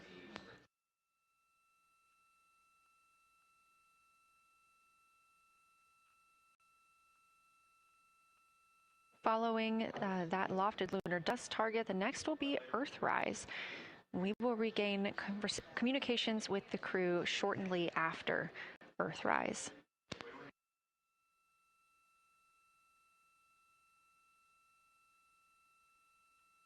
There will be a short observation break period where the moon is not in view. That's because we are also anticipating the crew seeing an eclipse today. The moon won't be in view because the team here in Mission Control Houston will need to change the attitude of the spacecraft and ensure that its solar arrays are gathering light from the sun heading into that eclipse period. So we will have communication with the crew, we just won't be able to see the moon. However, we will have views during that eclipse time frame.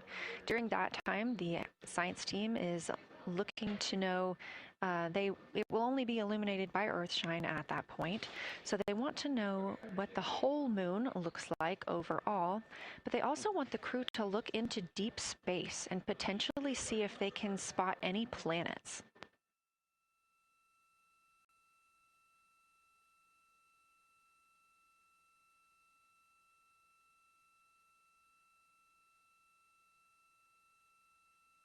Once the eclipse is over, the lunar flyby period will have ended. We are live through the whole thing, and even once flyby is over today, we remain live 24/7 on NASA's YouTube. Integrity, you got a moment? Go ahead.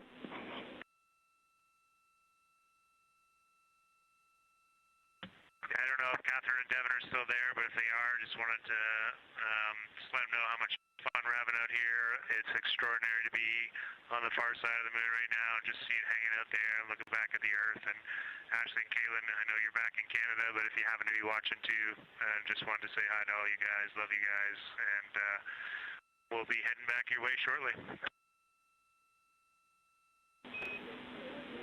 Thanks, Jeremy. I hear they are watching, and your family is still here. So thanks for passing that along.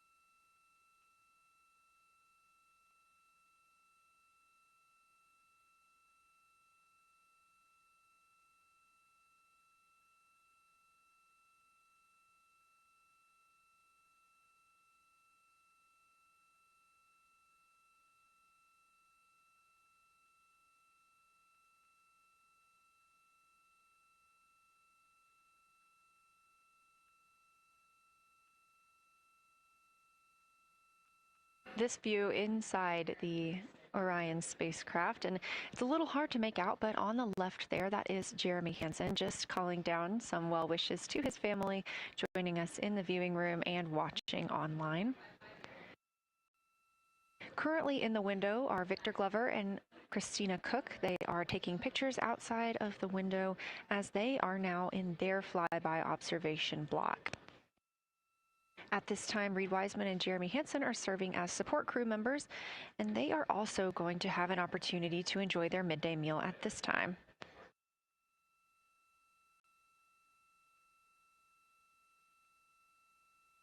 On the lunch menu today for Reed Wiseman and Jeremy Hansen, we have vegetarian chili, salmon croquettes, chicken with peanut sauce, sweet and savory kale, pickled beets, chocolate pudding, barbecued beef brisket, spaghetti and meat sauce, Italian vegetables, butternut squash, candy-coated chocolates, and maybe even a little bit of coffee.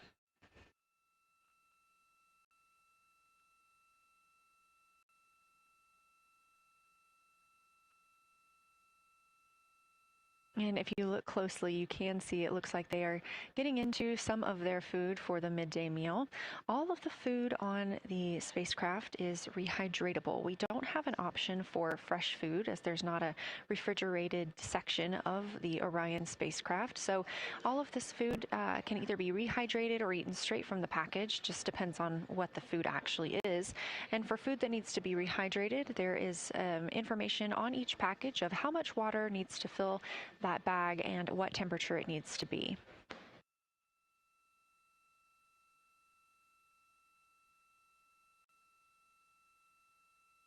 We are now 4 days, 23 hours, and 39 minutes, 40 minutes actually, into the flight of Artemis II, the spacecraft now under 4,500 miles from the moon.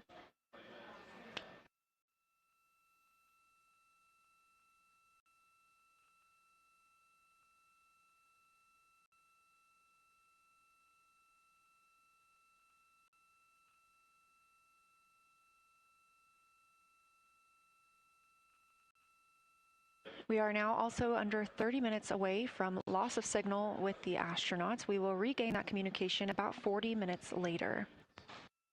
They will still be photographing the moon and documenting what they're seeing while they're behind the moon. And we especially look forward to potential Earthset and Earthrise views.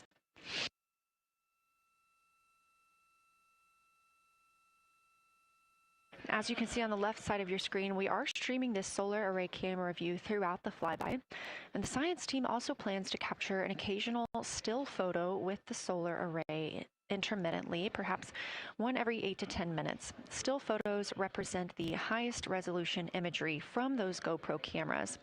So starting 5 minutes before Earthset and loss of signal, the science team will capture a series of photos, one every 30 seconds, to include Earthset all the way through 5 minutes after Earthrise and acquisition of signal.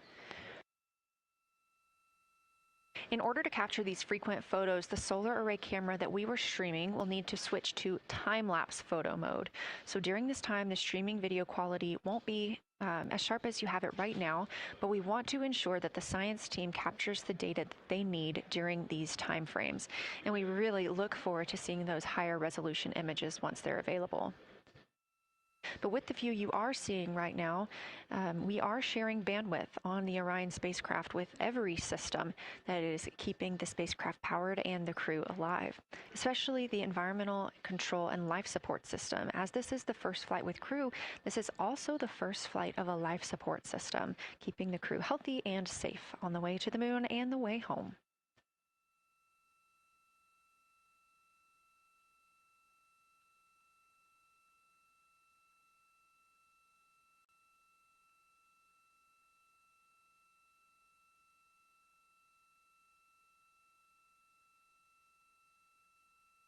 On the timeline, we're getting towards the end of the cabin and window team swap period, but it looks like our astronauts, Victor Glover and Christina Cook, are already photographing the moon outside of those windows. The next target is Ohm Crater, and this is something that they have photographed previously during the flyby. This is a small, complex crater with a prominent ray system, and as referenced earlier, it's the size of the Eye of the Sahara. That Eye of the Sahara is a feature in Mauritania.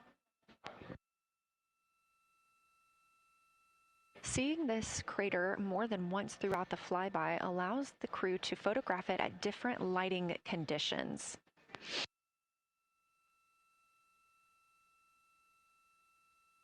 Those different lighting conditions help expose different portions of the target and can help the science team learn a little bit more about how it formed and what it is today.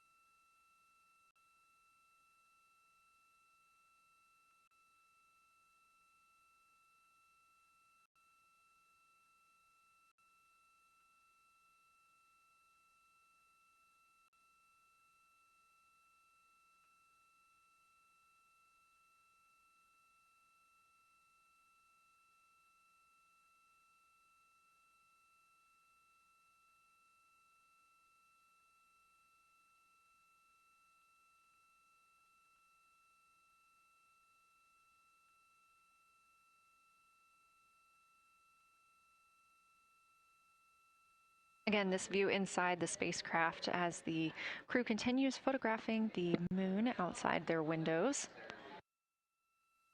They have turned the lights off to allow them to better get photos of the moon, preventing any reflections from coming in from the spacecraft.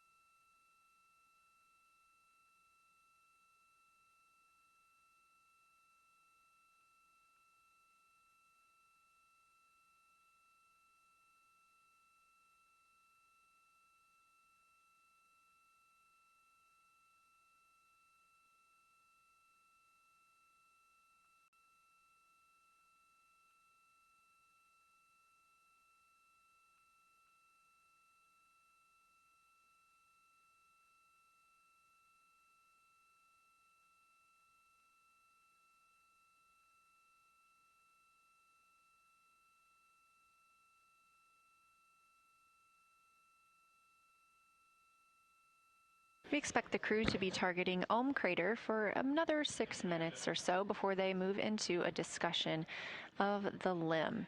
Now, the science team has asked for a science sit rep or situation report during that time, so we hope to hear calls from the crew on what they are observing.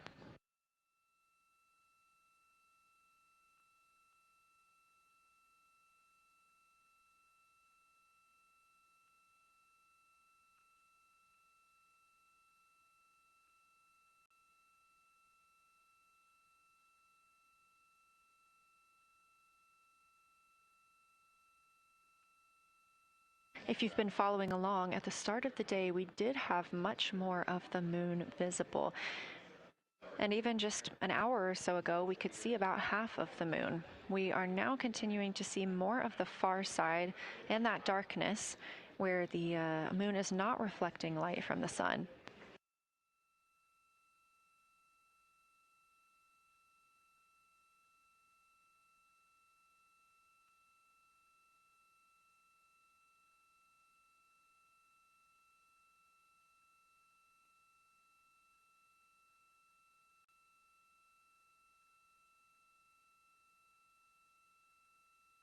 Earlier, we were also able to see some of those darker portions, that old lava flow that we often see on the near side of the moon and that we can all see from Earth. That has mostly gone away. We are now just seeing very little of Orion, that's down to the bottom right of the moon. You can see just a small dark portion near the limb.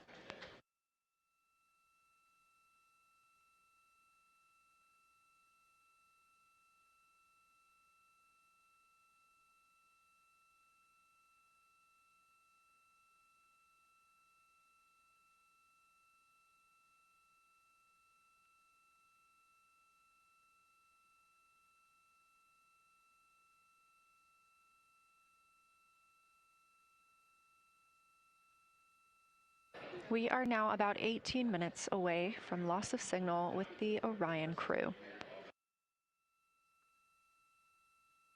Again, we use the Deep Space Network to communicate with the crew members when they are this far from Earth.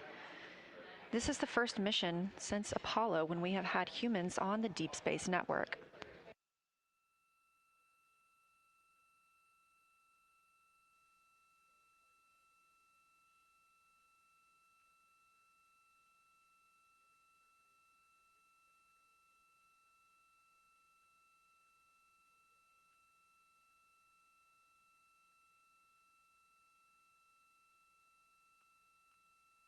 As you recently heard Capcom Jenny Gibbons call to the crew, We expect their closest approach to the moon to be at MET, or mission elapsed time, of 5 days, 25 minutes, and 34 seconds. At that time, their altitude would be 4,067 statute miles above the Earth's surface. Just over 2 minutes later, they will reach their maximum distance from Earth. At mission elapsed time, 5 days, 27 minutes, and 39 seconds. The altitude at that time would be 252,756 statute miles. These are our latest numbers, and we'll make sure to verify and confirm those once those milestones have been achieved. Obviously, we will be without communication to the spacecraft at that time, so once we regain communication, we will make sure to find out those numbers and report those to you.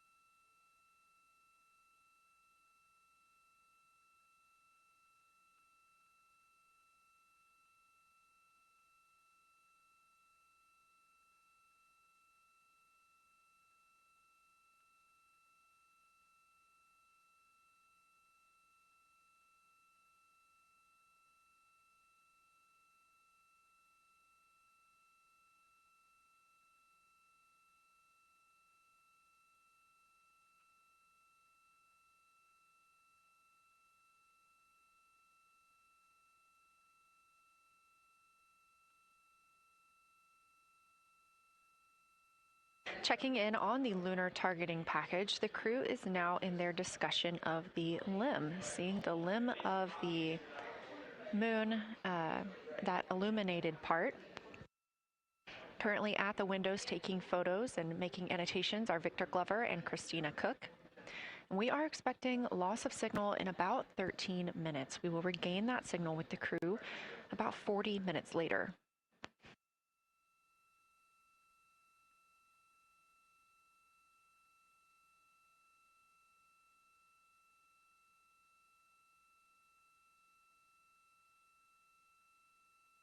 A milestone worth mentioning that this day marks the first time in more than 50 years that humans will observe the moon directly, a critical opportunity to practice how lunar science will be conducted during future Artemis missions.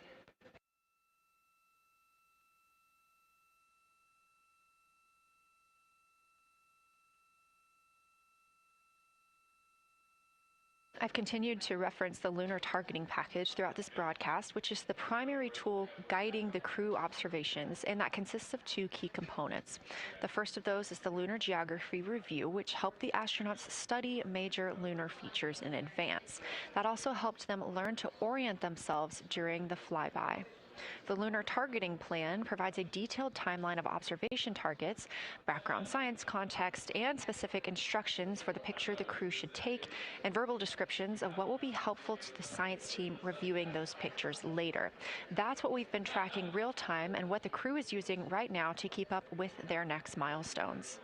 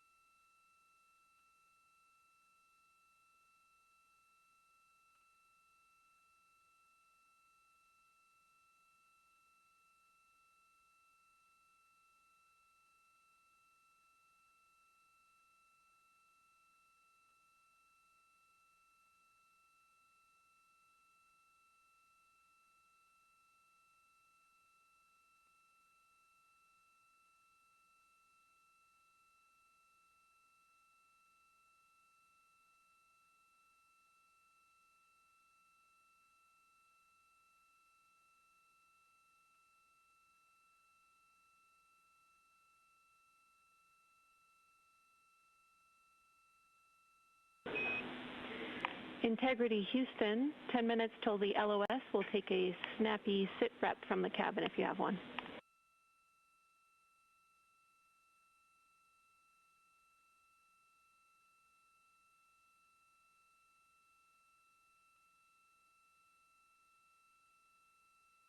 Okay, Jenny, that came, we missed most of that, but just a 10-minute warning, is that what you're saying?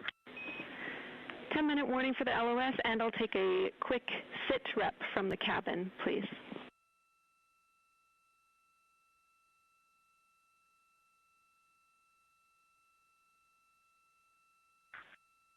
All right, cabin is still full of excitement. We've got Christina in window 2, Ike in Victor in window 3.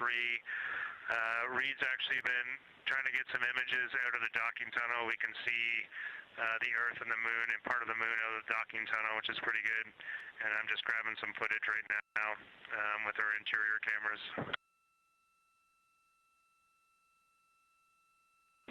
Copy, Jeremy. We'd like to know what camera Reed is using and also the status of window 1. Looks like there might be a shroud removed.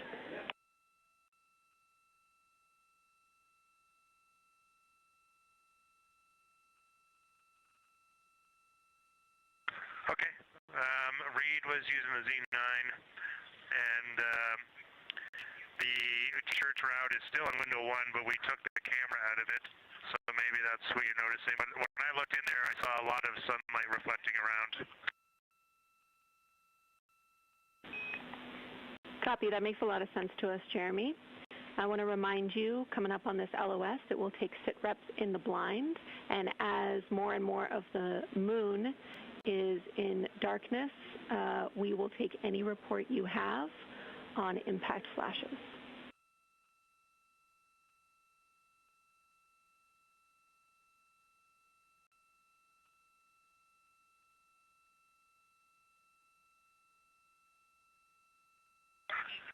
All right, Jenny, you have to say again your last. There's a lot of conversation here, and I was on the other side of the cabin, so I missed all of it.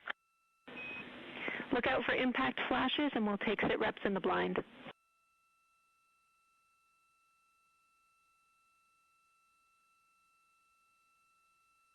Okay, impact flashes, sit reps in the blind. We got it.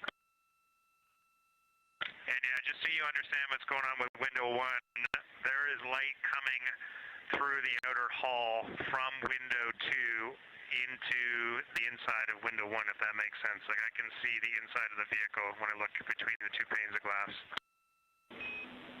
Copy.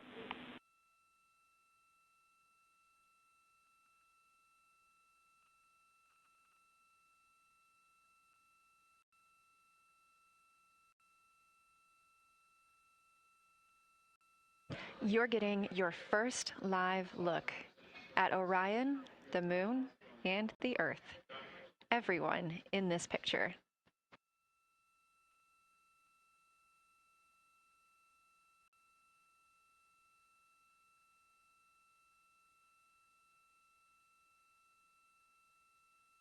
This is a live view from the Orion spacecraft.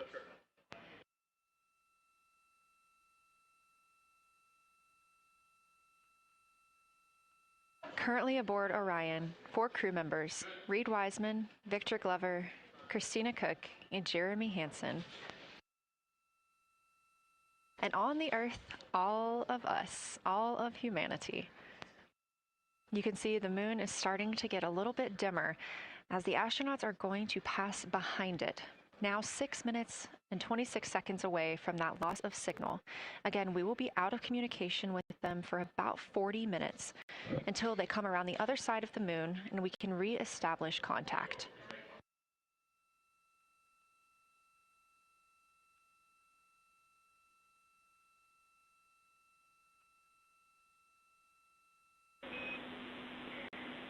Integrity Houston, you are 6 minutes from your 40-minute lunar flyby LOS. From all of us, it's a privilege to witness you carrying the fire past our farthest reach. Thank you. Godspeed.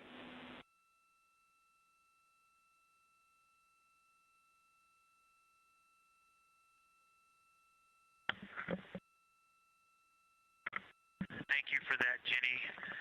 And thank you to all of you for allowing us the immense privilege to be on this journey together.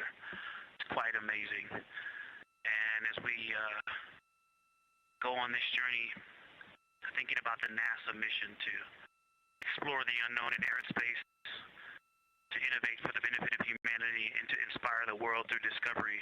And as you've gone along on this journey with us, hopefully we're doing just those things. And as we get close to the nearest point to the moon and farthest point from Earth, as we continue to unlock the mysteries of the cosmos, I would like to remind you of one of the most important mysteries there on Earth, and that's love. Christ said in response to what was the greatest command, that it was to love God with all that you are. And he also, being a great teacher, said the second is equal to it, and that is to love your neighbor as yourself.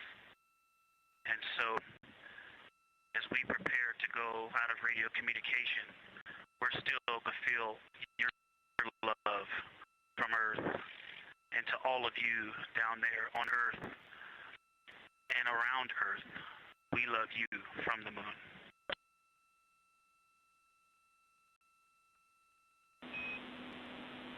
Houston copies. We'll see you on the other side.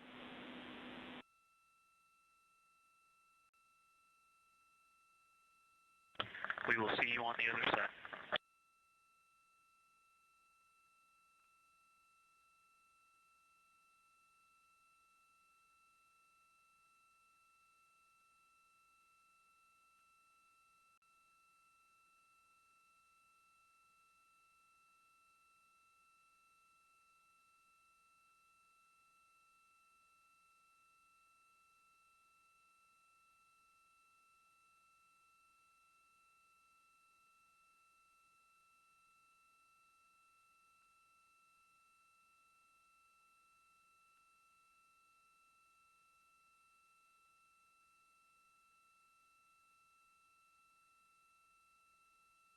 Poignant words from NASA astronaut Victor Glover, and a little bit of a love letter from the other side of the moon all the way to Earth.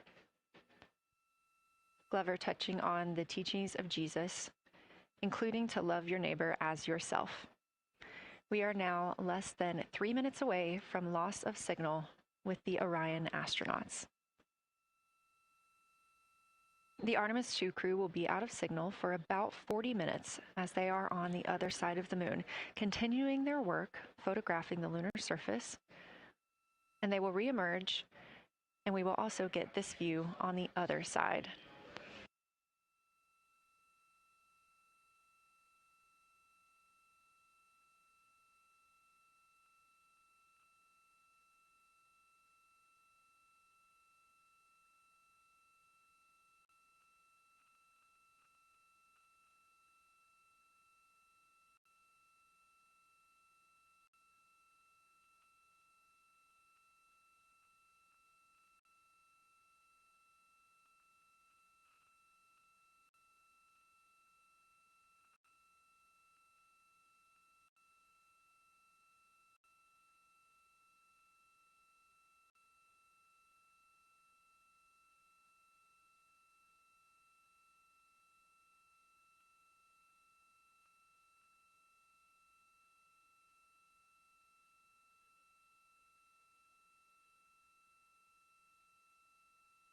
Just about a minute and a half now until we lose communication with the astronauts aboard Orion on the Artemis II mission.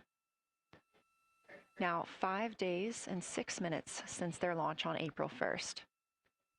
Again, we'll be out of communication for about 40 minutes. And this really beautiful view of a crescent moon and a crescent Earth. How great thou art.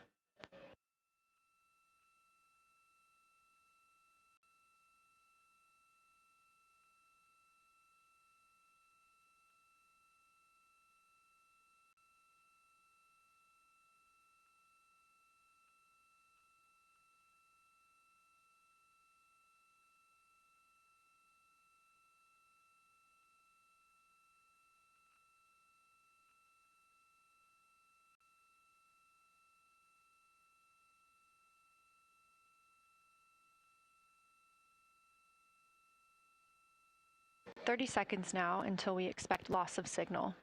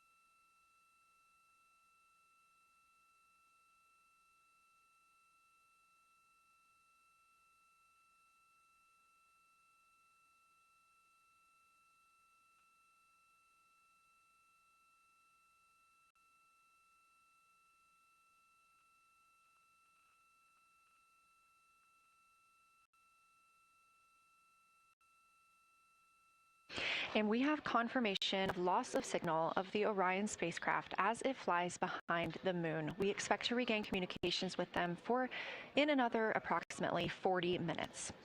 This was expected as their spacecraft is now out of direct line of sight with Earth and behind the moon.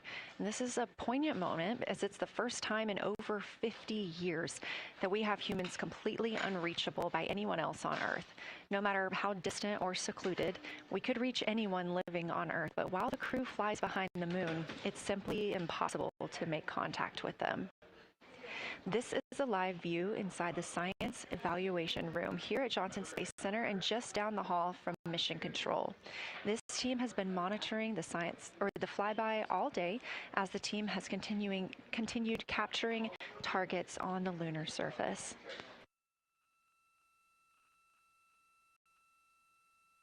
We even got to see this team in action as they were helping the astronauts identify some of the features they were seeing on the moon but not expecting. There will be a couple of milestones during this loss of signal. The first will be when the astronauts make their closest approach of the moon at MET 5 days, 25 minutes, and 34 seconds, when we expect they'll be 4,067 statute miles above the lunar surface. Their maximum Earth altitude will be reached just 2 minutes later, at 5 days, 27 minutes, and 39 seconds, when their altitude should be approximately 252,756 statute miles. Once those milestones are reached and we have confirmation, we will report the official numbers.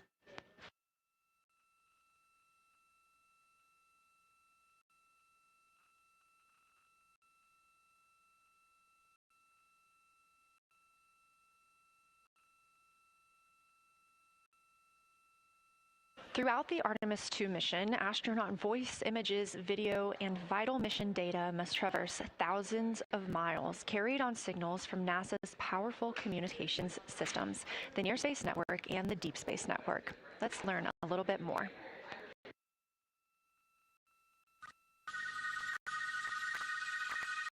NASA's Artemis II will send 4 astronauts around the moon, preparing humanity for a long-term lunar presence and future journeys to Mars. Enabling communication and navigation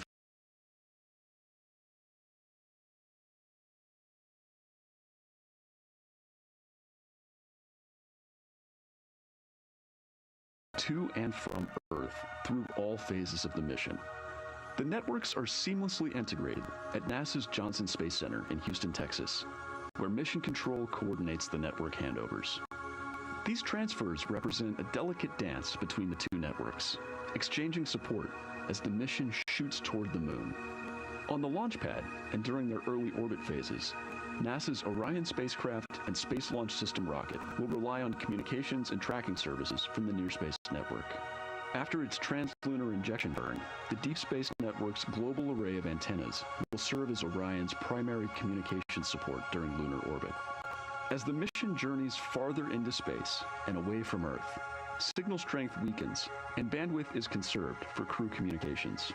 The astronauts will have a near constant connection to Earth, ensuring their safety on a journey farther into space than ever before. We say near constant because as Orion goes behind the moon, a planned loss in communications will occur. The Deep Space Network will be standing by to reacquire the signal as Orion reappears. The Artemis II mission also provides an opportunity to test new capabilities. Using laser links, NASA will periodically transmit Orion data to showcase the benefits laser communications could have for future human spaceflight missions. The data from Orion, sent by radio signals or laser links, is massive. The mission is gathering images, data, and video, while also generating details about mission health and crew voice files. All of that data gets processed here on Earth, where systems compress it for efficiency. In the future, we'll upgrade these systems on Earth so that image and video clarity improve with each moon mission. With the Artemis II test flight, we're evaluating the communications infrastructure that will help carry us into the future as we explore the moon and journey forward to Mars.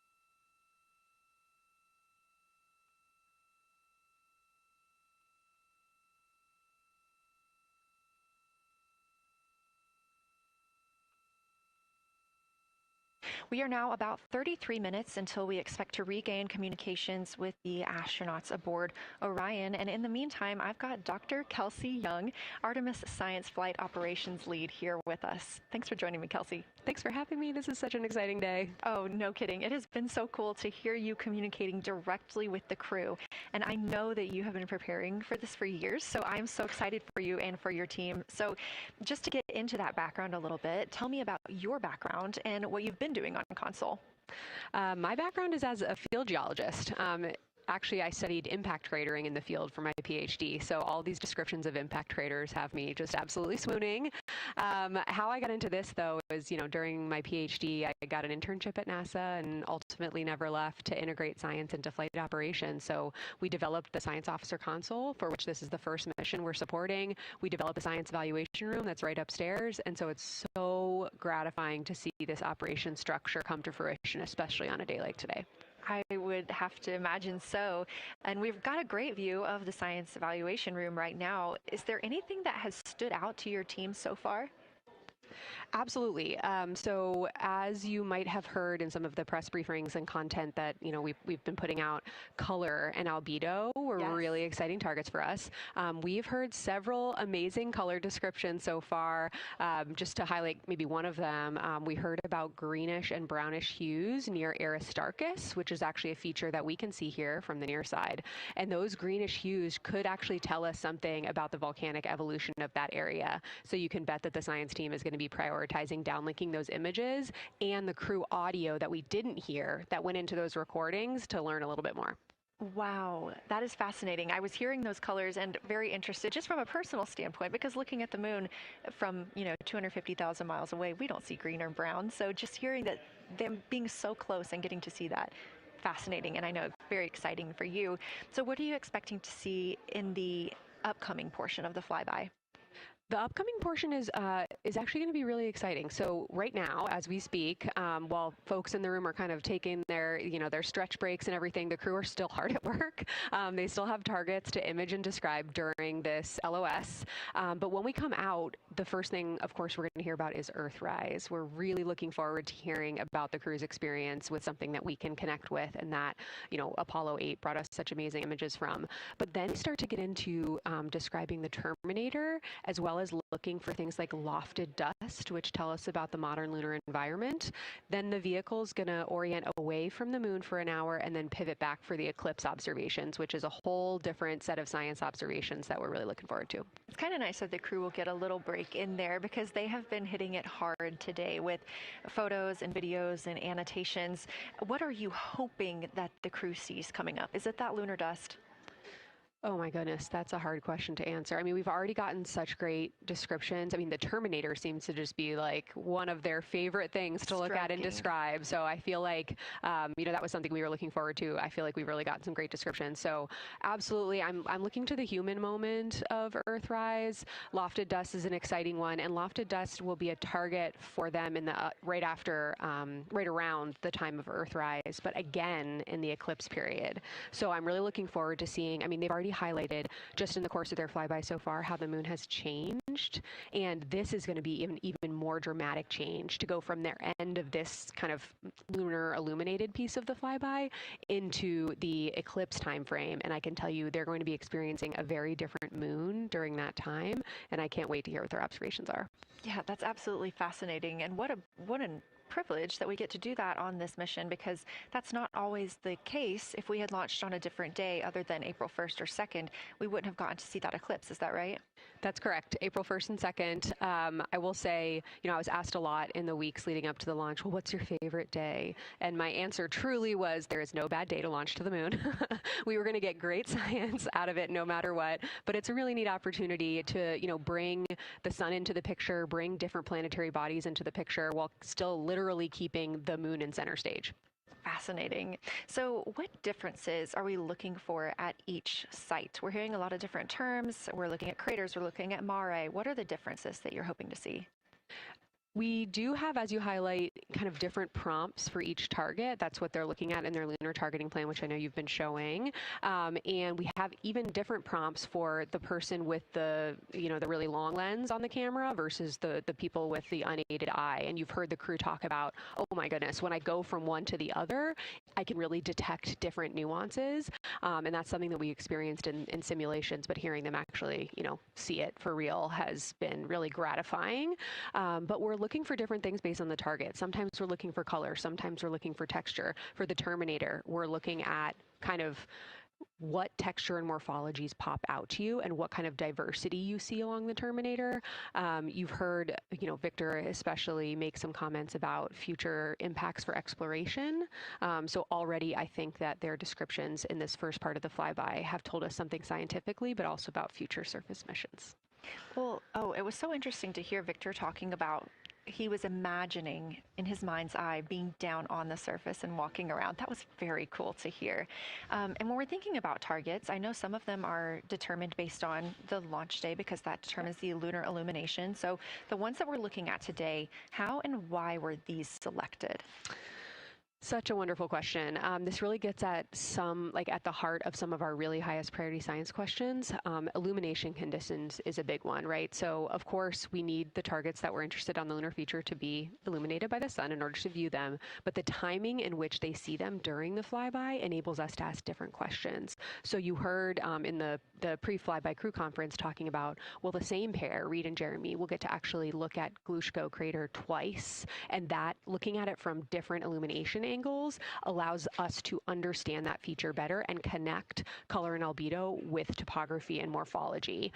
Then you have other craters where you want to look at it with the sun shining on it obliquely versus straight on, and that tells you something different about the scientific objective that drove the target being on the targeting plan in the first place. We've talked a little bit with the viewers today about what the crew is able to capture in this short time frame of those craters in different lighting conditions. Could take years for something robotic to be able to do based on attitude maneuvers and where the sun is at. So can you just talk a little bit about the importance of having both the robotic operation and having the crew? Absolutely. We definitely don't want to minimize the impact of orbiting spacecraft. Lunar Reconnaissance Orbiter is the one that's often referenced. Data from LRO and its payloads have really been instrumental in getting us, frankly, to this point for Artemis II and future missions. But the human experience, the crew observations that we've already been hearing about, it is such a perfect complement to the orbiting spacecraft data because they are able to have this unique perspective. They are far enough away where they can make these contextual observations. You've already heard it. How many times have we heard the crew and their science sit reps say, if I track this feature from all the way up here in the northern hemisphere down to the southern hemisphere, here are comparisons I can make. That right there is not something we had the ability to do with the Apollo missions, and it allows just literally in the blink of an eye to synthesize observations that it would take, a really significant effort to coordinate with different orbiting platforms, and they're making it like that. Wow. It has been very, very exciting to hear all of their calls so far. And so I've heard they were able to capture every single target so far too. Is that correct? I think that's correct. And I think it's important also to remember that, and I know the science team is anxiously awaiting this, we've been hearing from the crew members who are not at the forward windows, right? Those crew who are, really in the thick of the observations, they are recording minutes-long observations per target on their crew tablets. We will be getting those down starting here in a couple hours, and that's going to contain really meaty science information that we haven't heard live yet, and that's going to form the basis of my conversation with them tomorrow morning, where we're going to have a really deep dive into the science and absolutely nerd out about what they were able to do today. One of the most gratifying things for me today is hearing multiple crew members, multiple brains on a problem.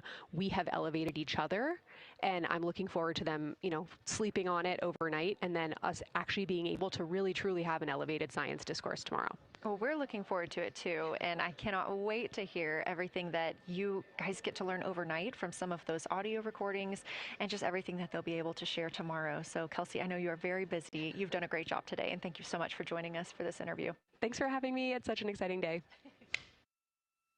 We are now expecting acquisition of signal in about 24 minutes. As a reminder, the Orion spacecraft has flown around the other side of the moon, where they are out of contact with our deep space network.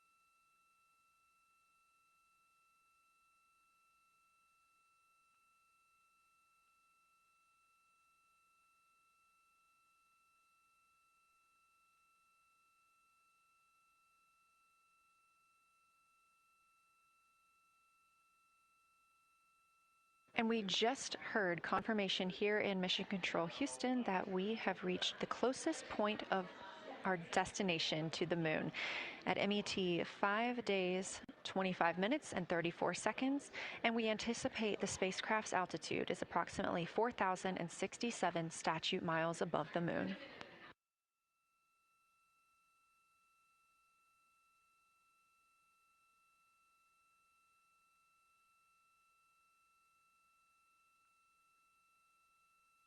We're continuing to track what the crew is doing while around the other side of the moon.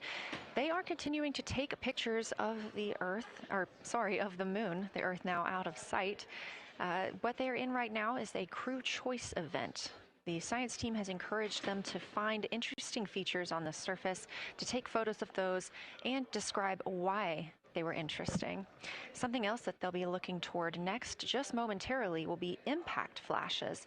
They've got a few minutes allotted to look at the darkest portions of the moon. They're interested in short-lived flashes on the lunar surface because these would be caused by impact bombardment.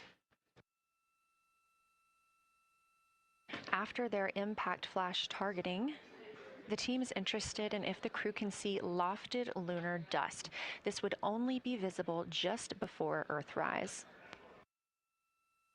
Now 20 minutes until we expect to regain communications with integrity and the astronauts for Artemis II.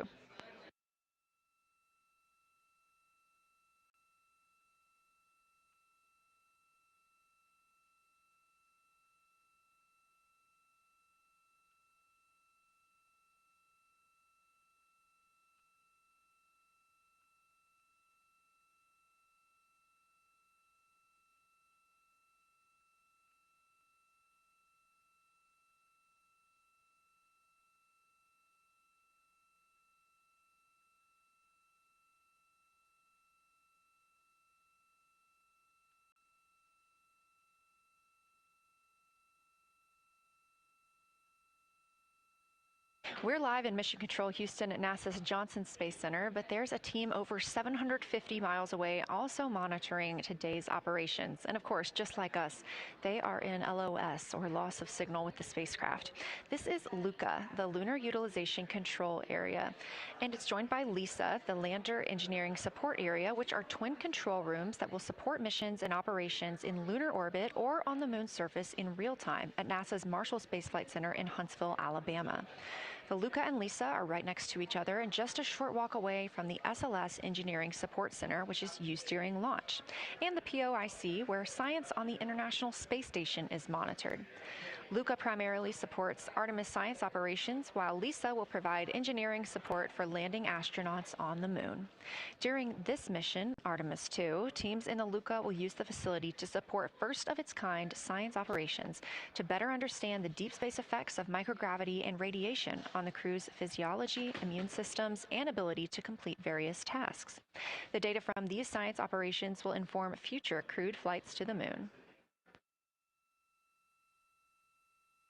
For future crewed missions to the moon, members of the NASA Human Landing System Mission Insights Support Team, a group of engineers, safety leads, flight operations experts, and technical authorities, will work in the LISA. There, they will monitor lander systems in real time and be involved in key decision-making processes throughout the mission. Teams are using the LISA during Artemis II to observe mission operations and using the opportunity to inform and prepare for future crewed landings to the moon's surface.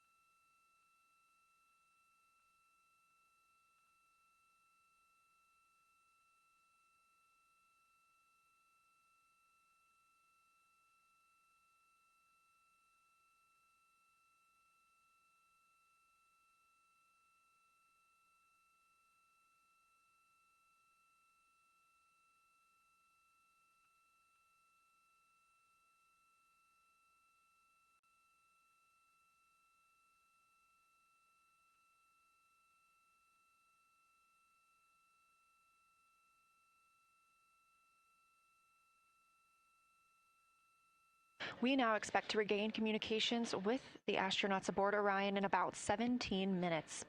In the meantime, a little overview of how our crew members flying by the lunar far side at an altitude of between 4,000 and 9,000 miles are testing the capabilities of the Orion capsule. Artemis II visualization lead Ernie Wright has simulated views of the flyby using detailed topographic maps of the lunar terrain and photorealistic lighting scenarios. The Artemis II crew members have been using these visualizations to prepare for this historic mission, which is paving the way for future exploration of the moon's surface and beyond. So the most exciting thing to me about Artemis II is just the return to the moon. We haven't been there in 50 years. Human eyes are going to see parts of the moon that haven't been seen by anyone before. It also recommits us to exploring the solar system in a way that we haven't in a long time. And I think it provides an opportunity for younger generations to understand the excitement of doing that kind of exploration.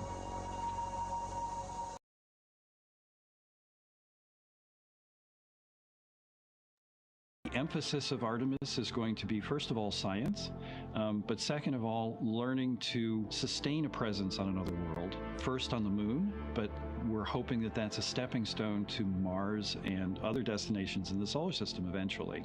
Artemis II will be a flyby mission. It's not going to land. We're testing all of the technology that we've created for flying to the moon since Apollo. A lot of systems have been modernized, and we need to make sure that all of those work. The astronauts will be looking out the window at parts of the moon that have never been seen by human eyes before.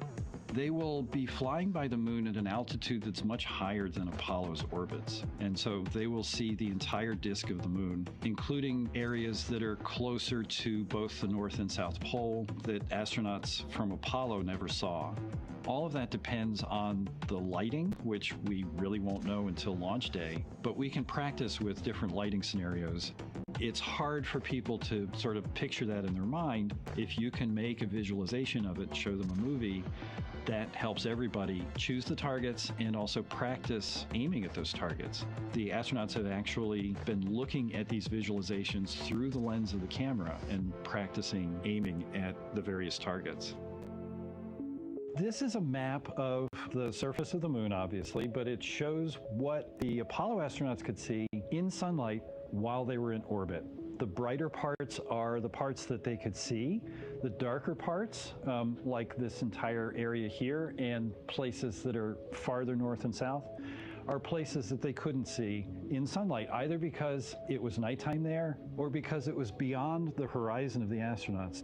All of the Apollo flights orbited the moon at a distance of about 110 kilometers. Because the astronauts were flying at such a low altitude, their horizon was actually quite close and they couldn't see the North and South poles. And this whole area over here was not in sunlight at the time. And it includes this amazing impact feature here called Oriental. Oriental is a very large impact feature. It's about 650 kilometers wide. It's got multiple rings. These are rings that form like ripples in a pond from the impact, but of course it's on a huge scale. The middle of Oriental has that sort of dark basalt lava covering it, like the dark spots that we see on the near side. It's one of the biggest ones that's more on the far side than near. So seeing it with human eyes and sort of picking out features that maybe you don't even see in robotic cameras is an important goal for the mission.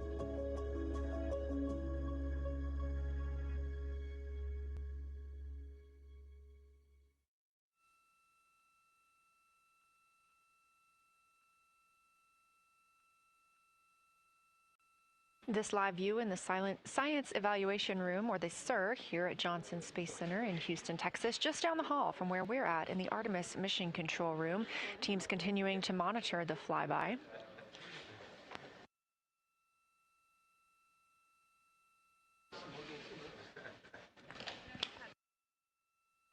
The crew continues their observations of the moon, even though they are out of touch with Earth. We expect to hear from them in 12 minutes and 26 seconds. Again, this is approximately 40 minutes loss of signal while they are out of reach of the deep space network.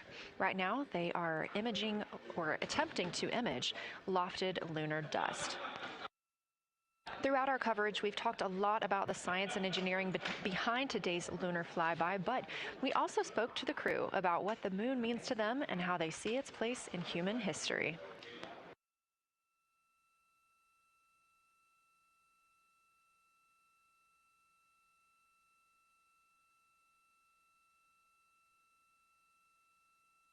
I remember being a little kid lying in bed at night and just looking out at the moon and whatever phase it was in, I was thinking, man, my friends that live like 20 miles away, they can probably look out and see that same exact moon. And then when I was in the Navy and I would look out at the moon and I'd be halfway around the planet, I would think, man, my brother can see that moon where he is and he's halfway around the planet from where I am. And it's a connection of life on Earth. We can all look up and see that moon. It represents history. It is a witness plate. Everything that's ever happened to the moon is still written on the moon. There's no processes of wind or change in the Earth, geologic processes like we have here that change it. And something that's been telling and can read out the story of its own evolution, there's something beautiful about that. I've also learned from my indigenous mentors that they refer to the moon as grandmother moon. So you've probably heard of Mother Earth. They use grandmother moon because grandmother moon is responsible for the water in their community. The grandmothers, sort of protect the water source, just like the moon moves the water around the planet, affects the tides. It's something that represents something different for each individual culture around the planet. And that's really neat because we all share that same moon in the night sky. We all have seen the same side of the moon in different lighting conditions our whole lives. And so it seems very familiar to us, but it's also kind of unknown. When we get up close, some of the imagery that we'll get to describe and to share with people will be very unique. And that nature, both of those things being true about this one entity that we all know, just is really special. It's just the epitome of a symbol of both something that's in each of our hearts, but that's also represents exploration and reaching.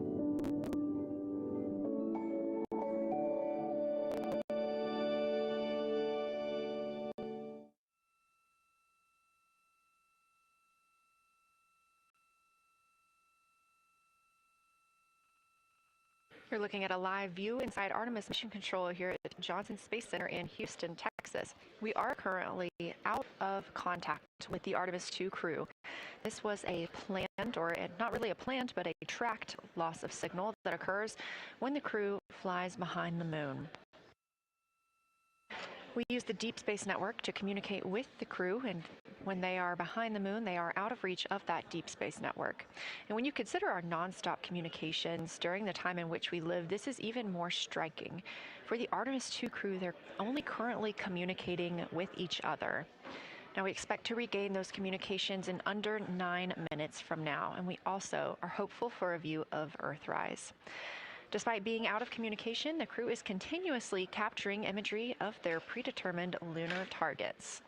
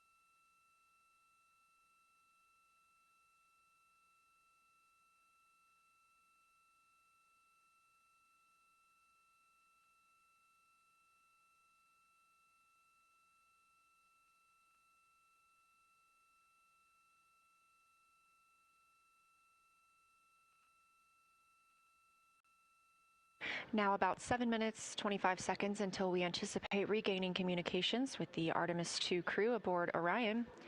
In the meantime, Artemis II lunar science deputy lead Marie Henderson is trained these astronauts to capture and document their views of the lunar surface for all of us to enjoy back here on Earth. I cannot wait to hear their voices when they get to the far side of the moon and I can hear them talk about seeing the moon out their window. I try to imagine it now and I tear up thinking about it. Oh, now I gotta hold on a second. We have human eyeballs connected to wonderfully smart brains our astronaut friends have. They are going to be able to observe the moon in multiple different ways. They can use their eyes, they'll look through their camera and snap pictures, and just looking out the window getting that human experience. But during Apollo, the astronauts were so much closer to the lunar surface. Our astronauts are going to be doing a flyby at a higher altitude, so they're going to be able to see the whole moon as a lunar disk on the lunar far side. That's a brand new, unique perspective that humans haven't been able to look at before. We are doing a lot of lunar geography training with them. They have study sessions and quizzes they can do that are assigned to them. You know, even if you're an astronaut, you still get homework. We actually get in the mock-up. In that enclosed physical space, we have to think through the hardware that they have, the cameras, the computers, their microphones to make these observations. There's 4 windows up front. Through one of those windows, one of our astronauts will be using a Nikon D5 camera with an 80 to 400 millimeter lens. So something that allows them to zoom in really far and actually take more detailed observations of the surface. It's almost like looking through a pair of binoculars as well. It's just like being a geologist out in the field. They're telling us what they're seeing, looking for colors, textures, different morphologies, and comparing the region that we're having them look at to the regions that are around them. We have a science team that is planning the targets that are going to be observed, putting them all on the timeline of how they're going to be observed, and then taking the first look at the data when it comes down. The Apollo astronauts were only on the moon for 300 hours total, and they only went to the equator. That's like going to places that were safer landing sites, and they only saw so little, 300 hours total. And so we have so much more to explore and so much more to learn, and we are the beginning of the next generation that gets to start being a part of these discoveries.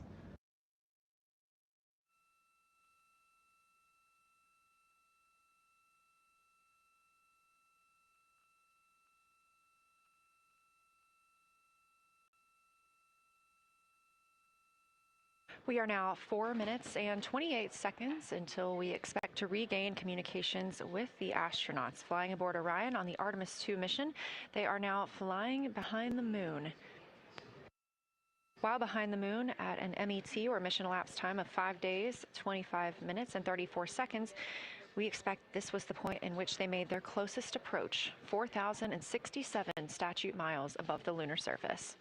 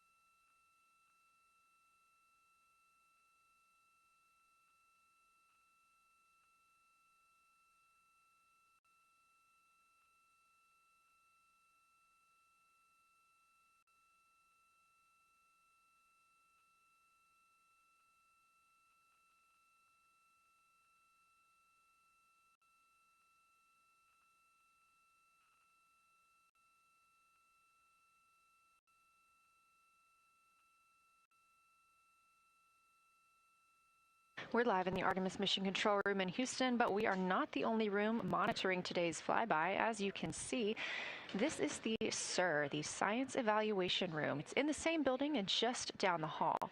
It's a multidisciplinary science team supporting the Artemis II crew in real time, including experts in lunar geology, impact cratering, volcanism, polar science, imaging, and visualization.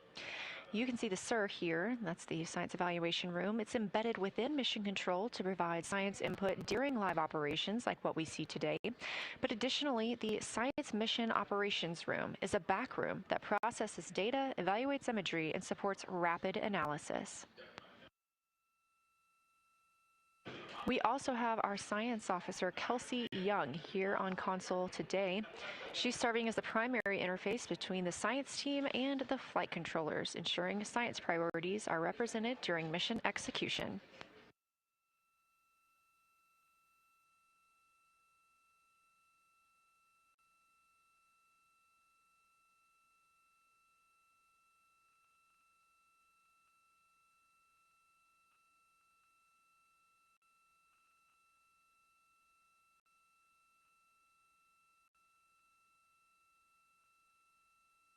Coming up on 1 minute and 36 seconds until we contact Orion.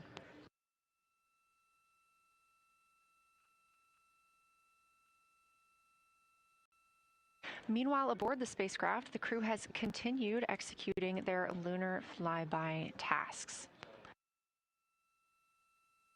As we discussed earlier today, these activities have been precisely timelined, and this is the fourth of 5 blocks of time during which the crew will be observing the moon from Orion's windows.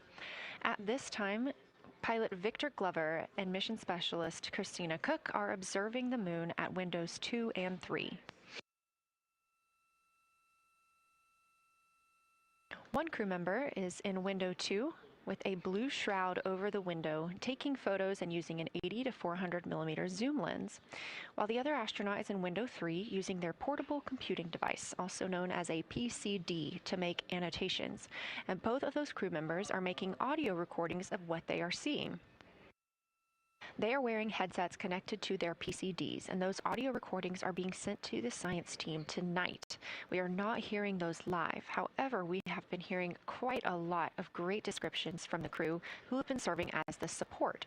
Right now, the support team members are Reed Wiseman and Jeremy Hansen.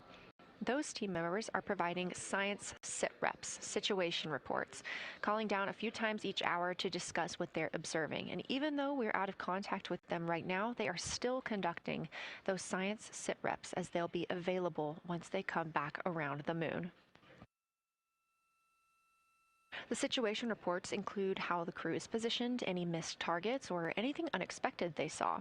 They're also including lunar target descriptions, any hardware issues, and their emotions and reactions.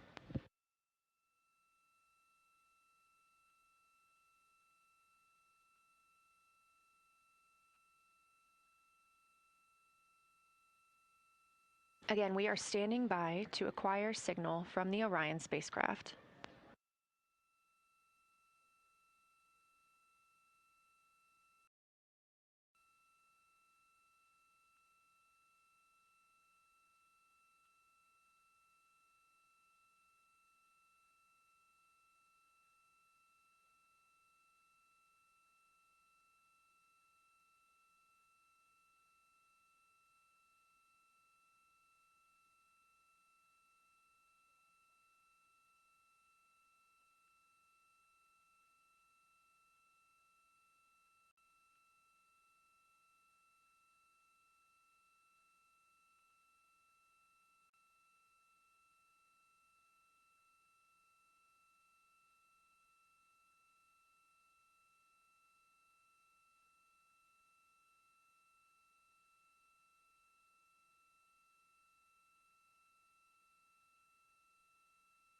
We're in the Artemis Mission Control Room at Johnson Space Center, getting our preliminary contact with Orion, that acquisition of signal coming after a 40-minute loss of signal, during which the crew was flying behind the moon, out of contact with anyone on Earth.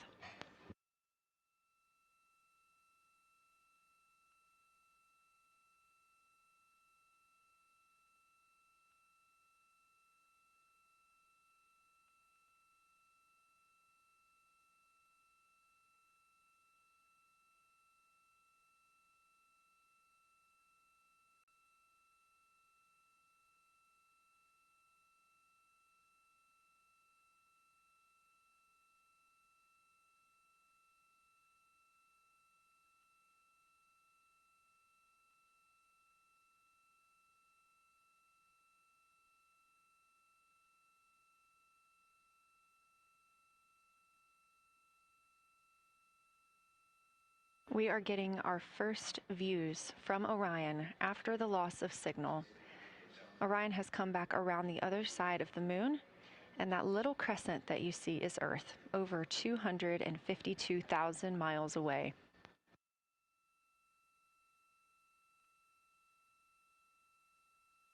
With this transit complete, lunar flyby continues, but Orion has also technically begun its journey home.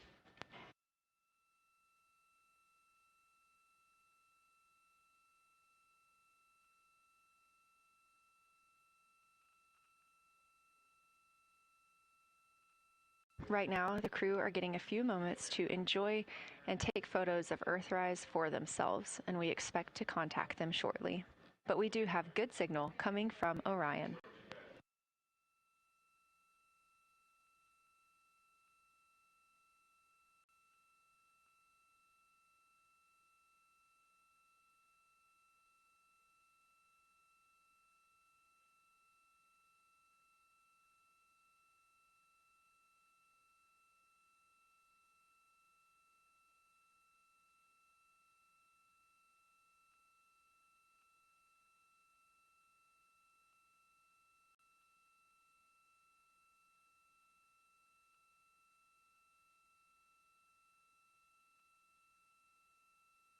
This view from inside the Orion spacecraft, all 4 astronauts now back on the other side of the moon and in contact with us on Earth.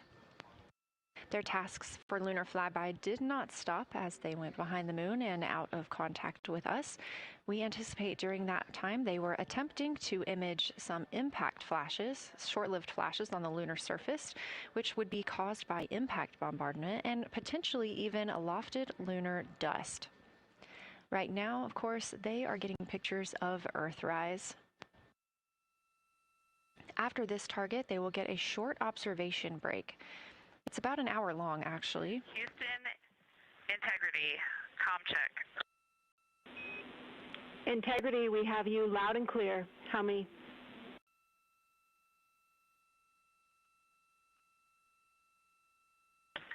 Houston, we have you the same, and it is so great to hear from Earth again. To Asia, Africa, and Oceania, we are looking back at you. We hear you can look up and see the moon right now. We see you too. When we burned this burn towards the moon, I said we do not leave Earth, but we choose it. And that is true.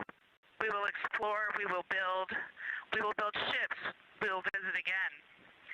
We will construct science outposts, we will drive rovers, we will do radio astronomy, we will found companies, we will bolster industry, we will inspire. But ultimately, we will always choose Earth. We will always choose each other. Integrity from Earth, our single system, fragile and interconnected, we copy. Those of us that can are looking back.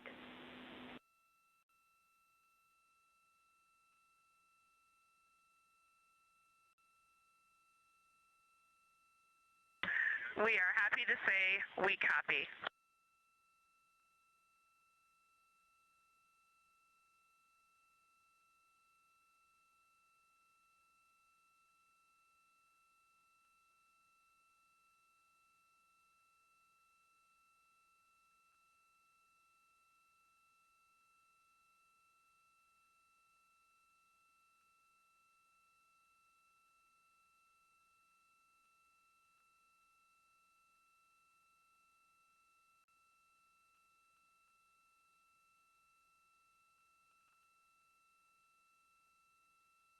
Those first communications back with the astronauts aboard Orion.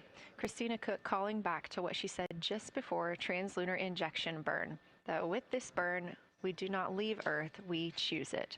The translunar injection burn served as not only what put them on this trajectory to fly around the moon, but what also committed them to splashing down in the Pacific Ocean on flight day 10.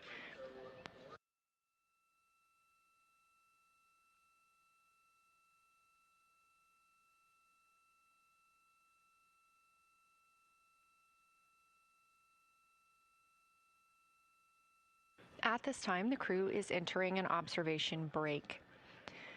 We expect this to last about an hour, And it's probably a welcomed break following their very, very busy day taking pictures, making annotations, making audio recordings, and communicating all of the wonderful things that they are seeing on the moon.